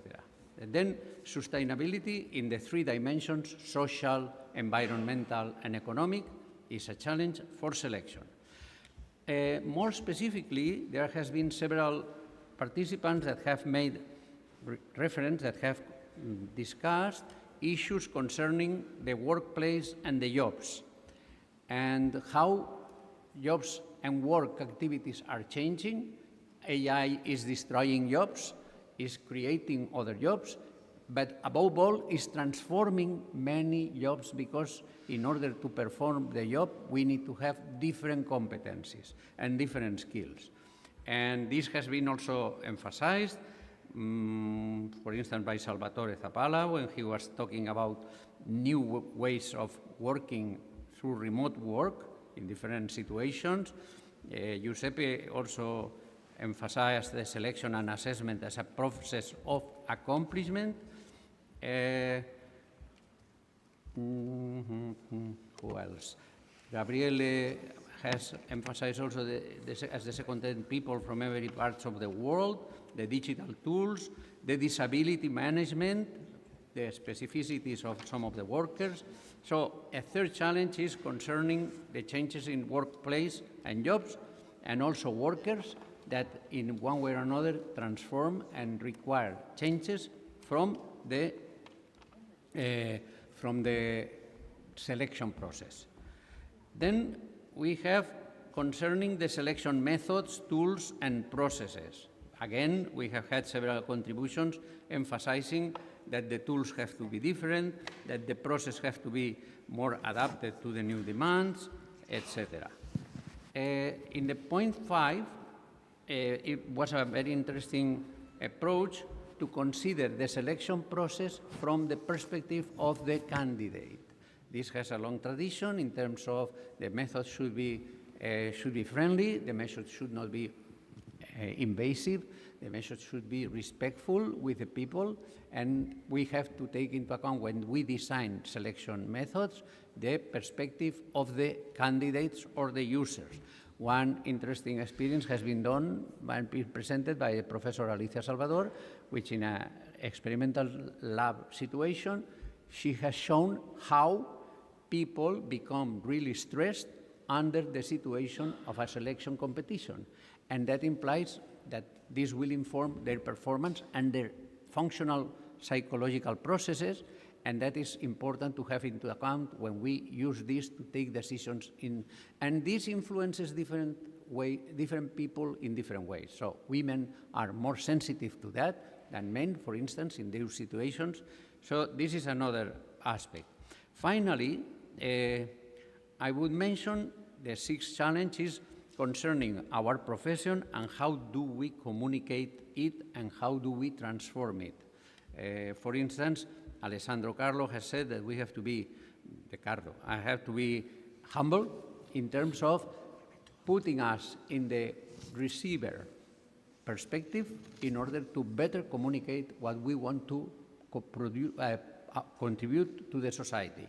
So communication is really important. Resilience of the profession, as Christoph has emphasized, is also very important. And Giuseppe has emphasized also that we have to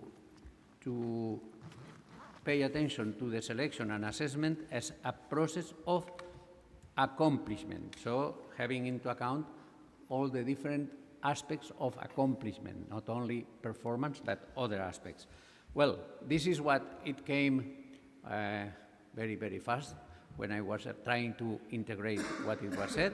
But just to summarize, the challenges that have been emphasized in this table, to my view, is that selection needs to be reformulated, needs to be rethought in terms of assumptions, in terms of models, in terms of instruments, and in terms of tools, and also taking into account the new people, the new workers, the new jobs, the new organizations, the new economy, the new labor market, and also the new characteristics of the people and their values. So this is concerning new societal context, challenges concerning the sustainability, challenges concerning the changes in the workplaces and jobs, concerning our methods, our tools, and our processes, taking into account the candidates and their experiences, and paying attention to how we want to show our profession to the companies, to the world, to the society, and to the candidates and to the people in general, trying to show how we want to serve society, to serve also companies and employees in order to achieve a sustainable world in terms of, as Brundtland Conference already said a long time ago, in terms of economic, social, and environmental aspects. This is my contribution. That is nothing more than gathering and putting together, copying from what they have said. Thank you very much.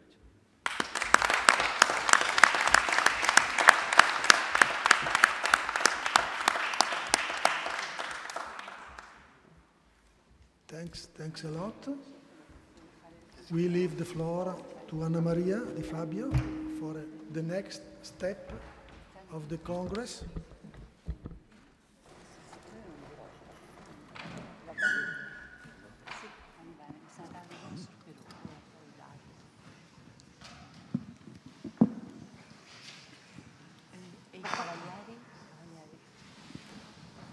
Brava. Eccoci.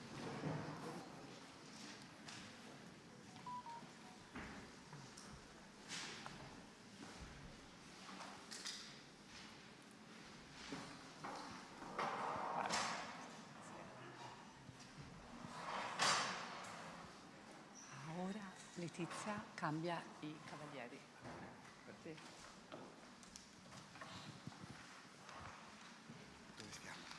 Stiamo... Che consigli? Va bene, allora appoggiamo le cose.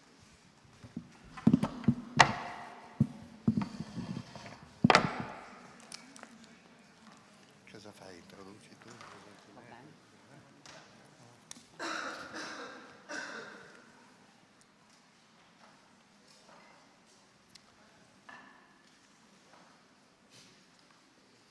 Il professor Pedro? Sì, José Maria. Siamo così. Ok. Il nostro presentatore. Allora.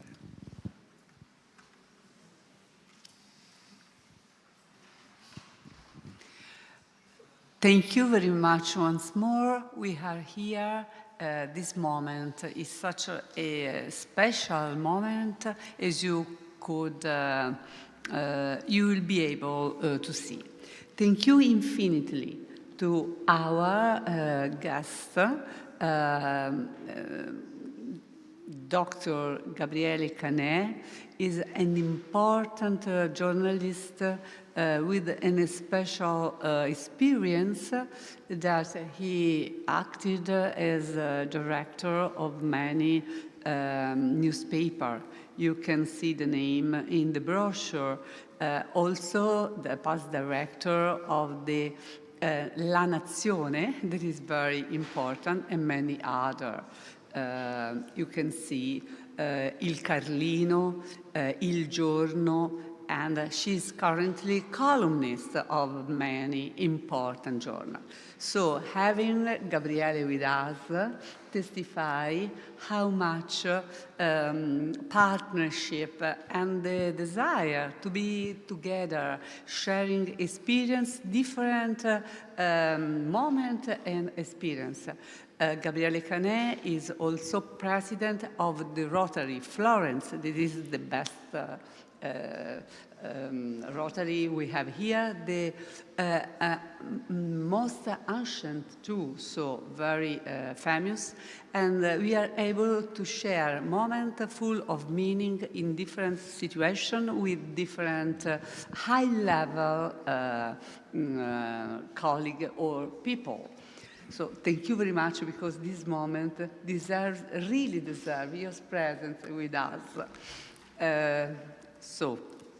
Gabriele will guide us at the first in Italian language, because we will have the opportunity to also talk to our students. So we decided to give the importance of the language to facilitate this process also for our students. Please, Gabriele, thank you once more. Grazie Anna Maria, grazie a tutti. Come ha detto la professoressa, vi faccio ricadere nella nostra banalità italiana. Siamo rimasti io e il Vaticano, siamo rimasti come lingua ufficiale al francese, però insomma sono in buona compagnia, perché il Vaticano non è l'ultima delle entità. E come avrete capito dalla gradita presentazione che ha fatto Anna Maria, io sono come quelle rubriche nelle riviste di enigmistica, trova l'estraneo, no?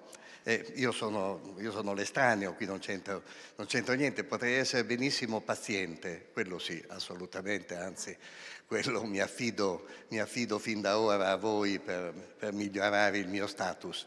Però sono felice di essere qui, perché Anna Maria è un'amica, siamo insieme anche nella Rotary e condividiamo interessi e analisi di questo mondo così difficile. Oggi siamo qui, siete voi e io sono ospite di un evento particolarmente importante, perché è l'Associazione Mondiale di Psicologia Applicata è una istituzione di valore storicamente affermata. Persino io, che sono generalista, sapevo che esisteva, ed è un evento, quello di oggi, che se sbaglio correggetemi, come diceva il Papa, è propedeutico a un evento ancora più importante, che è il congresso mondiale che ci sarà a Firenze l'anno prossimo, nel 26. I congressi che ci sono ogni 4 anni, quindi sono come le Olimpiadi, sono eventi che hanno una loro eccezionalità.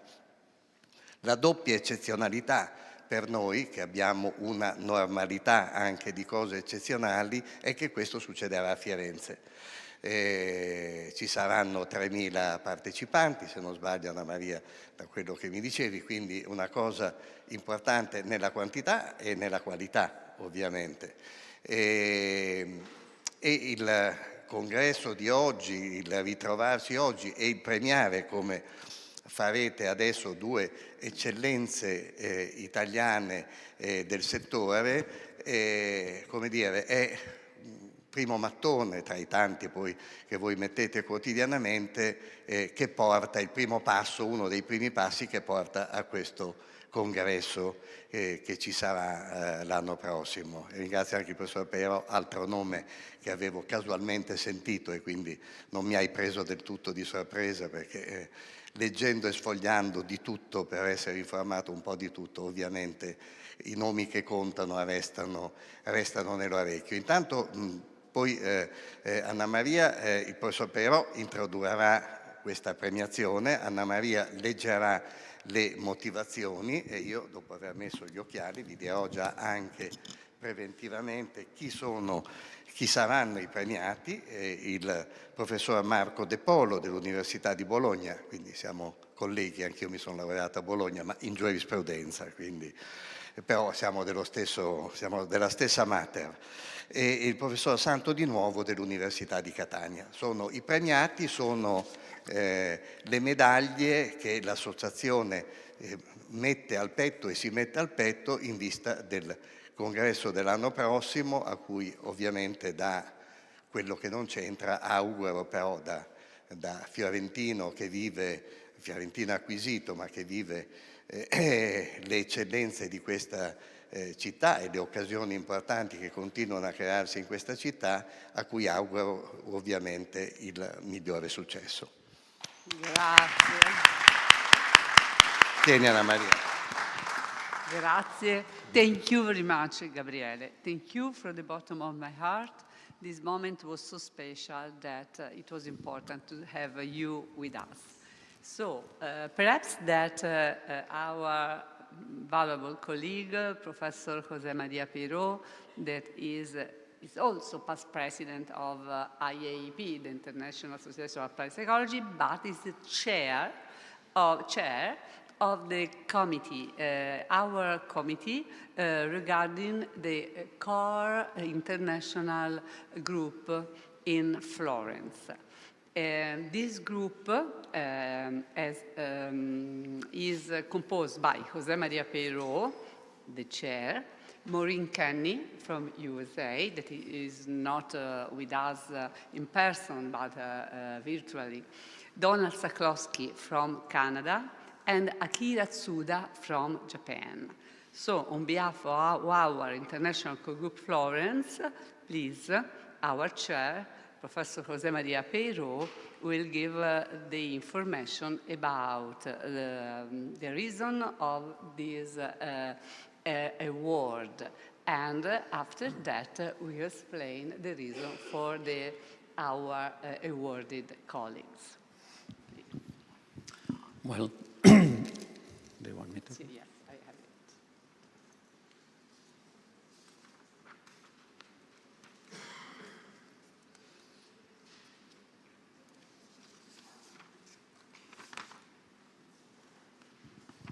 Hai nido anche le occhiali tu.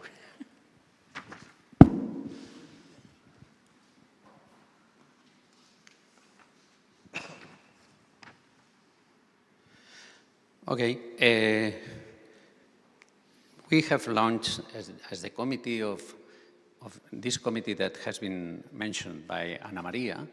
We thought after several years celebrating here in Florence the annual conference on selection and assessment and on decent work, which is one of the goals that International Association of Applied Psychology is aiming to promote in different places and in different ways.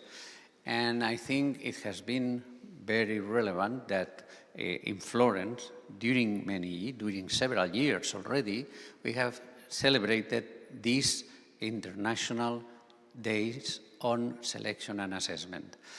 Given that, and given the amount of different participants and lecturers who have participated in these journeys from all over the world, we have constituted this group in order to recognize colleagues that have made very outstanding contributions to our field. So the reasons for launching an award ceremony during this traditional link scientific event, the International Association of Applied Psychology, and supported by its Division 1, Work and Organizational Psychology, we have established a group in order to acknowledge the candidates that we have considered as relevant contributors to the work and organizational psychology. Next year, we have done that also, having the view already decided in the next year celebration of the Applied Psychology Congress. Especially Applied Psychology, as you know, is an association that was founded in 1920, so it's more than 100 years old, and with a very rich history and with 18 different divisions. So we wanted to initiate a series of awards by the core international group, Florence, that begin by celebrating Italian excellence in applied psychology.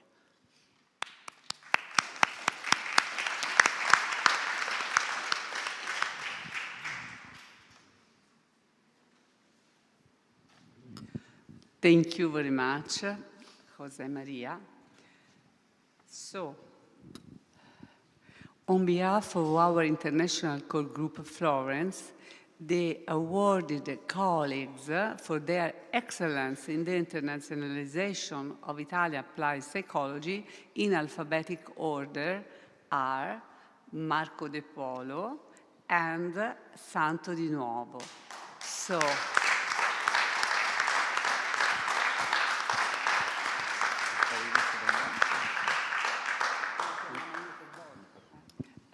please, could you, Marco, come here to receive from Jose Maria? Okay.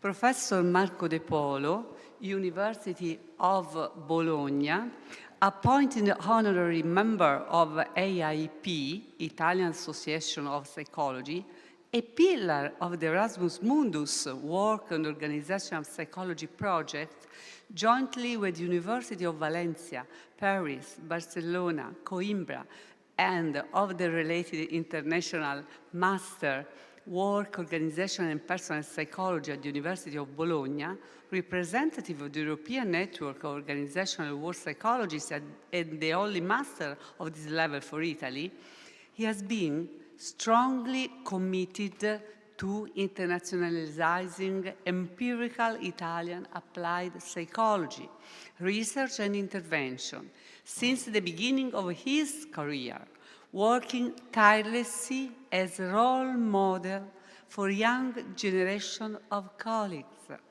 and always ready to supporting and encouraging them to follow this aim. He is a magister of Italian applied psychology with an exceptional vision to anticipate and promote its value for the future. Thank you very much, Professor De Polo.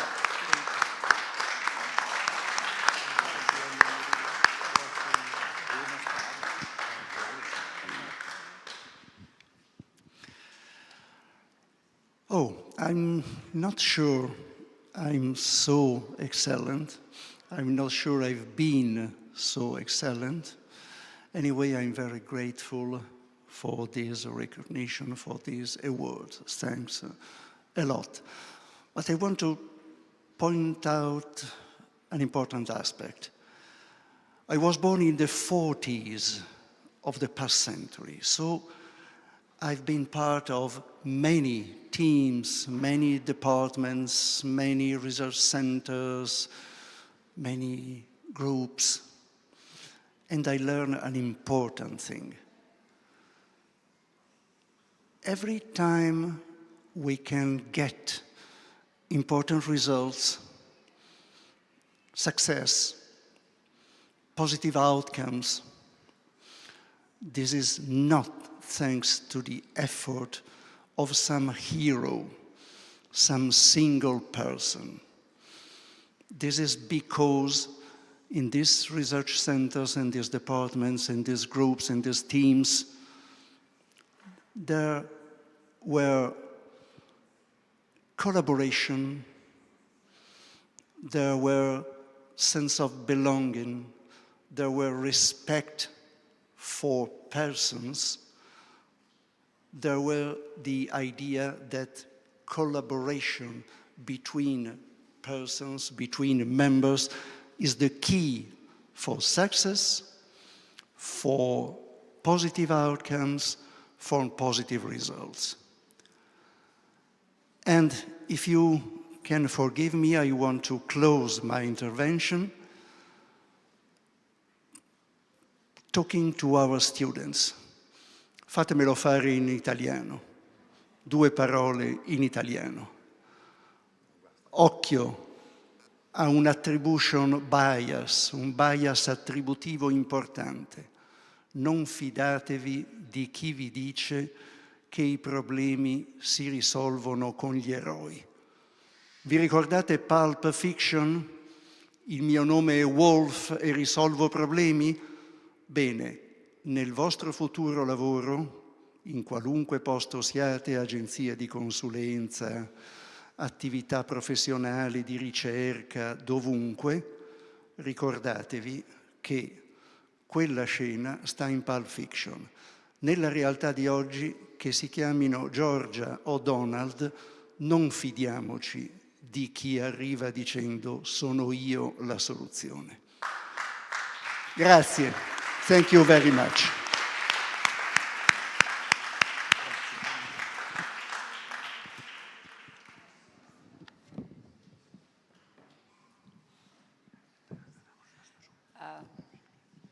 So now, please, Professor Santo Di Nuovo, could you reach us here?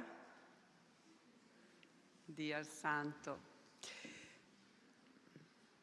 Professor Santo Di Nuovo, University of Catania, past president of the IAAP, Italian Association of Psychology, currently president of the Italian Network of Psychological Association, IMPA, affiliated with the European Federation of Psychology Association, EFPA, and we have the past president here, Christoph Steinebach, with us, and Santo Di Nuovo, President-elect, Division 7, Applied Gerontology of our association, International Association of Applied Psychology, IAAP. Throughout his career, Santo has been committed to internationalizing empirical Italian applied psychology and building scientific networks to support and enhance the visibility of Italian psychological research and intervention. He continues to do so through his numerous roles in international scientific associations, always active and proactive in the benefit of quality research and intervention for the Italian applied psychology. In his role as president of IAAP, the Italian Psychology Association, he also fully supported from the very beginning of the first steps toward the international competition, the International Congress of Applied Psychology 2026, IAAP 2026, that also Gabriele mentioned before, a global congress, a world congress that takes place every 4 years around the world, and whose next edition will be in Florence, Italy, next July 2026. His vision, the vision of Santo, was and is exceptionally valuable, helpful, and goal-oriented.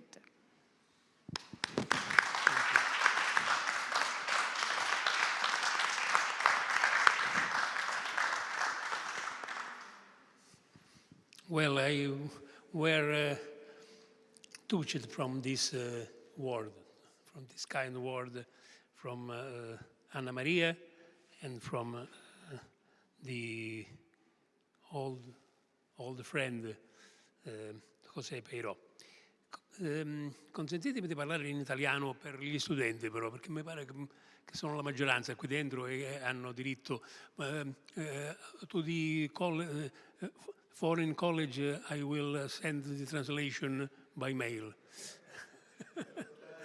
No, the summary is that the excellence is not a merit for a person, but for who formed this person, who cooperated with this person, and of the students, and who allow to the excellent teacher to be excellent in research. In italiano agli studenti. Questi premi che ci riempiono di orgoglio e di piacere anche, soprattutto per averli da questi colleghi così stimati e amici, non sono premi personali, non possono essere premi personali, perché l'eccellenza, se veramente è un'eccellenza, nasce dai maestri che hanno formato questa eccellenza. Nel mio caso ho avuto la fortuna di avere come maestri il professore Angelo Majorana, cugino del famoso Ettore, fisico, però psicologo, lui, il quale mi ha formato a Catania. E poi a Padova, dove studiai psicologia, il professore Fabio Metelli, che era il capo della psicologia padovana, e che mi aiutò, fu veramente il mentore, che mi aiutò a studiare la psicologia in periodi. Io sono molto vecchio, come capite bene, mi hanno fatto pure coordinatore della sezione di gerontologia dell'IAAP, appunto per quest'età, penso. E quindi mi aiutò tantissimi anni fa, quando ancora la psicologia si studiava soltanto a Padova e a Roma. Ecco, io a Padova andavo da Catania, facevo i viaggi della speranza per Padova, e lui mi aiutò nella metodologia, nell'epistemologia, mi affidò a dei colleghi bravissimi che mi hanno formato. Quindi questi momenti di formazione sono quelli fondamentali per creare un'eccellenza, se tale poi sarà. Il secondo contributo con cui e di persone con cui dovrei dividere questo premio sono tutti i colleghi con cui ho collaborato. Io ho anche dei lavori personali, ma la maggior parte dei miei studi sono stati fatti sempre e pubblicati sempre con collaboratori importanti. Ricordo Dora Capozza da Padova per la psicologia sociale, ricordo tantissimi, Vittorio Cicoli a Milano per la psicologia della famiglia, per la psicologia dell'immigrazione, e non ultima la collega Anna Maria, con cui da anni collaboriamo veramente con grande piacere. Queste sono le persone, non solo queste, ce ne sono tante altre, ma che ti formano a lavorare in gruppo. Oggi non esiste più una scienza che si chiude dentro un laboratorio dove c'è un filosofo, un grande scienziato che lavora da solo, come era Ettore Majorana a quei tempi, ma anche lui collaborava col gruppo di Fermi, pur con qualche problema. Il terzo bisogno con cui condividere sono gli studenti che ho avuto durante la mia carriera e che poi sono diventati miei collaboratori e mi hanno aiutato. Alcuni so che mi ascoltano anche dallo streaming, e veramente a loro bisognerebbe dedicare anche questo, perché io ho collaborato con loro approfondendo gli argomenti di metodologia, di epistemologia, che è il mio focus personale di lavoro, però senza di loro tutti questi studi non sarebbero stati possibili. Quindi, per concludere, l'eccellenza deriva dall'aver avuto eccellenti maestri, dall'aver avuto eccellenti collaboratori e dall'aver avuto eccellenti studenti anche. Grazie.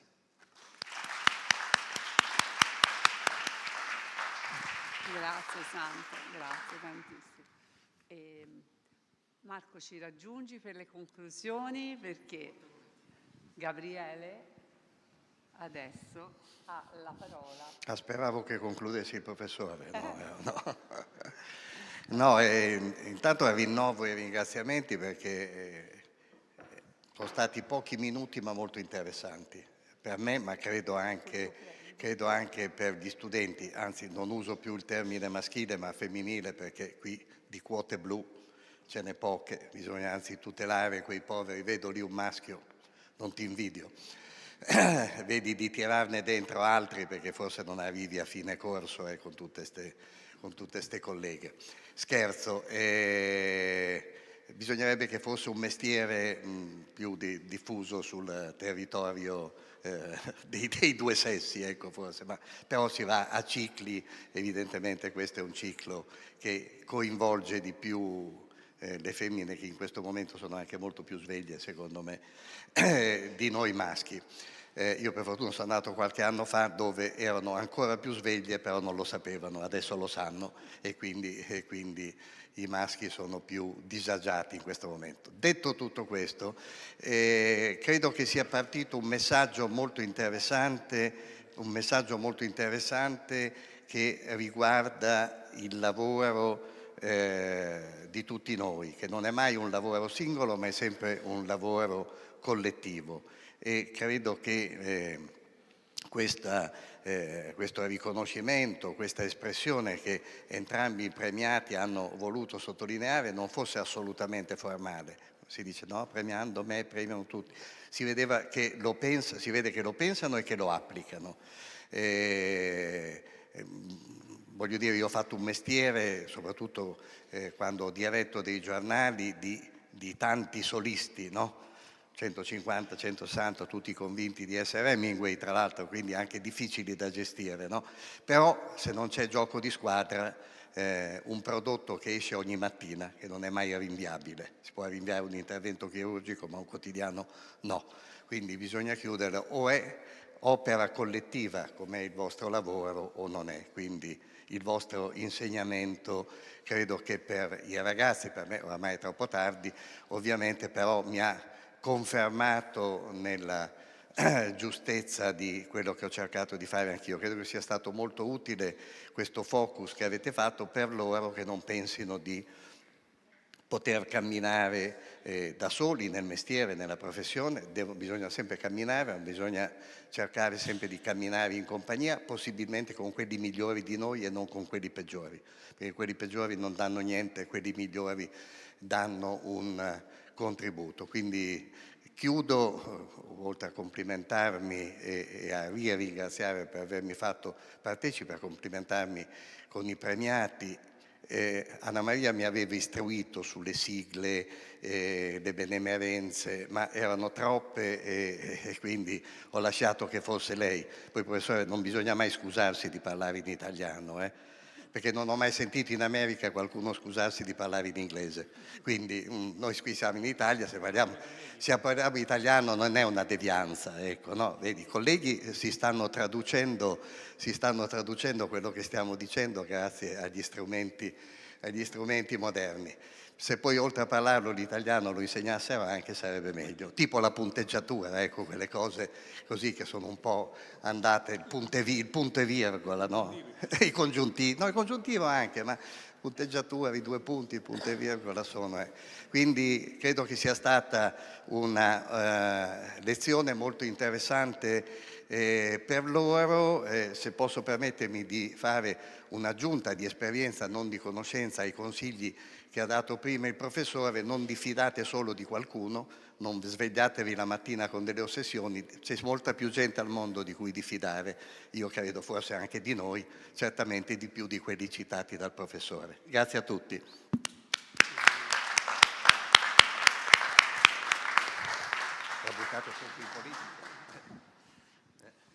Thank you very much to everyone, to also our student, our colleague, I am seeing some people in the audience that it will be such a pleasure to hug as soon as possible. So great participation, full of meaning, everything meaningful.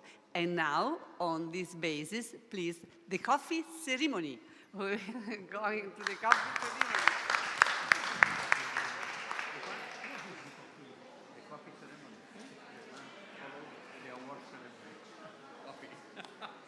Coffee ceremony. There will be a surprise. Up to the terrace.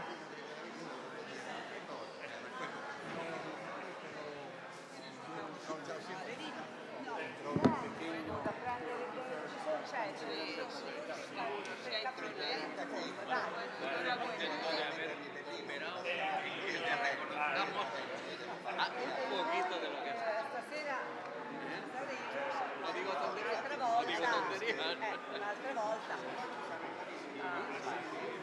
Venite. Dov'è Plinio, mi prendi il quelli tre cose. Venite, andiamo a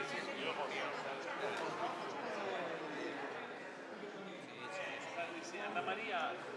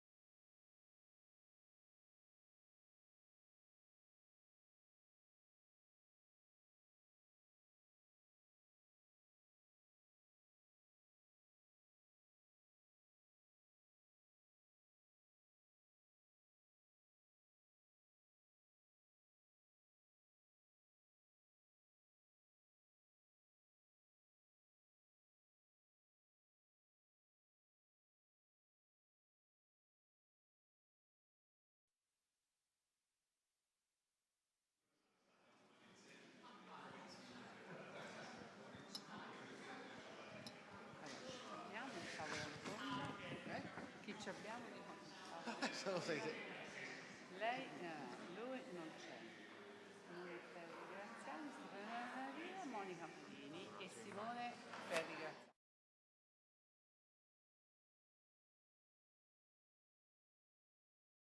Gai, sei qui? Sì. Ah, questo ve la do anche a coloro.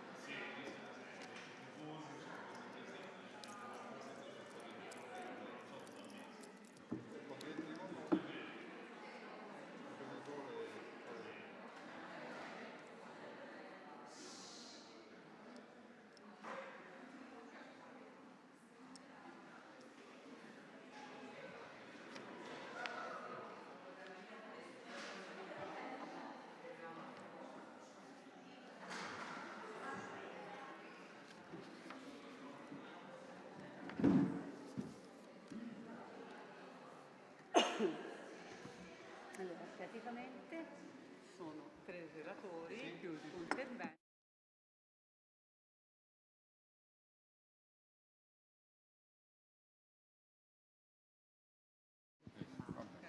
Qui come si... Questo dovrebbe funzionare.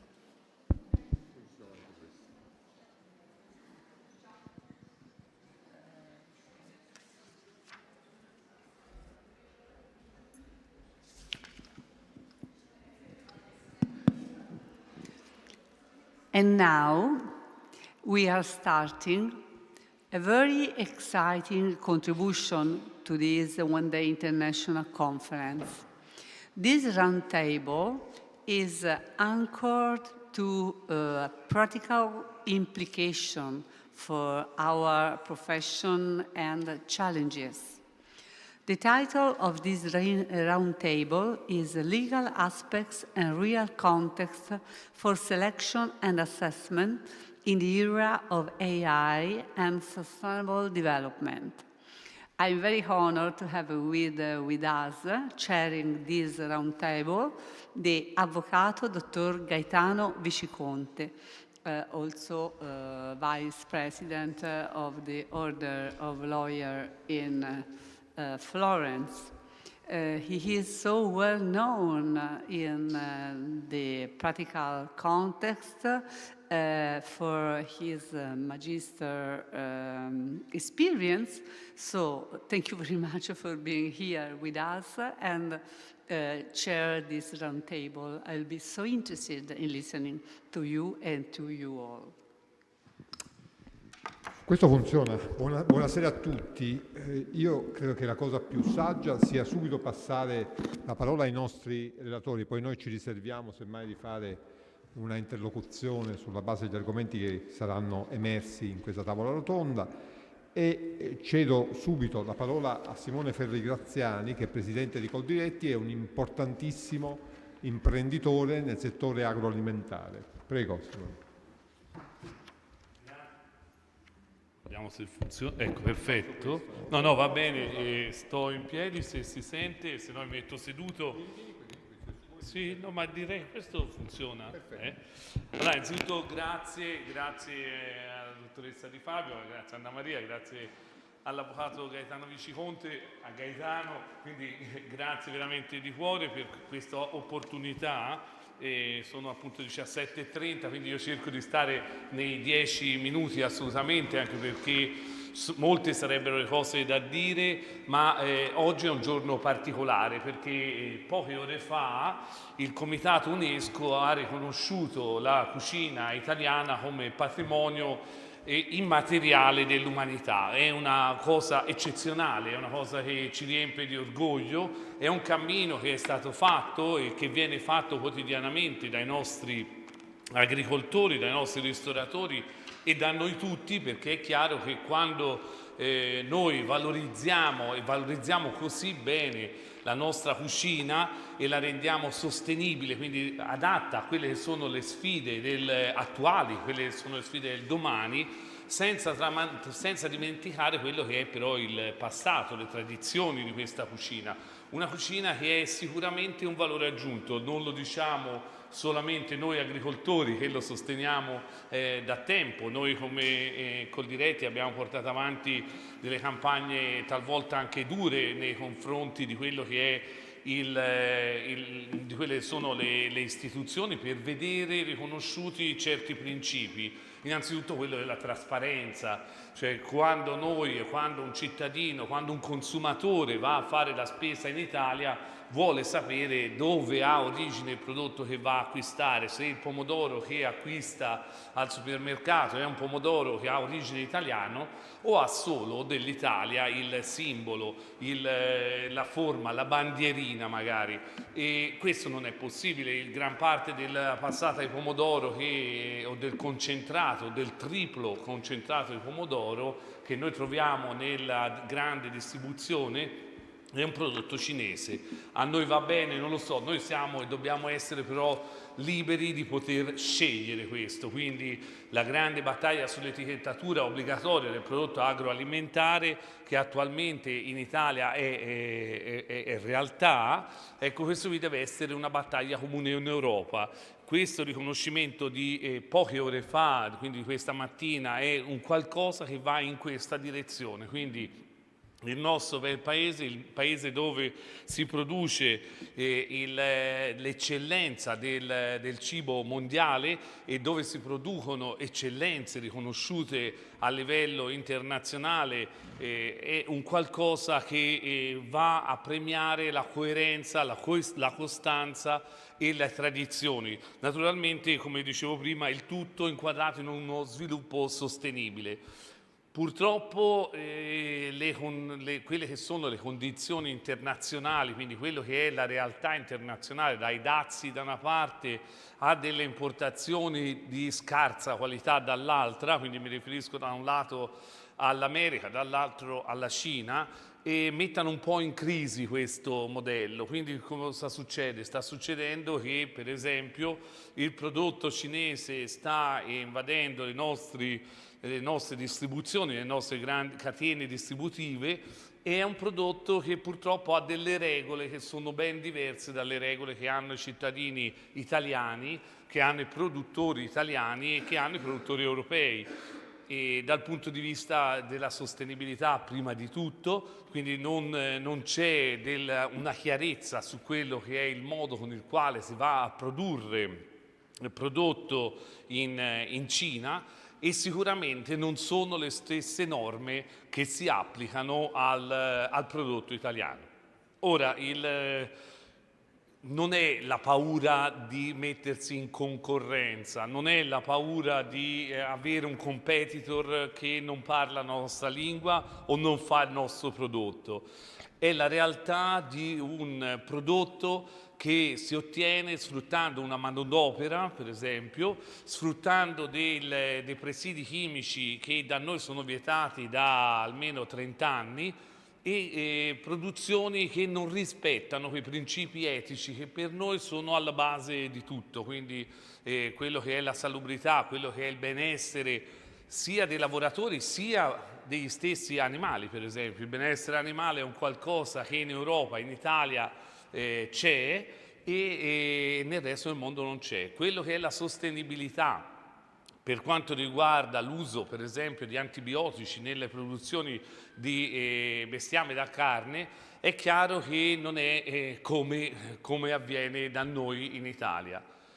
E si potrebbe pensare che io ce l'ho con la Cina, cosa che non è. A me va bene un qualcosa che sia trasparente, cioè che il consumatore possa essere messo in grado di scegliere per esempio anche dall'altra parte dell'oceano, se il grano canadese fatto essiccando il grano col glifosate, ora non tutti voi si intendono agricoltura, quindi lo semplifico in maniera estrema, quindi in Italia la spiga di grano a luglio secca perché il caldo fa seccare l'erba, quindi se uno vede il paesaggio in Italia è tutto un po' secco dove non si irriga e quindi così anche il grano. Ecco, in Canada, dove questo non avviene naturalmente, spontaneamente, il grano viene essiccato col glifosate.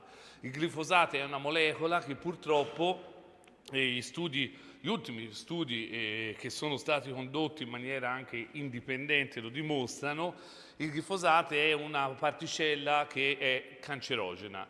Quindi tutto questo noi non dobbiamo sottovalutarlo, perché purtroppo quello che è l'impegno dei nostri agricoltori nel produrre cibo di qualità, cibo sano, cibo che si sa, che le mamme possano sapere che danno ai loro figli, non è la stessa cosa di un cibo prodotto con delle molecole ritrovate proprio nel latte materno. Questo però purtroppo ci mette come agricoltura in contrasto con tutta una serie di interessi. E questo è chiaro che il cercare di difendere certe produzioni da parte nostra è una battaglia che si fa su quello che è la tradizione e la sostenibilità, da altre parti è quello dell'economicità, quindi quanto costa poi fare un prodotto di qualità. E in Italia costa, perché per esempio l'olio extravergine d'oliva è chiaro che viene raccolto a mano, viene raccolto non come viene fatto in altre parti del mondo, penso al Marocco, penso a tutto il Nord Africa, raccogliendo, spazzolando da terra l'oliva quando ormai è fermentata, quindi è direi quasi marcia, estratto con un processo chimico, ma la nostra oliva viene raccolta dalla pianta come fosse e come è un frutto, e quando è ancora sano e fresco lo andiamo a frangere in maniera naturale, quindi si schiaccia l'oliva, si riscalda fino a 30 gradi, quindi diciamo non si cuoce, si riscalda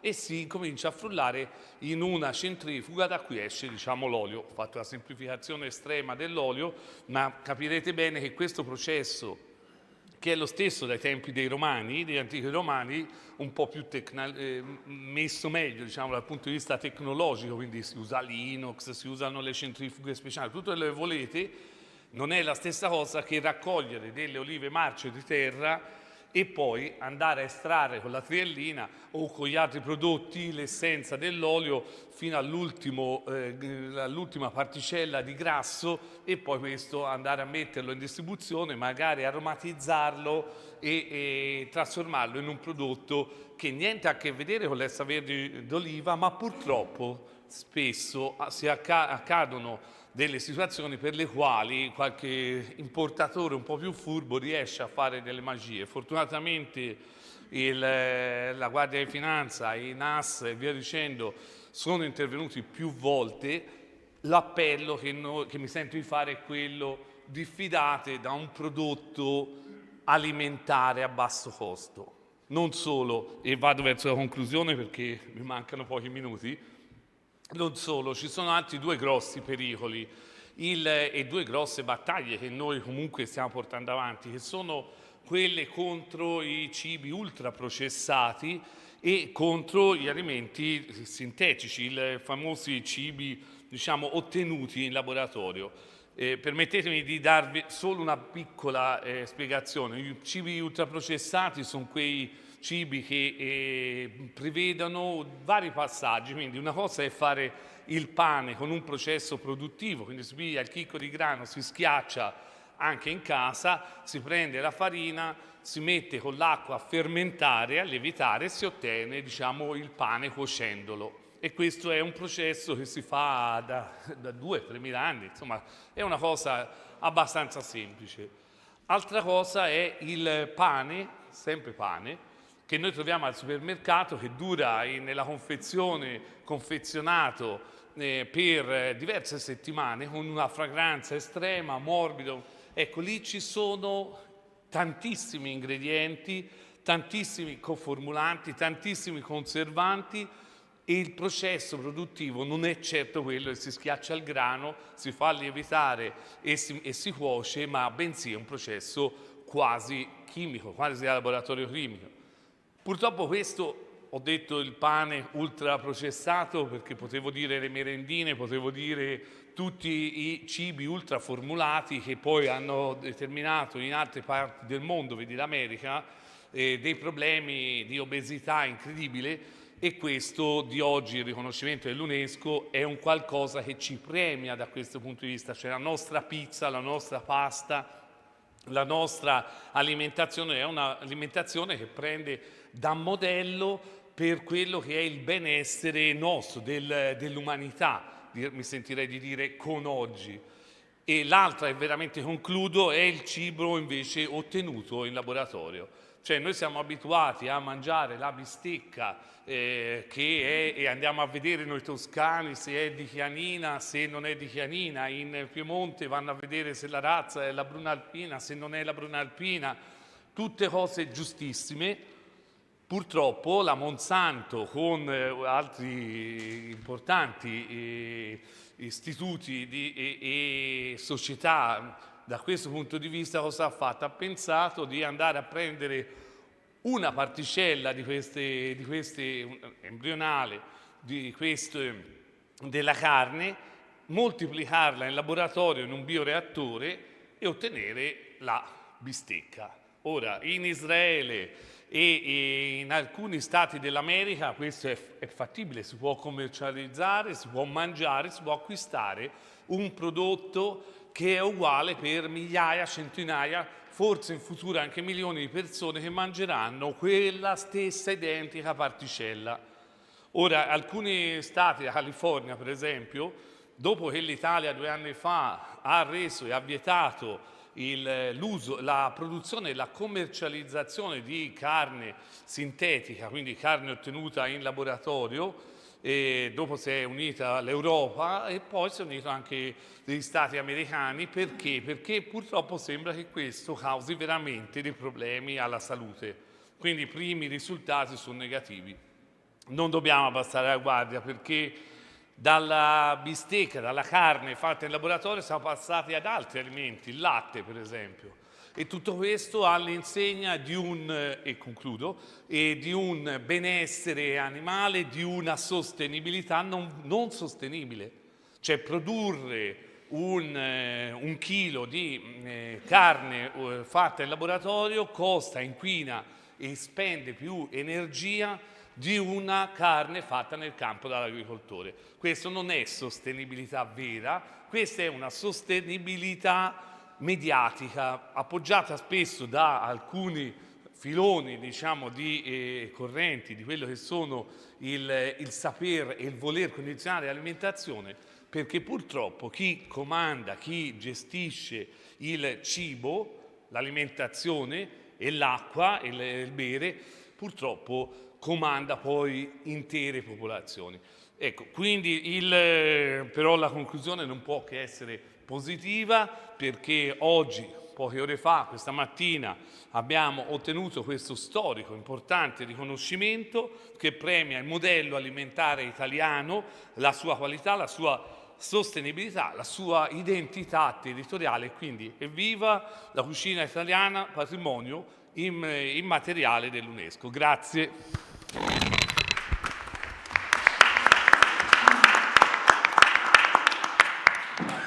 Grazie a Simone Fede Graziani che ci ha descritto in una maniera davvero esauriente qual è il contesto di sostenibilità di una impresa agroalimentare e come si dovrebbe proiettare un'impresa che lavora in questo settore in un futuro prossimo. Devo dire che purtroppo però la sensibilità per i temi della sostenibilità è una sensibilità che è andata scemando ultimamente, perché noi avevamo una importante disciplina regolamentare dell'Unione Europea che aveva originariamente imposto dei vincoli a carico delle imprese che operano anche nel settore agroalimentare, e poi questa disciplina è stata particolarmente annacquata negli ultimi tempi, tant'è che ci sono dei rinvii in ordine alla pratica attuazione della disciplina stessa. Però diciamo la descrizione, qui siamo tra psicologi e tra aspiranti psicologi. Perché è importante la descrizione di questo quadro? Perché effettivamente anche per chi deve operare nella selezione del personale e negli assessment che devono essere fatti finalizzati alla selezione e anche al mantenimento dei posti di lavoro all'interno di questo settore, è importante sposare la filosofia dello sviluppo sostenibile, perché lo sviluppo sostenibile è praticamente il presupposto poi per lavorare bene anche nelle funzioni di selezione e di assessment. Io cederei, seguendo l'ordine alfabetico come previsto dal programma, cederei la parola invece all'avvocato Stefano Iaria, che ci parla, l'avvocato Stefano Iaria, anche dottorando di ricerca in diritto amministrativo, validissimo giovane collega, il quale ci parla invece dei temi della selezione e dell'assessment nella prospettiva dei sistemi di intelligenza artificiale. Prego, Stefano. Grazie mille, buon pomeriggio a tutti. Mi associo anch'io ai ringraziamenti agli organizzatori di questo interessantissimo convegno, quindi alla professoressa Di Fabio, al professor Però, e ringrazio il collega e amico Gaetano Viciconte per la parola e l'opportunità di intervenire in un tema che sono appunto gli aspetti legali relativi alla selezione e all'assessment nell'era dell'intelligenza artificiale. Ora, il tema proposto è di indubbio interesse sia per gli operatori del settore, sia anche per gli studenti che possono essere qui in sala, perché fornisce un po' le linee guida nell'utilizzo dell'intelligenza artificiale sia in ambito lavorativo, sia auspicabilmente anche nell'ambito del percorso di studi. Questo perché l'intelligenza artificiale sostanzialmente non rappresenta solamente un'innovazione tecnologica, ma ha determinato un mutamento radicale nelle modalità di selezione e assessment, modificando i processi decisionali. I vostri genitori, mi riferisco nel caso di specie agli studenti, hanno studiato presumibilmente in università o nelle scuole su dei manuali cartacei su cui ricercavano le informazioni che poi servivano per predisporre progetti, documenti o elaborati. La mia generazione ha lavorato sulle banche dati, quindi andava su internet a cercare le informazioni che servivano per prendere delle decisioni, preparare degli esami, oppure anche appunto elaborare progetti, o nel caso lavorativo anche predisporre pareri, atti, memorie o documenti, nel vostro caso predisporre documenti finalizzati alla valutazione del personale, eccetera. La vostra generazione invece ha qualcosa di ulteriore, ha un sistema, uno strumento che non solo vi fornisce le informazioni che gli chiedete, ma prende le decisioni per voi. E questo è un mutamento di paradigma rilevantissimo, soprattutto nel caso in cui sia necessario prendere delle decisioni particolarmente rilevanti. Ora, l'esempio su cui verterà questo mio intervento è su un datore di lavoro particolare, che è una disciplina particolare, ma che impiega, a seconda se si considera anche le società partecipate pubbliche, dai 4 ai 5 milioni di italiani a livello di pubblica amministrazione, quindi un datore di lavoro che segue delle regole particolari, ma la cui regolamentazione a livello di intelligenza artificiale dovrebbe orientare auspicabilmente anche tutti gli operatori del settore. Ecco, quando si parla di selezione e assessment nell'ambito della pubblica amministrazione, ci riferiamo a procedimenti che influenzano in modo diretto la vita delle persone. Esempi sono l'accesso a un concorso pubblico, la valutazione di un test universitario, l'esito di una procedura di gara, la valutazione delle competenze professionali, oppure la misurazione di impatti ambientali e sociali nelle politiche di sostenibilità, quindi grandi opere. Qui a Firenze potremmo prendere ad esempio la tranvia, ma a livello allargato potremmo prendere ad esempio la vexata questio del ponte sullo Stretto. Ecco, tutte queste decisioni sono oggi influenzate o influenzabili dall'utilizzo dell'intelligenza artificiale. Intelligenza artificiale che il diritto tenta di regolare e tuttavia, dato ahimè nota lentezza, ahimè, della fonte normativa nel tenere dietro allo sviluppo tecnologico, la tendenza è quella di cercare di definire dei confini entro i quali la tecnologia può essere utilizzata, quindi definire la tecnologia come strumento e cercare di regolarla. Un esempio, tuttavia, di questa problematica è data da un regolamento europeo che probabilmente molti di voi conoscono, che è il General Data Protection Regulation, ovvero GDPR, è sostanzialmente la normativa che determina ogni volta che aprite un sito internet la necessità di cliccare su quel banner che appare, che vi dice dichiari di aver preso visione dell'informativa articolo 13, oppure quando vi iscrivete in palestra, quando chiedete di svolgere degli accertamenti medici. In tutti questi casi il trattamento dei vostri dati è regolato da questa normativa. Ecco, questa normativa prevede, articolo 22, che sostanzialmente le persone hanno diritto a non essere sottoposte a decisioni unicamente automatizzate, quindi decisioni, valutazioni dell'intelligenza artificiale, quando queste producono effetti giuridici significativi, quindi l'assunzione o meno del candidato. Quindi questo regolamento sembrerebbe impedire ai selezionatori di appaltare integralmente la valutazione del candidato all'intelligenza artificiale, se non che viene poi prevista la possibilità per il candidato di dare il proprio consenso al trattamento dei dati in maniera automatizzata, quindi, e di conseguenza il candidato, iscrivendosi al concorso, potrebbe dare il suo consenso al trattamento dei propri dati e la sua valutazione tramite intelligenza artificiale.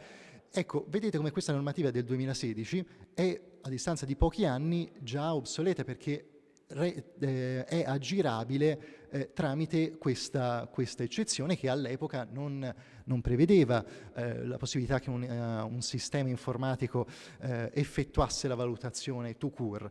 È intervenuto successivamente una nuova regolamentazione, che è l'IAAP, a livello sempre europeo, che inquadra i sistemi di intelligenza artificiale utilizzati nei processi di selezione e valutazione in una categoria di sistemi ad alto rischio, e quindi questo prevede degli obblighi stringenti per tutti gli operatori, quindi anche nel vostro caso quando vi troverete a selezionare o a valutare, di valutare la qualità dei dati che immettete nel sistema, la trasparenza algoritmica, quindi il ragionamento che l'intelligenza svolge per arrivare al risultato, che deve essere quindi valutabile, la tracciabilità, la documentazione tecnica completa e ovviamente un intervento umano a livello di controllo del processo decisionale, quindi la decisione deve spettare comunque al soggetto umano.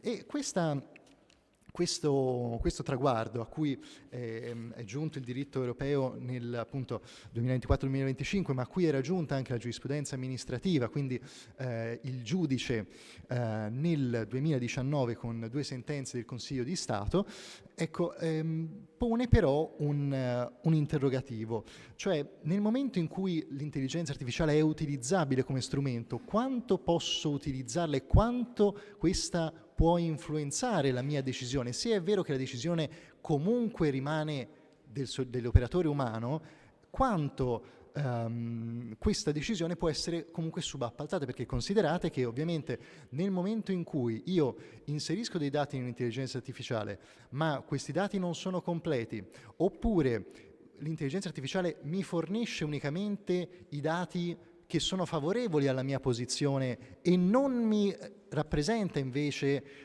quali possono essere le problematiche dietro una decisione in un senso o nell'altro, voi capite come io ho utilizzato uno strumento che è il non plus ultra della tecnologia, che però mi ha condotto a un risultato sbagliato. Quindi voi capite come la sfida non è tecnologica, nell'avere il sistema di intelligenza artificiale più efficiente da utilizzare, ma metodologica, quindi non capire se l'intelligenza artificiale possa supportare decisioni, perché può farlo e può svolgere ricerche e operazioni meglio in alcuni casi di alcuni operatori, quindi spesso meglio dell'elemento umano, però il ruolo dell'operatore è assicurarsi che questa attività di ricerca venga svolta entro un quadro che garantisca però equità, verificabilità e rispetto dei diritti fondamentali.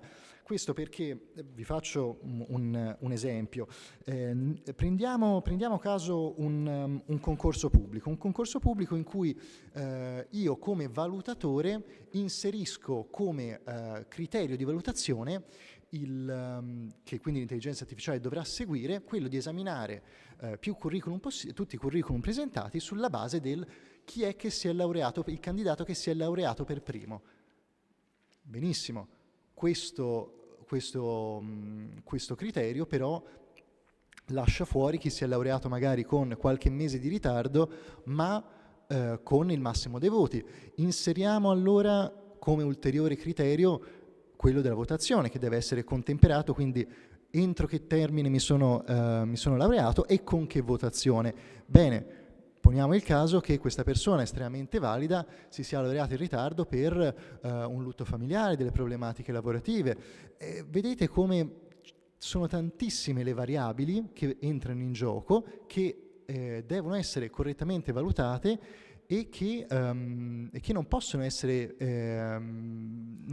subappaltate integralmente all'intelligenza artificiale. Un altro caso, un'impresa pubblica che si presenta da voi per un concorso pubblico, tutte le carte sono formalmente in regola, ma a livello di informazioni ulteriori che non sono riportate sul web, voi sapete che quell'impresa in realtà non è affidabile, venite a conoscenza del fatto che quell'impresa non è affidabile e quindi si rendono necessarie ulteriori verifiche, e questo dato però sul web l'intelligenza artificiale non ce l'ha, non lo può avere. Quindi voi capite come l'intervento dell'operatore umano è importantissimo, sia nel verificare i dati, sia nell'accertarsi che i dati siano esatti. Questo perché quando ai miei tempi, ormai posso dire ai miei tempi, si utilizzavano le banche dati, noi si sapeva che tutto ciò che c'era nelle banche dati erano delle sentenze, degli articoli esistenti. E nel momento in cui diamo un prompt a un'intelligenza artificiale non sappiamo dove ha pescato, cosa ha pescato, glielo possiamo chiedere, però comunque rimangono dei bias a livello di inserimento dei dati che sono importantissimi. Ulteriori due profili, poi mi avvio alla conclusione, anzi chiedo ovviamente al Presidente di fermarmi in qualunque momento qualora stessi un po' sforando. Due profili, la trasparenza. Io nel momento in cui effettuo una valutazione devo essere in grado di motivare perché ho preso quella decisione e non posso appaltare integralmente questa decisione all'intelligenza artificiale dicendo mi è stato detto così. E questo perché ovviamente vi è un onere del decisore pubblico comunque di giustificare la propria decisione di fronte sia a colui che al candidato sia alla collettività. Vi sono poi ulteriori profili relativi alla responsabilità, quindi rimane e deve rimanere una responsabilità in capo a chi decide, che quindi deve assumersi la responsabilità di tale decisione, e questo vale sia ovviamente nel caso di attività cosiddetta vincolata, in cui c'è un automatismo, presentazione documento, provvedimento, favorevole o non favorevole, presentazione di un curriculum con determinati requisiti, assunzione o non assunzione, sia soprattutto nel caso invece di un'attività discrezionale, un'attività amministrativa complessa in cui è necessario valutare una pluralità di fattori che appunto non necessariamente sono tutti presenti e valutabili dall'intelligenza artificiale. Per gli operatori del settore mi limito a segnalare due sentenze, sono 2200 8270 e l'8472 del 2019, mentre invece più recentemente una sentenza del Consiglio di Stato, che è la 4929 del 2025 sul tema, che dimostrano come questa tematica sia particolarmente attuale, anche perché, e qui mi avvio alla conclusione, nel momento in cui al decisore pubblico è richiesto di motivare come mai è giunto a quella conclusione e ci si avvale dell'intelligenza artificiale, bisognerebbe produrre il codice sorgente che consenta di capire il ragionamento che ha seguito l'intelligenza artificiale, se non che quei codici sorgenti sono il risultato di investimenti, studi di miliardi di dollari e quindi sono segretati o in altri casi, anche se forniti, non sono esaminabili, perché tale è la complessità che è impossibile effettivamente comprendere il ragionamento seguito dal sistema automatizzato. Quindi voi capite come individuare la sottile linea che già appunto nel 2019 era stata tracciata tra il quo modo, tra l'AN, cioè se utilizzare l'intelligenza artificiale, e qui la risposta è sì, e il quo modo, che è il come utilizzarla, sia tutt'oggi attuale.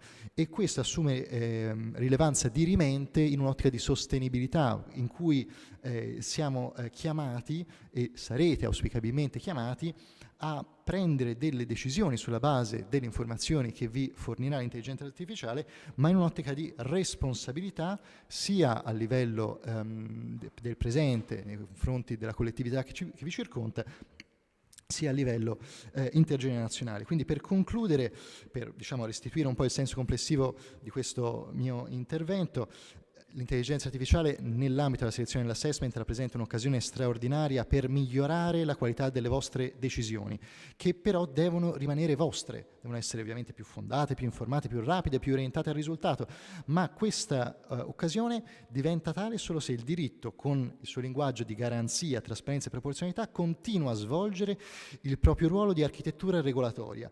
Quindi non è, come a volte viene detto, un freno all'innovazione il diritto, ma è la condizione affinché l'innovazione diventi un bene pubblico, strumento di equità e non di disparità, fattore di sostenibilità, non di opacità, ed è in questo equilibrio profondamente giuridico e al tempo stesso umano che si gioca la vera sfida dell'intelligenza artificiale nel nostro tempo. Grazie per l'attenzione.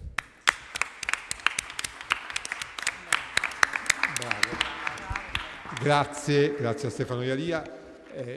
Ci ha dato il senso della complessità giuridica in cui i sistemi di intelligenza artificiale sono destinati ad operare. E soprattutto colgo uno spunto importante anche per trasmettere un messaggio agli studenti che dovranno operare quali psicologi del lavoro poi in questo complesso sistema di riferimento. Come ricordava Stefano Iaria, l'AI Act, cioè il regolamento dell'Unione Europea sull'intelligenza artificiale, prevede i sistemi per la gestione del personale e quindi i sistemi che possono essere utilizzati anche per le selezioni e per la valutazione del personale come sistemi ad alto rischio. Sono sistemi ad alto rischio perché l'utilizzazione di questi sistemi è governata da una serie di regole molto stringenti. Ne ricordo due che sicuramente devono caratterizzare l'attività dello psicologo del lavoro. Il primo è il divieto assoluto di utilizzare sistemi che possano rilevare i comportamenti emotivi dei lavoratori o degli aspiranti lavoratori quando si fa una selezione per l'accesso a determinate funzioni. E poi il cosiddetto divieto di social scoring, cioè il divieto di social scoring è il divieto di valutare i soggetti interessati alla selezione attraverso i comportamenti. Questo è un divieto assoluto che impedisce di fatto l'utilizzazione dei sistemi di intelligenza artificiale per finalità come quelle che ho appena descritto. E vale non soltanto per i produttori dei sistemi di intelligenza artificiale, ma vale anche per gli utilizzatori, per i cosiddetti deployers, perché l'utilizzazione è punita, l'utilizzazione illecita è punita al pari della creazione illecita di sistemi che violano queste regole. Ora invece passo la parola all'architetta Monica Marini, che è capo di gabinetto della sindaca del Comune di Firenze e ci descriverà un po' il sistema comunale, che è un sistema di privilegiato, perché il Comune di Firenze ha una visione, diciamo, prospettica anche su questi temi, nella selezione, nella valutazione del personale, in funzione anche dell'utilizzo dei sistemi di intelligenza artificiale. Prego, Monica. Ma intanto anch'io voglio ringraziare la professoressa Di Fabio e Gaetano, insomma, per questo invito e per questa occasione. È un piacere davvero essere qua e provo a raccontarvi qualcosa, a darvi un po' un contributo rispetto a quello che è l'oggetto di questo convegno, di questa iniziativa. Ma il mio ruolo è un ruolo, diciamo, che sta un po' nel mezzo, no? È un ruolo che fa da cerniera tra la parte politica e la parte, diciamo, tecnica, amministrativa. La parte politica è la Giunta come organo esecutivo, il Consiglio come, diciamo, indirizzo politico e controllo, con funzione di indirizzo politico e controllo, e sono, diciamo, i soggetti individuati per mettere in atto appunto le politiche e ciò che è la visione della città che si vuole realizzare. Tutto nasce da un programma di partenza con cui chi si candida a fare il sindaco di una città esprime qual è la propria visione e da lì appunto diciamo inizia un percorso. Questo percorso deve tenere insieme le due cose, come dicevo prima. Il mio ruolo sta un po' nel mezzo ed è proprio un ruolo che nasce per facilitare e rafforzare questo dialogo tra appunto ciò che il luogo delle decisioni, il luogo delle scelte, il luogo appunto prettamente dedicato alla politica, che è l'organo esecutivo e l'organo di indirizzo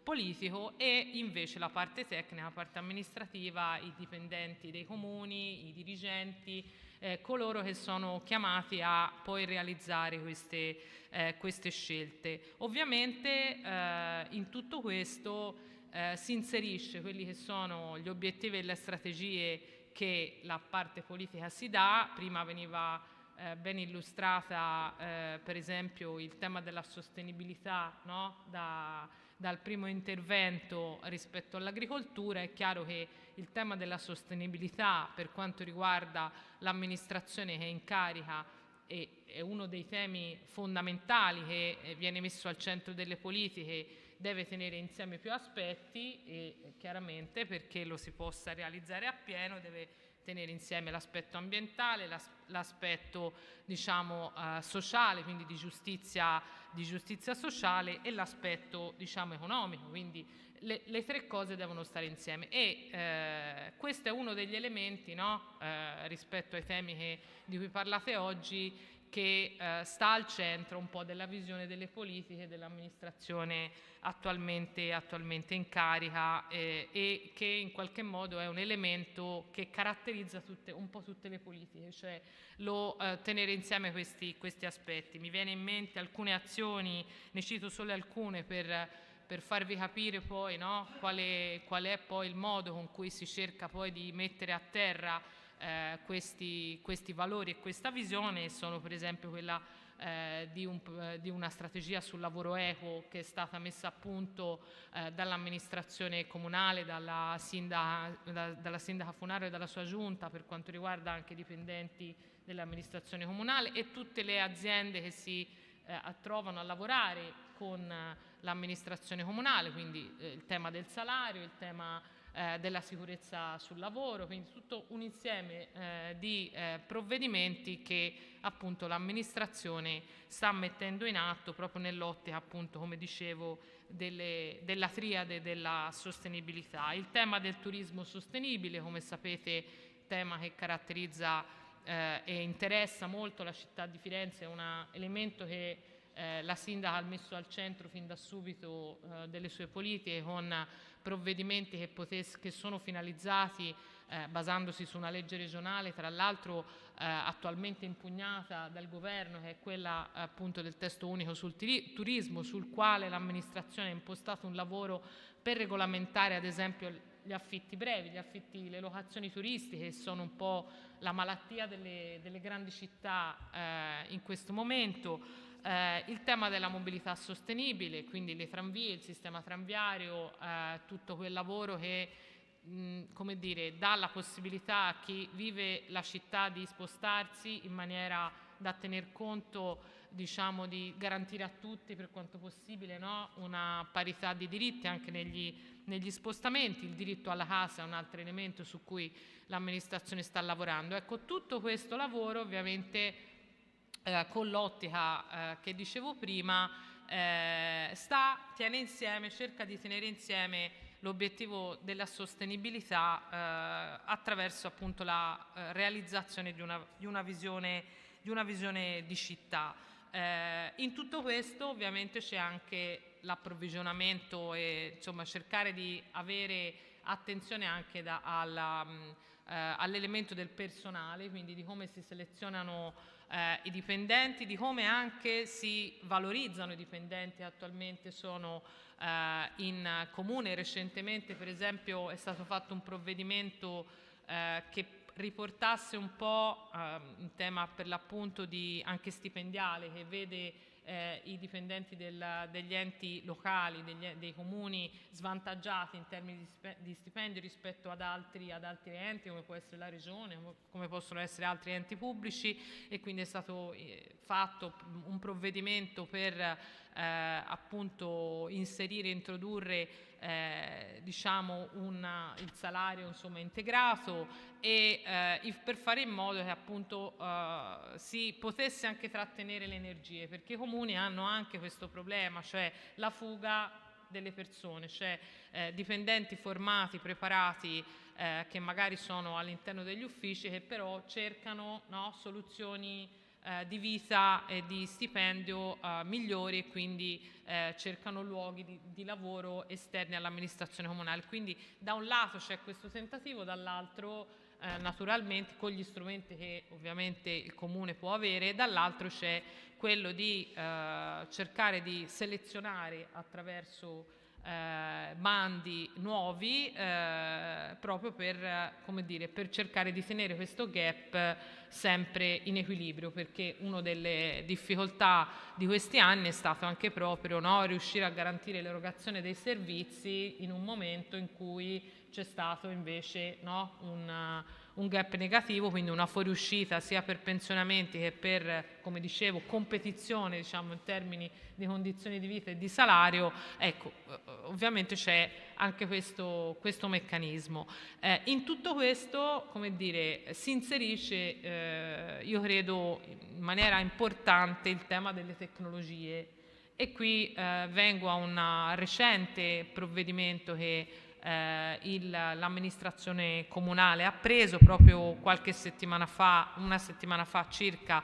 È stato approvato il primo piano per Firenze, un piano strategico per l'intelligenza artificiale proprio per il comune di Firenze. Credo sia uno dei primi comuni in Italia che ha messo a punto un piano di questo tipo, che è stato presentato proprio perché la volontà è quella di provare a inserire questo elemento all'interno appunto della gestione dell'amministrazione comunale da tutti i punti di vista, per cercare di guidarlo questo cambiamento e non di subirlo. Ho trovato molto interessante l'intervento dell'avvocato Iaria, perché sono temi su cui ci siamo interrogati e ci continueremo a interrogare rispetto all'approccio con appunto l'intelligenza artificiale e questo tipo di tecnologia, perché credo davvero che il diritto su questo ci tutela, ci può salvaguardare, ed è interessante e importante che questo sia sempre al passo con l'avvento e la diffusione di queste tecnologie. Appunto, infatti, questo primo piano, come dicevo, che è stato approvato circa una settimana fa, prova ad adottare l'intelligenza artificiale in maniera che si possa fare il più possibile un uso responsabile e sicuro secondo appunto la IAAP e la CT e le linee guida internazionali. E in che cosa viene impiegato questo sistema? Intanto sono state individuate 4 aree strategiche per l'applicazione di questo piano strategico. Il primo punto è quello di puntare al miglioramento dell'efficienza operativa. È un ambito che riguarda sostanzialmente da un lato la gestione documentale, quindi tutti i protocolli, le PEC, le classificazioni che saranno affidate appunto a sistemi di intelligenza artificiale che riescono con maggiore facilità a categorizzare, a smistare i documenti, però sempre sotto il controllo dell'uomo, sempre sotto il controllo degli uffici competenti. Questo è fondamentale, ecco, ribadirlo, che appunto sorveglia, monitora e tiene in mano, ecco, la situazione. In questo modo però con questo tipo di tecnologie è chiaro che magari si riescono a fare molte più cose, no? Quindi aggregare i dati, cercare di averli tutti presenti. La stessa cosa è relativa per esempio anche alla produzione documentale, per esempio, che è più che altro dedicata a quei testi, a quelle produzioni ripetitive, e quindi per cercare anche di salvaguardare dal punto di vista della qualità del lavoro quelle azioni che spesso poi diventano, come dire, quasi un problema per chi le deve svolgere, e ovviamente, ripeto, sempre nell'ottica di un controllo e una supervisione umana. E qui vengo alla parte un po' più legata al rapporto tra la politica, le decisioni, la capacità e gli strumenti per poter prendere le decisioni, e le tecnologie, quello che le tecnologie ci offrono, perché appunto attraverso l'utilizzo del digital twin abbiamo la possibilità in qualche modo, no, di avere delle simulazioni degli scenari, di ciò che può accadere, di quali sono le conseguenze urbanistiche, ambientali.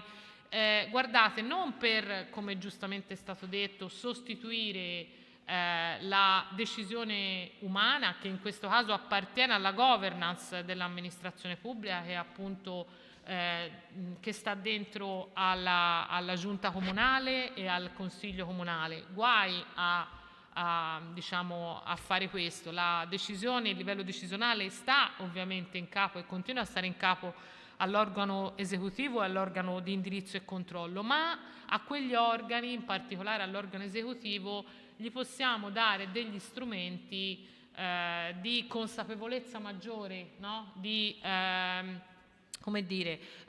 possibilità maggiore di poter vedere quali sono gli scenari, le conseguenze, di prendere una decisione piuttosto che un'altra, di fare una scelta piuttosto che un'altra, nei confronti per esempio delle ricadute sui cittadini e sulle cittadine, nelle ricadute a breve termine e a lungo termine. Quindi dare la possibilità, attraverso questi strumenti simulativi, di poter anche fare appunto una pianificazione strategica sicuramente più consapevole, più fondata su elementi, passatemi il termine, scientifici, no? In un certo senso. Ovviamente questo ci aiuta anche a raccontare e a spiegare, perché poi c'è il tema di che sta al centro del lavoro delle amministrazioni pubbliche, in particolare del lavoro sia del Consiglio Comunale come organo di indirizzo politico, sia anche della Giunta come organo invece esecutivo, che è quello di tenere il rapporto stretto con i cittadini, le cittadine, con chi vive la città. Quindi il tema dei temi, no? Come si fa a far partecipare alle scelte, come si fa ad avere, come dire, questo continuo connessione, tra chi prende le decisioni e chi vive la città. Ecco, io credo, ovviamente questo è qualcosa che appartiene al modo, anche alla sensibilità di ciascun amministratore, di come fa politica, di come riesce poi a svolgere il proprio ruolo, ma credo che anche su questo tema come dire, gli strumenti dell'intelligenza artificiale possano dare, come dire, ancora più opportunità di entrare in connessione. Mi viene in mente con lo SPID si potrebbe fare in pochi secondi un sondaggio su se piace una scelta piuttosto che un'altra. Mi viene in mente come appunto quei modelli che citavo prima, che prodotti appunto sugli scenari futuri, possono aiutare a comprendere i cittadini e le cittadine quali sono gli sviluppi, le conseguenze, e quindi a prendere anche una decisione e a poter facilitare, diciamo, che la comunicazione e la partecipazione. Ecco, tutto questo ovviamente con step di controllo semestrali, quindi semestralmente nell'ottica che ben descriveva l'avvocato prima, e nel rispetto di tutti quegli aspetti legali e normativi che devono essere garantiti, quindi controllo semestrale, controllo annuale con la revisione del piano. Ecco, però crediamo che questo sia un tema importante e sia importante governarlo. Termino con una constatazione, ovviamente lo avete già stato detto, che è la cosa che dobbiamo tenere presente bene, che l'intelligenza artificiale non è neutra, riflette sempre chi la progetta, chi la allena e quali dati utilizza. Mi viene in mente un convegno di qualche settimana fa a cui ha partecipato anche la sindaca, che parlava del mondo femminile, della parità di genere, appunto descriveva bene come per esempio spesso oggi le intelligenze artificiali non tengono in conto di un pezzo di mondo che è quello femminile, e quindi questo rischio di avere uno strumento che in qualche modo è incompleto. Ecco. Però io credo davvero che tutto questo sia importante affrontarlo con consapevolezza, con attenzione, con norme che devono in maniera, come dire, più possibile aggiornata tutelarci, che ci debbano garantire l'etica di questi strumenti, soprattutto per gli enti pubblici. Questo è fondamentale, e credo che tutto questo poi debba essere accompagnato, e in questo le città hanno sicuramente un ruolo importante, debba essere accompagnato da un'educazione digitale diffusa, sia per chi in qualche modo utilizza quegli strumenti per lavorare, sia per chi, i cittadini e le cittadine, invece, come dire, li utilizzano per fruire delle risposte.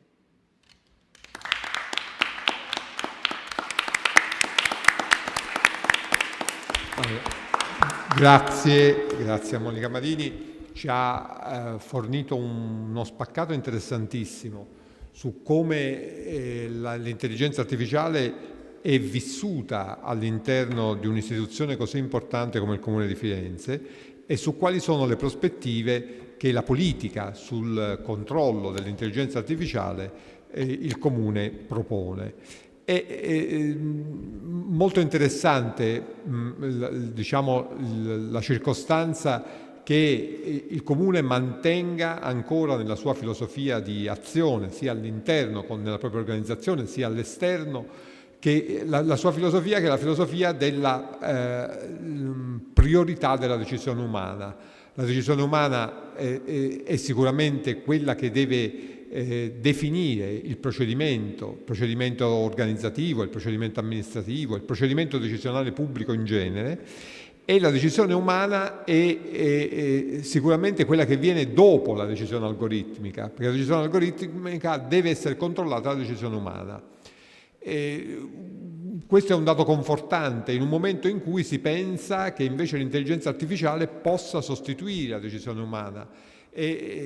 Abbiamo letto tutti sui giornali che la nuova ministra delle infrastrutture dell'Albania si chiama Diella e non esiste nella realtà, perché è una creazione dell'intelligenza artificiale.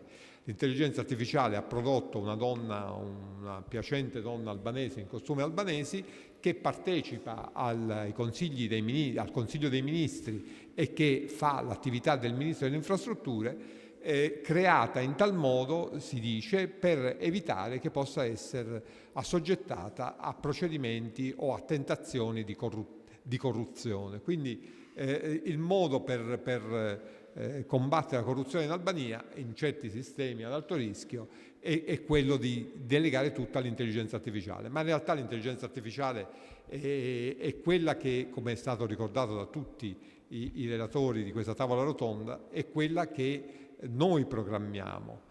Cioè c'è diciamo un sintagma anglosassone molto efficace. L'intelligenza artificiale è sostanzialmente quello che è la qualità dei dati, e si dice garbage in, garbage out, cioè se mettiamo spazzatura all'interno avremo spazzatura che ci ritorna quando interroghiamo i sistemi di intelligenza artificiale.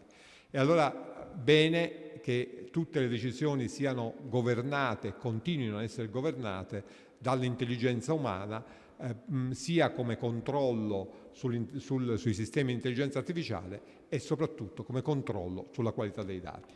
Io a questo punto restituisco la parola alla professoressa Di Fabio per le conclusioni.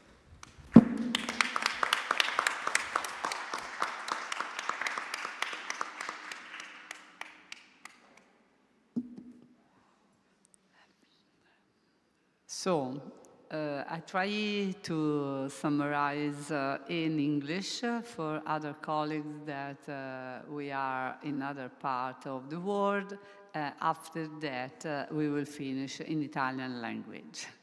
I mean, when Avvocato Viciconte and colleagues or people invited by the Avvocato Viciconte are participating in our one-day conferences. This is like an habit here. I honestly have to say that something magic happens because the level of the contribution, the ability to connect different perspectives with the same aim to advance the reflection for the benefit of everyone is really amazing. So thank you very much from the bottom of my heart, and to all the participants, thank you, Monica. Thank you, Stefano. Thank you also to Simone, that was really late. It was supposed that he could go away, but he was interested, so he told me, no, I will be until the moment of the roundtable finishing, and so thank you also to him, because his participation is always very important. For our students too, what I could underline that it's important from my point of view to maintain this direction, being able to listen to different perspectives, interested in listening, because the quality of data, the garbage in and the garbage out, is a very nice metaphor that we can use also in this case.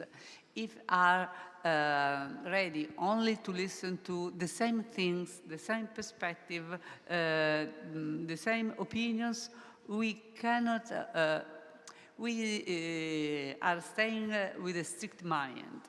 No, this is the challenges for our world, and our also personal development are so cogent, so impressive in a negative way, not impressive in a positive way.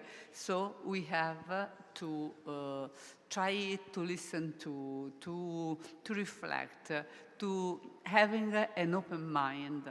And I think that this one-day conference, thanks to the wonderful work all the colleagues this morning have done, and thanks to the reflection during the first round table, and with the help of this amazing and final second round table, many of us that are here know that I have a special interest in the law perspective, as well as in the architecture perspective. I collaborated with many of these professions because I find this opening so interesting, and I hope that we succeeded in giving you an opportunity to stay tuned in an open mind perspective. Thank you very much once more, but it's not finished because we have to listen to one of the most interesting opportunity that it comes at the end of each one-day international conference or two-day international conference. So we are used to have this squash of opening mind perspective. Professor Jose Maria Pero, Jose Maria, please, it's up to you because we are full of desire of listening to you and your conclusion.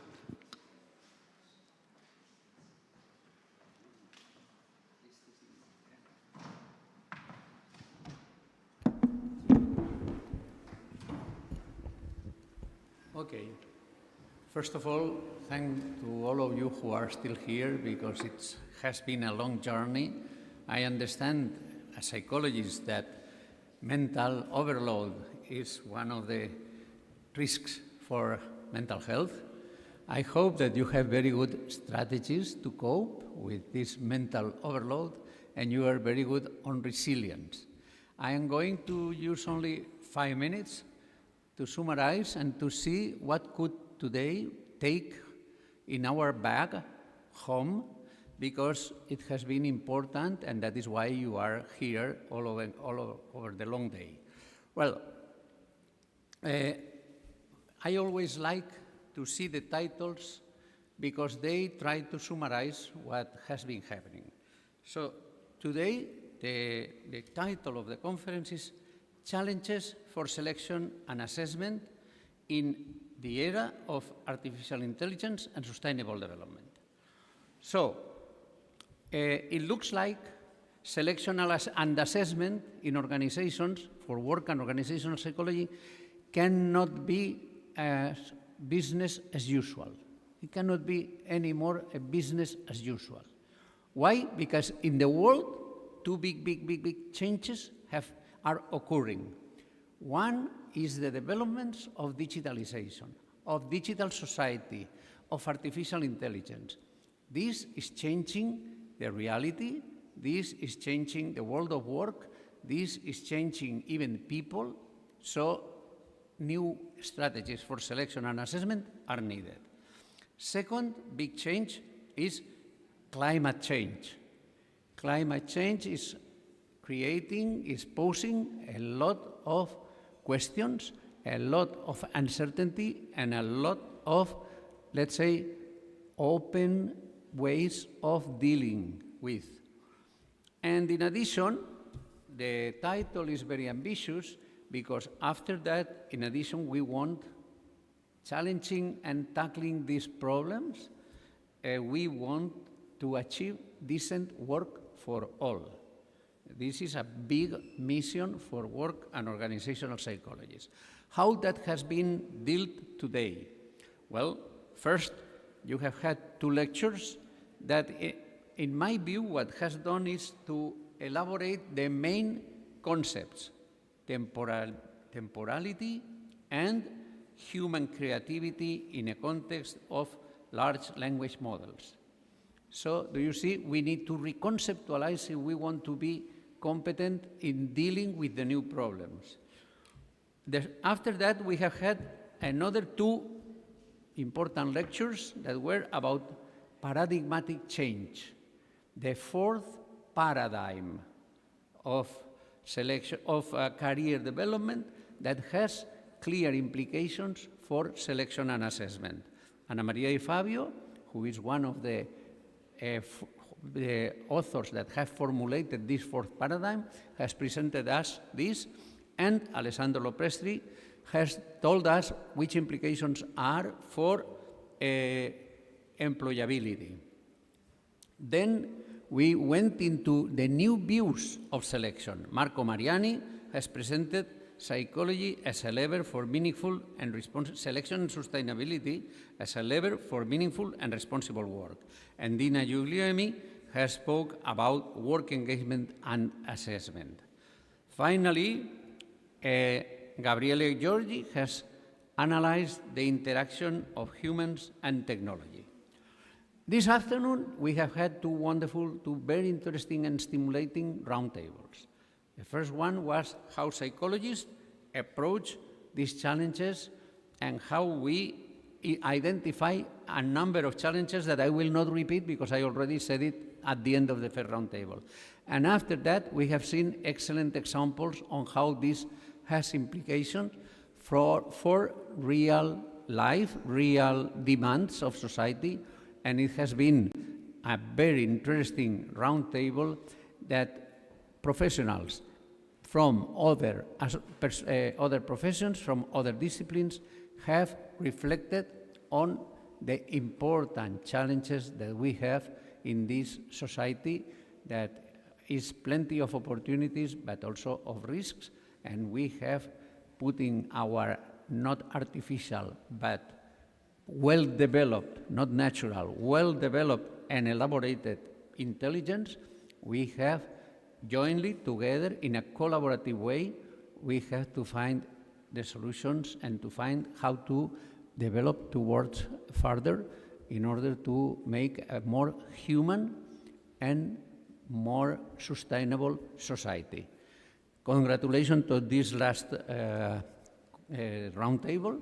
I always joke because the table is not round, it's linear, but in any case, the ideas were very well rounded and very well useful for us, and thank you for all. Thank you.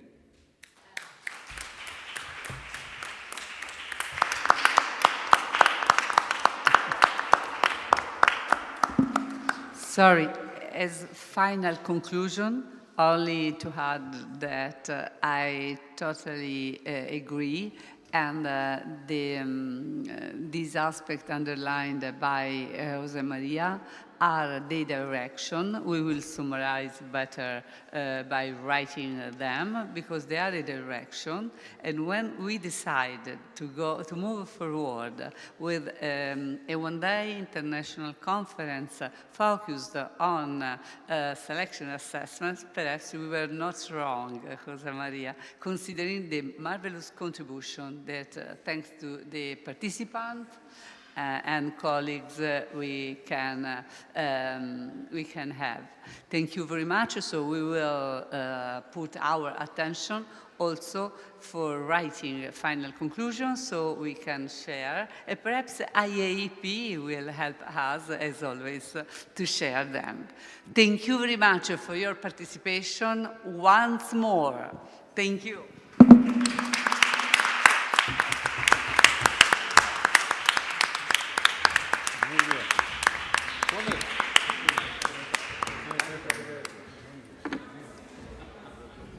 Allora, bravissimi, cioè avete finito, avete arricchito questa giornata.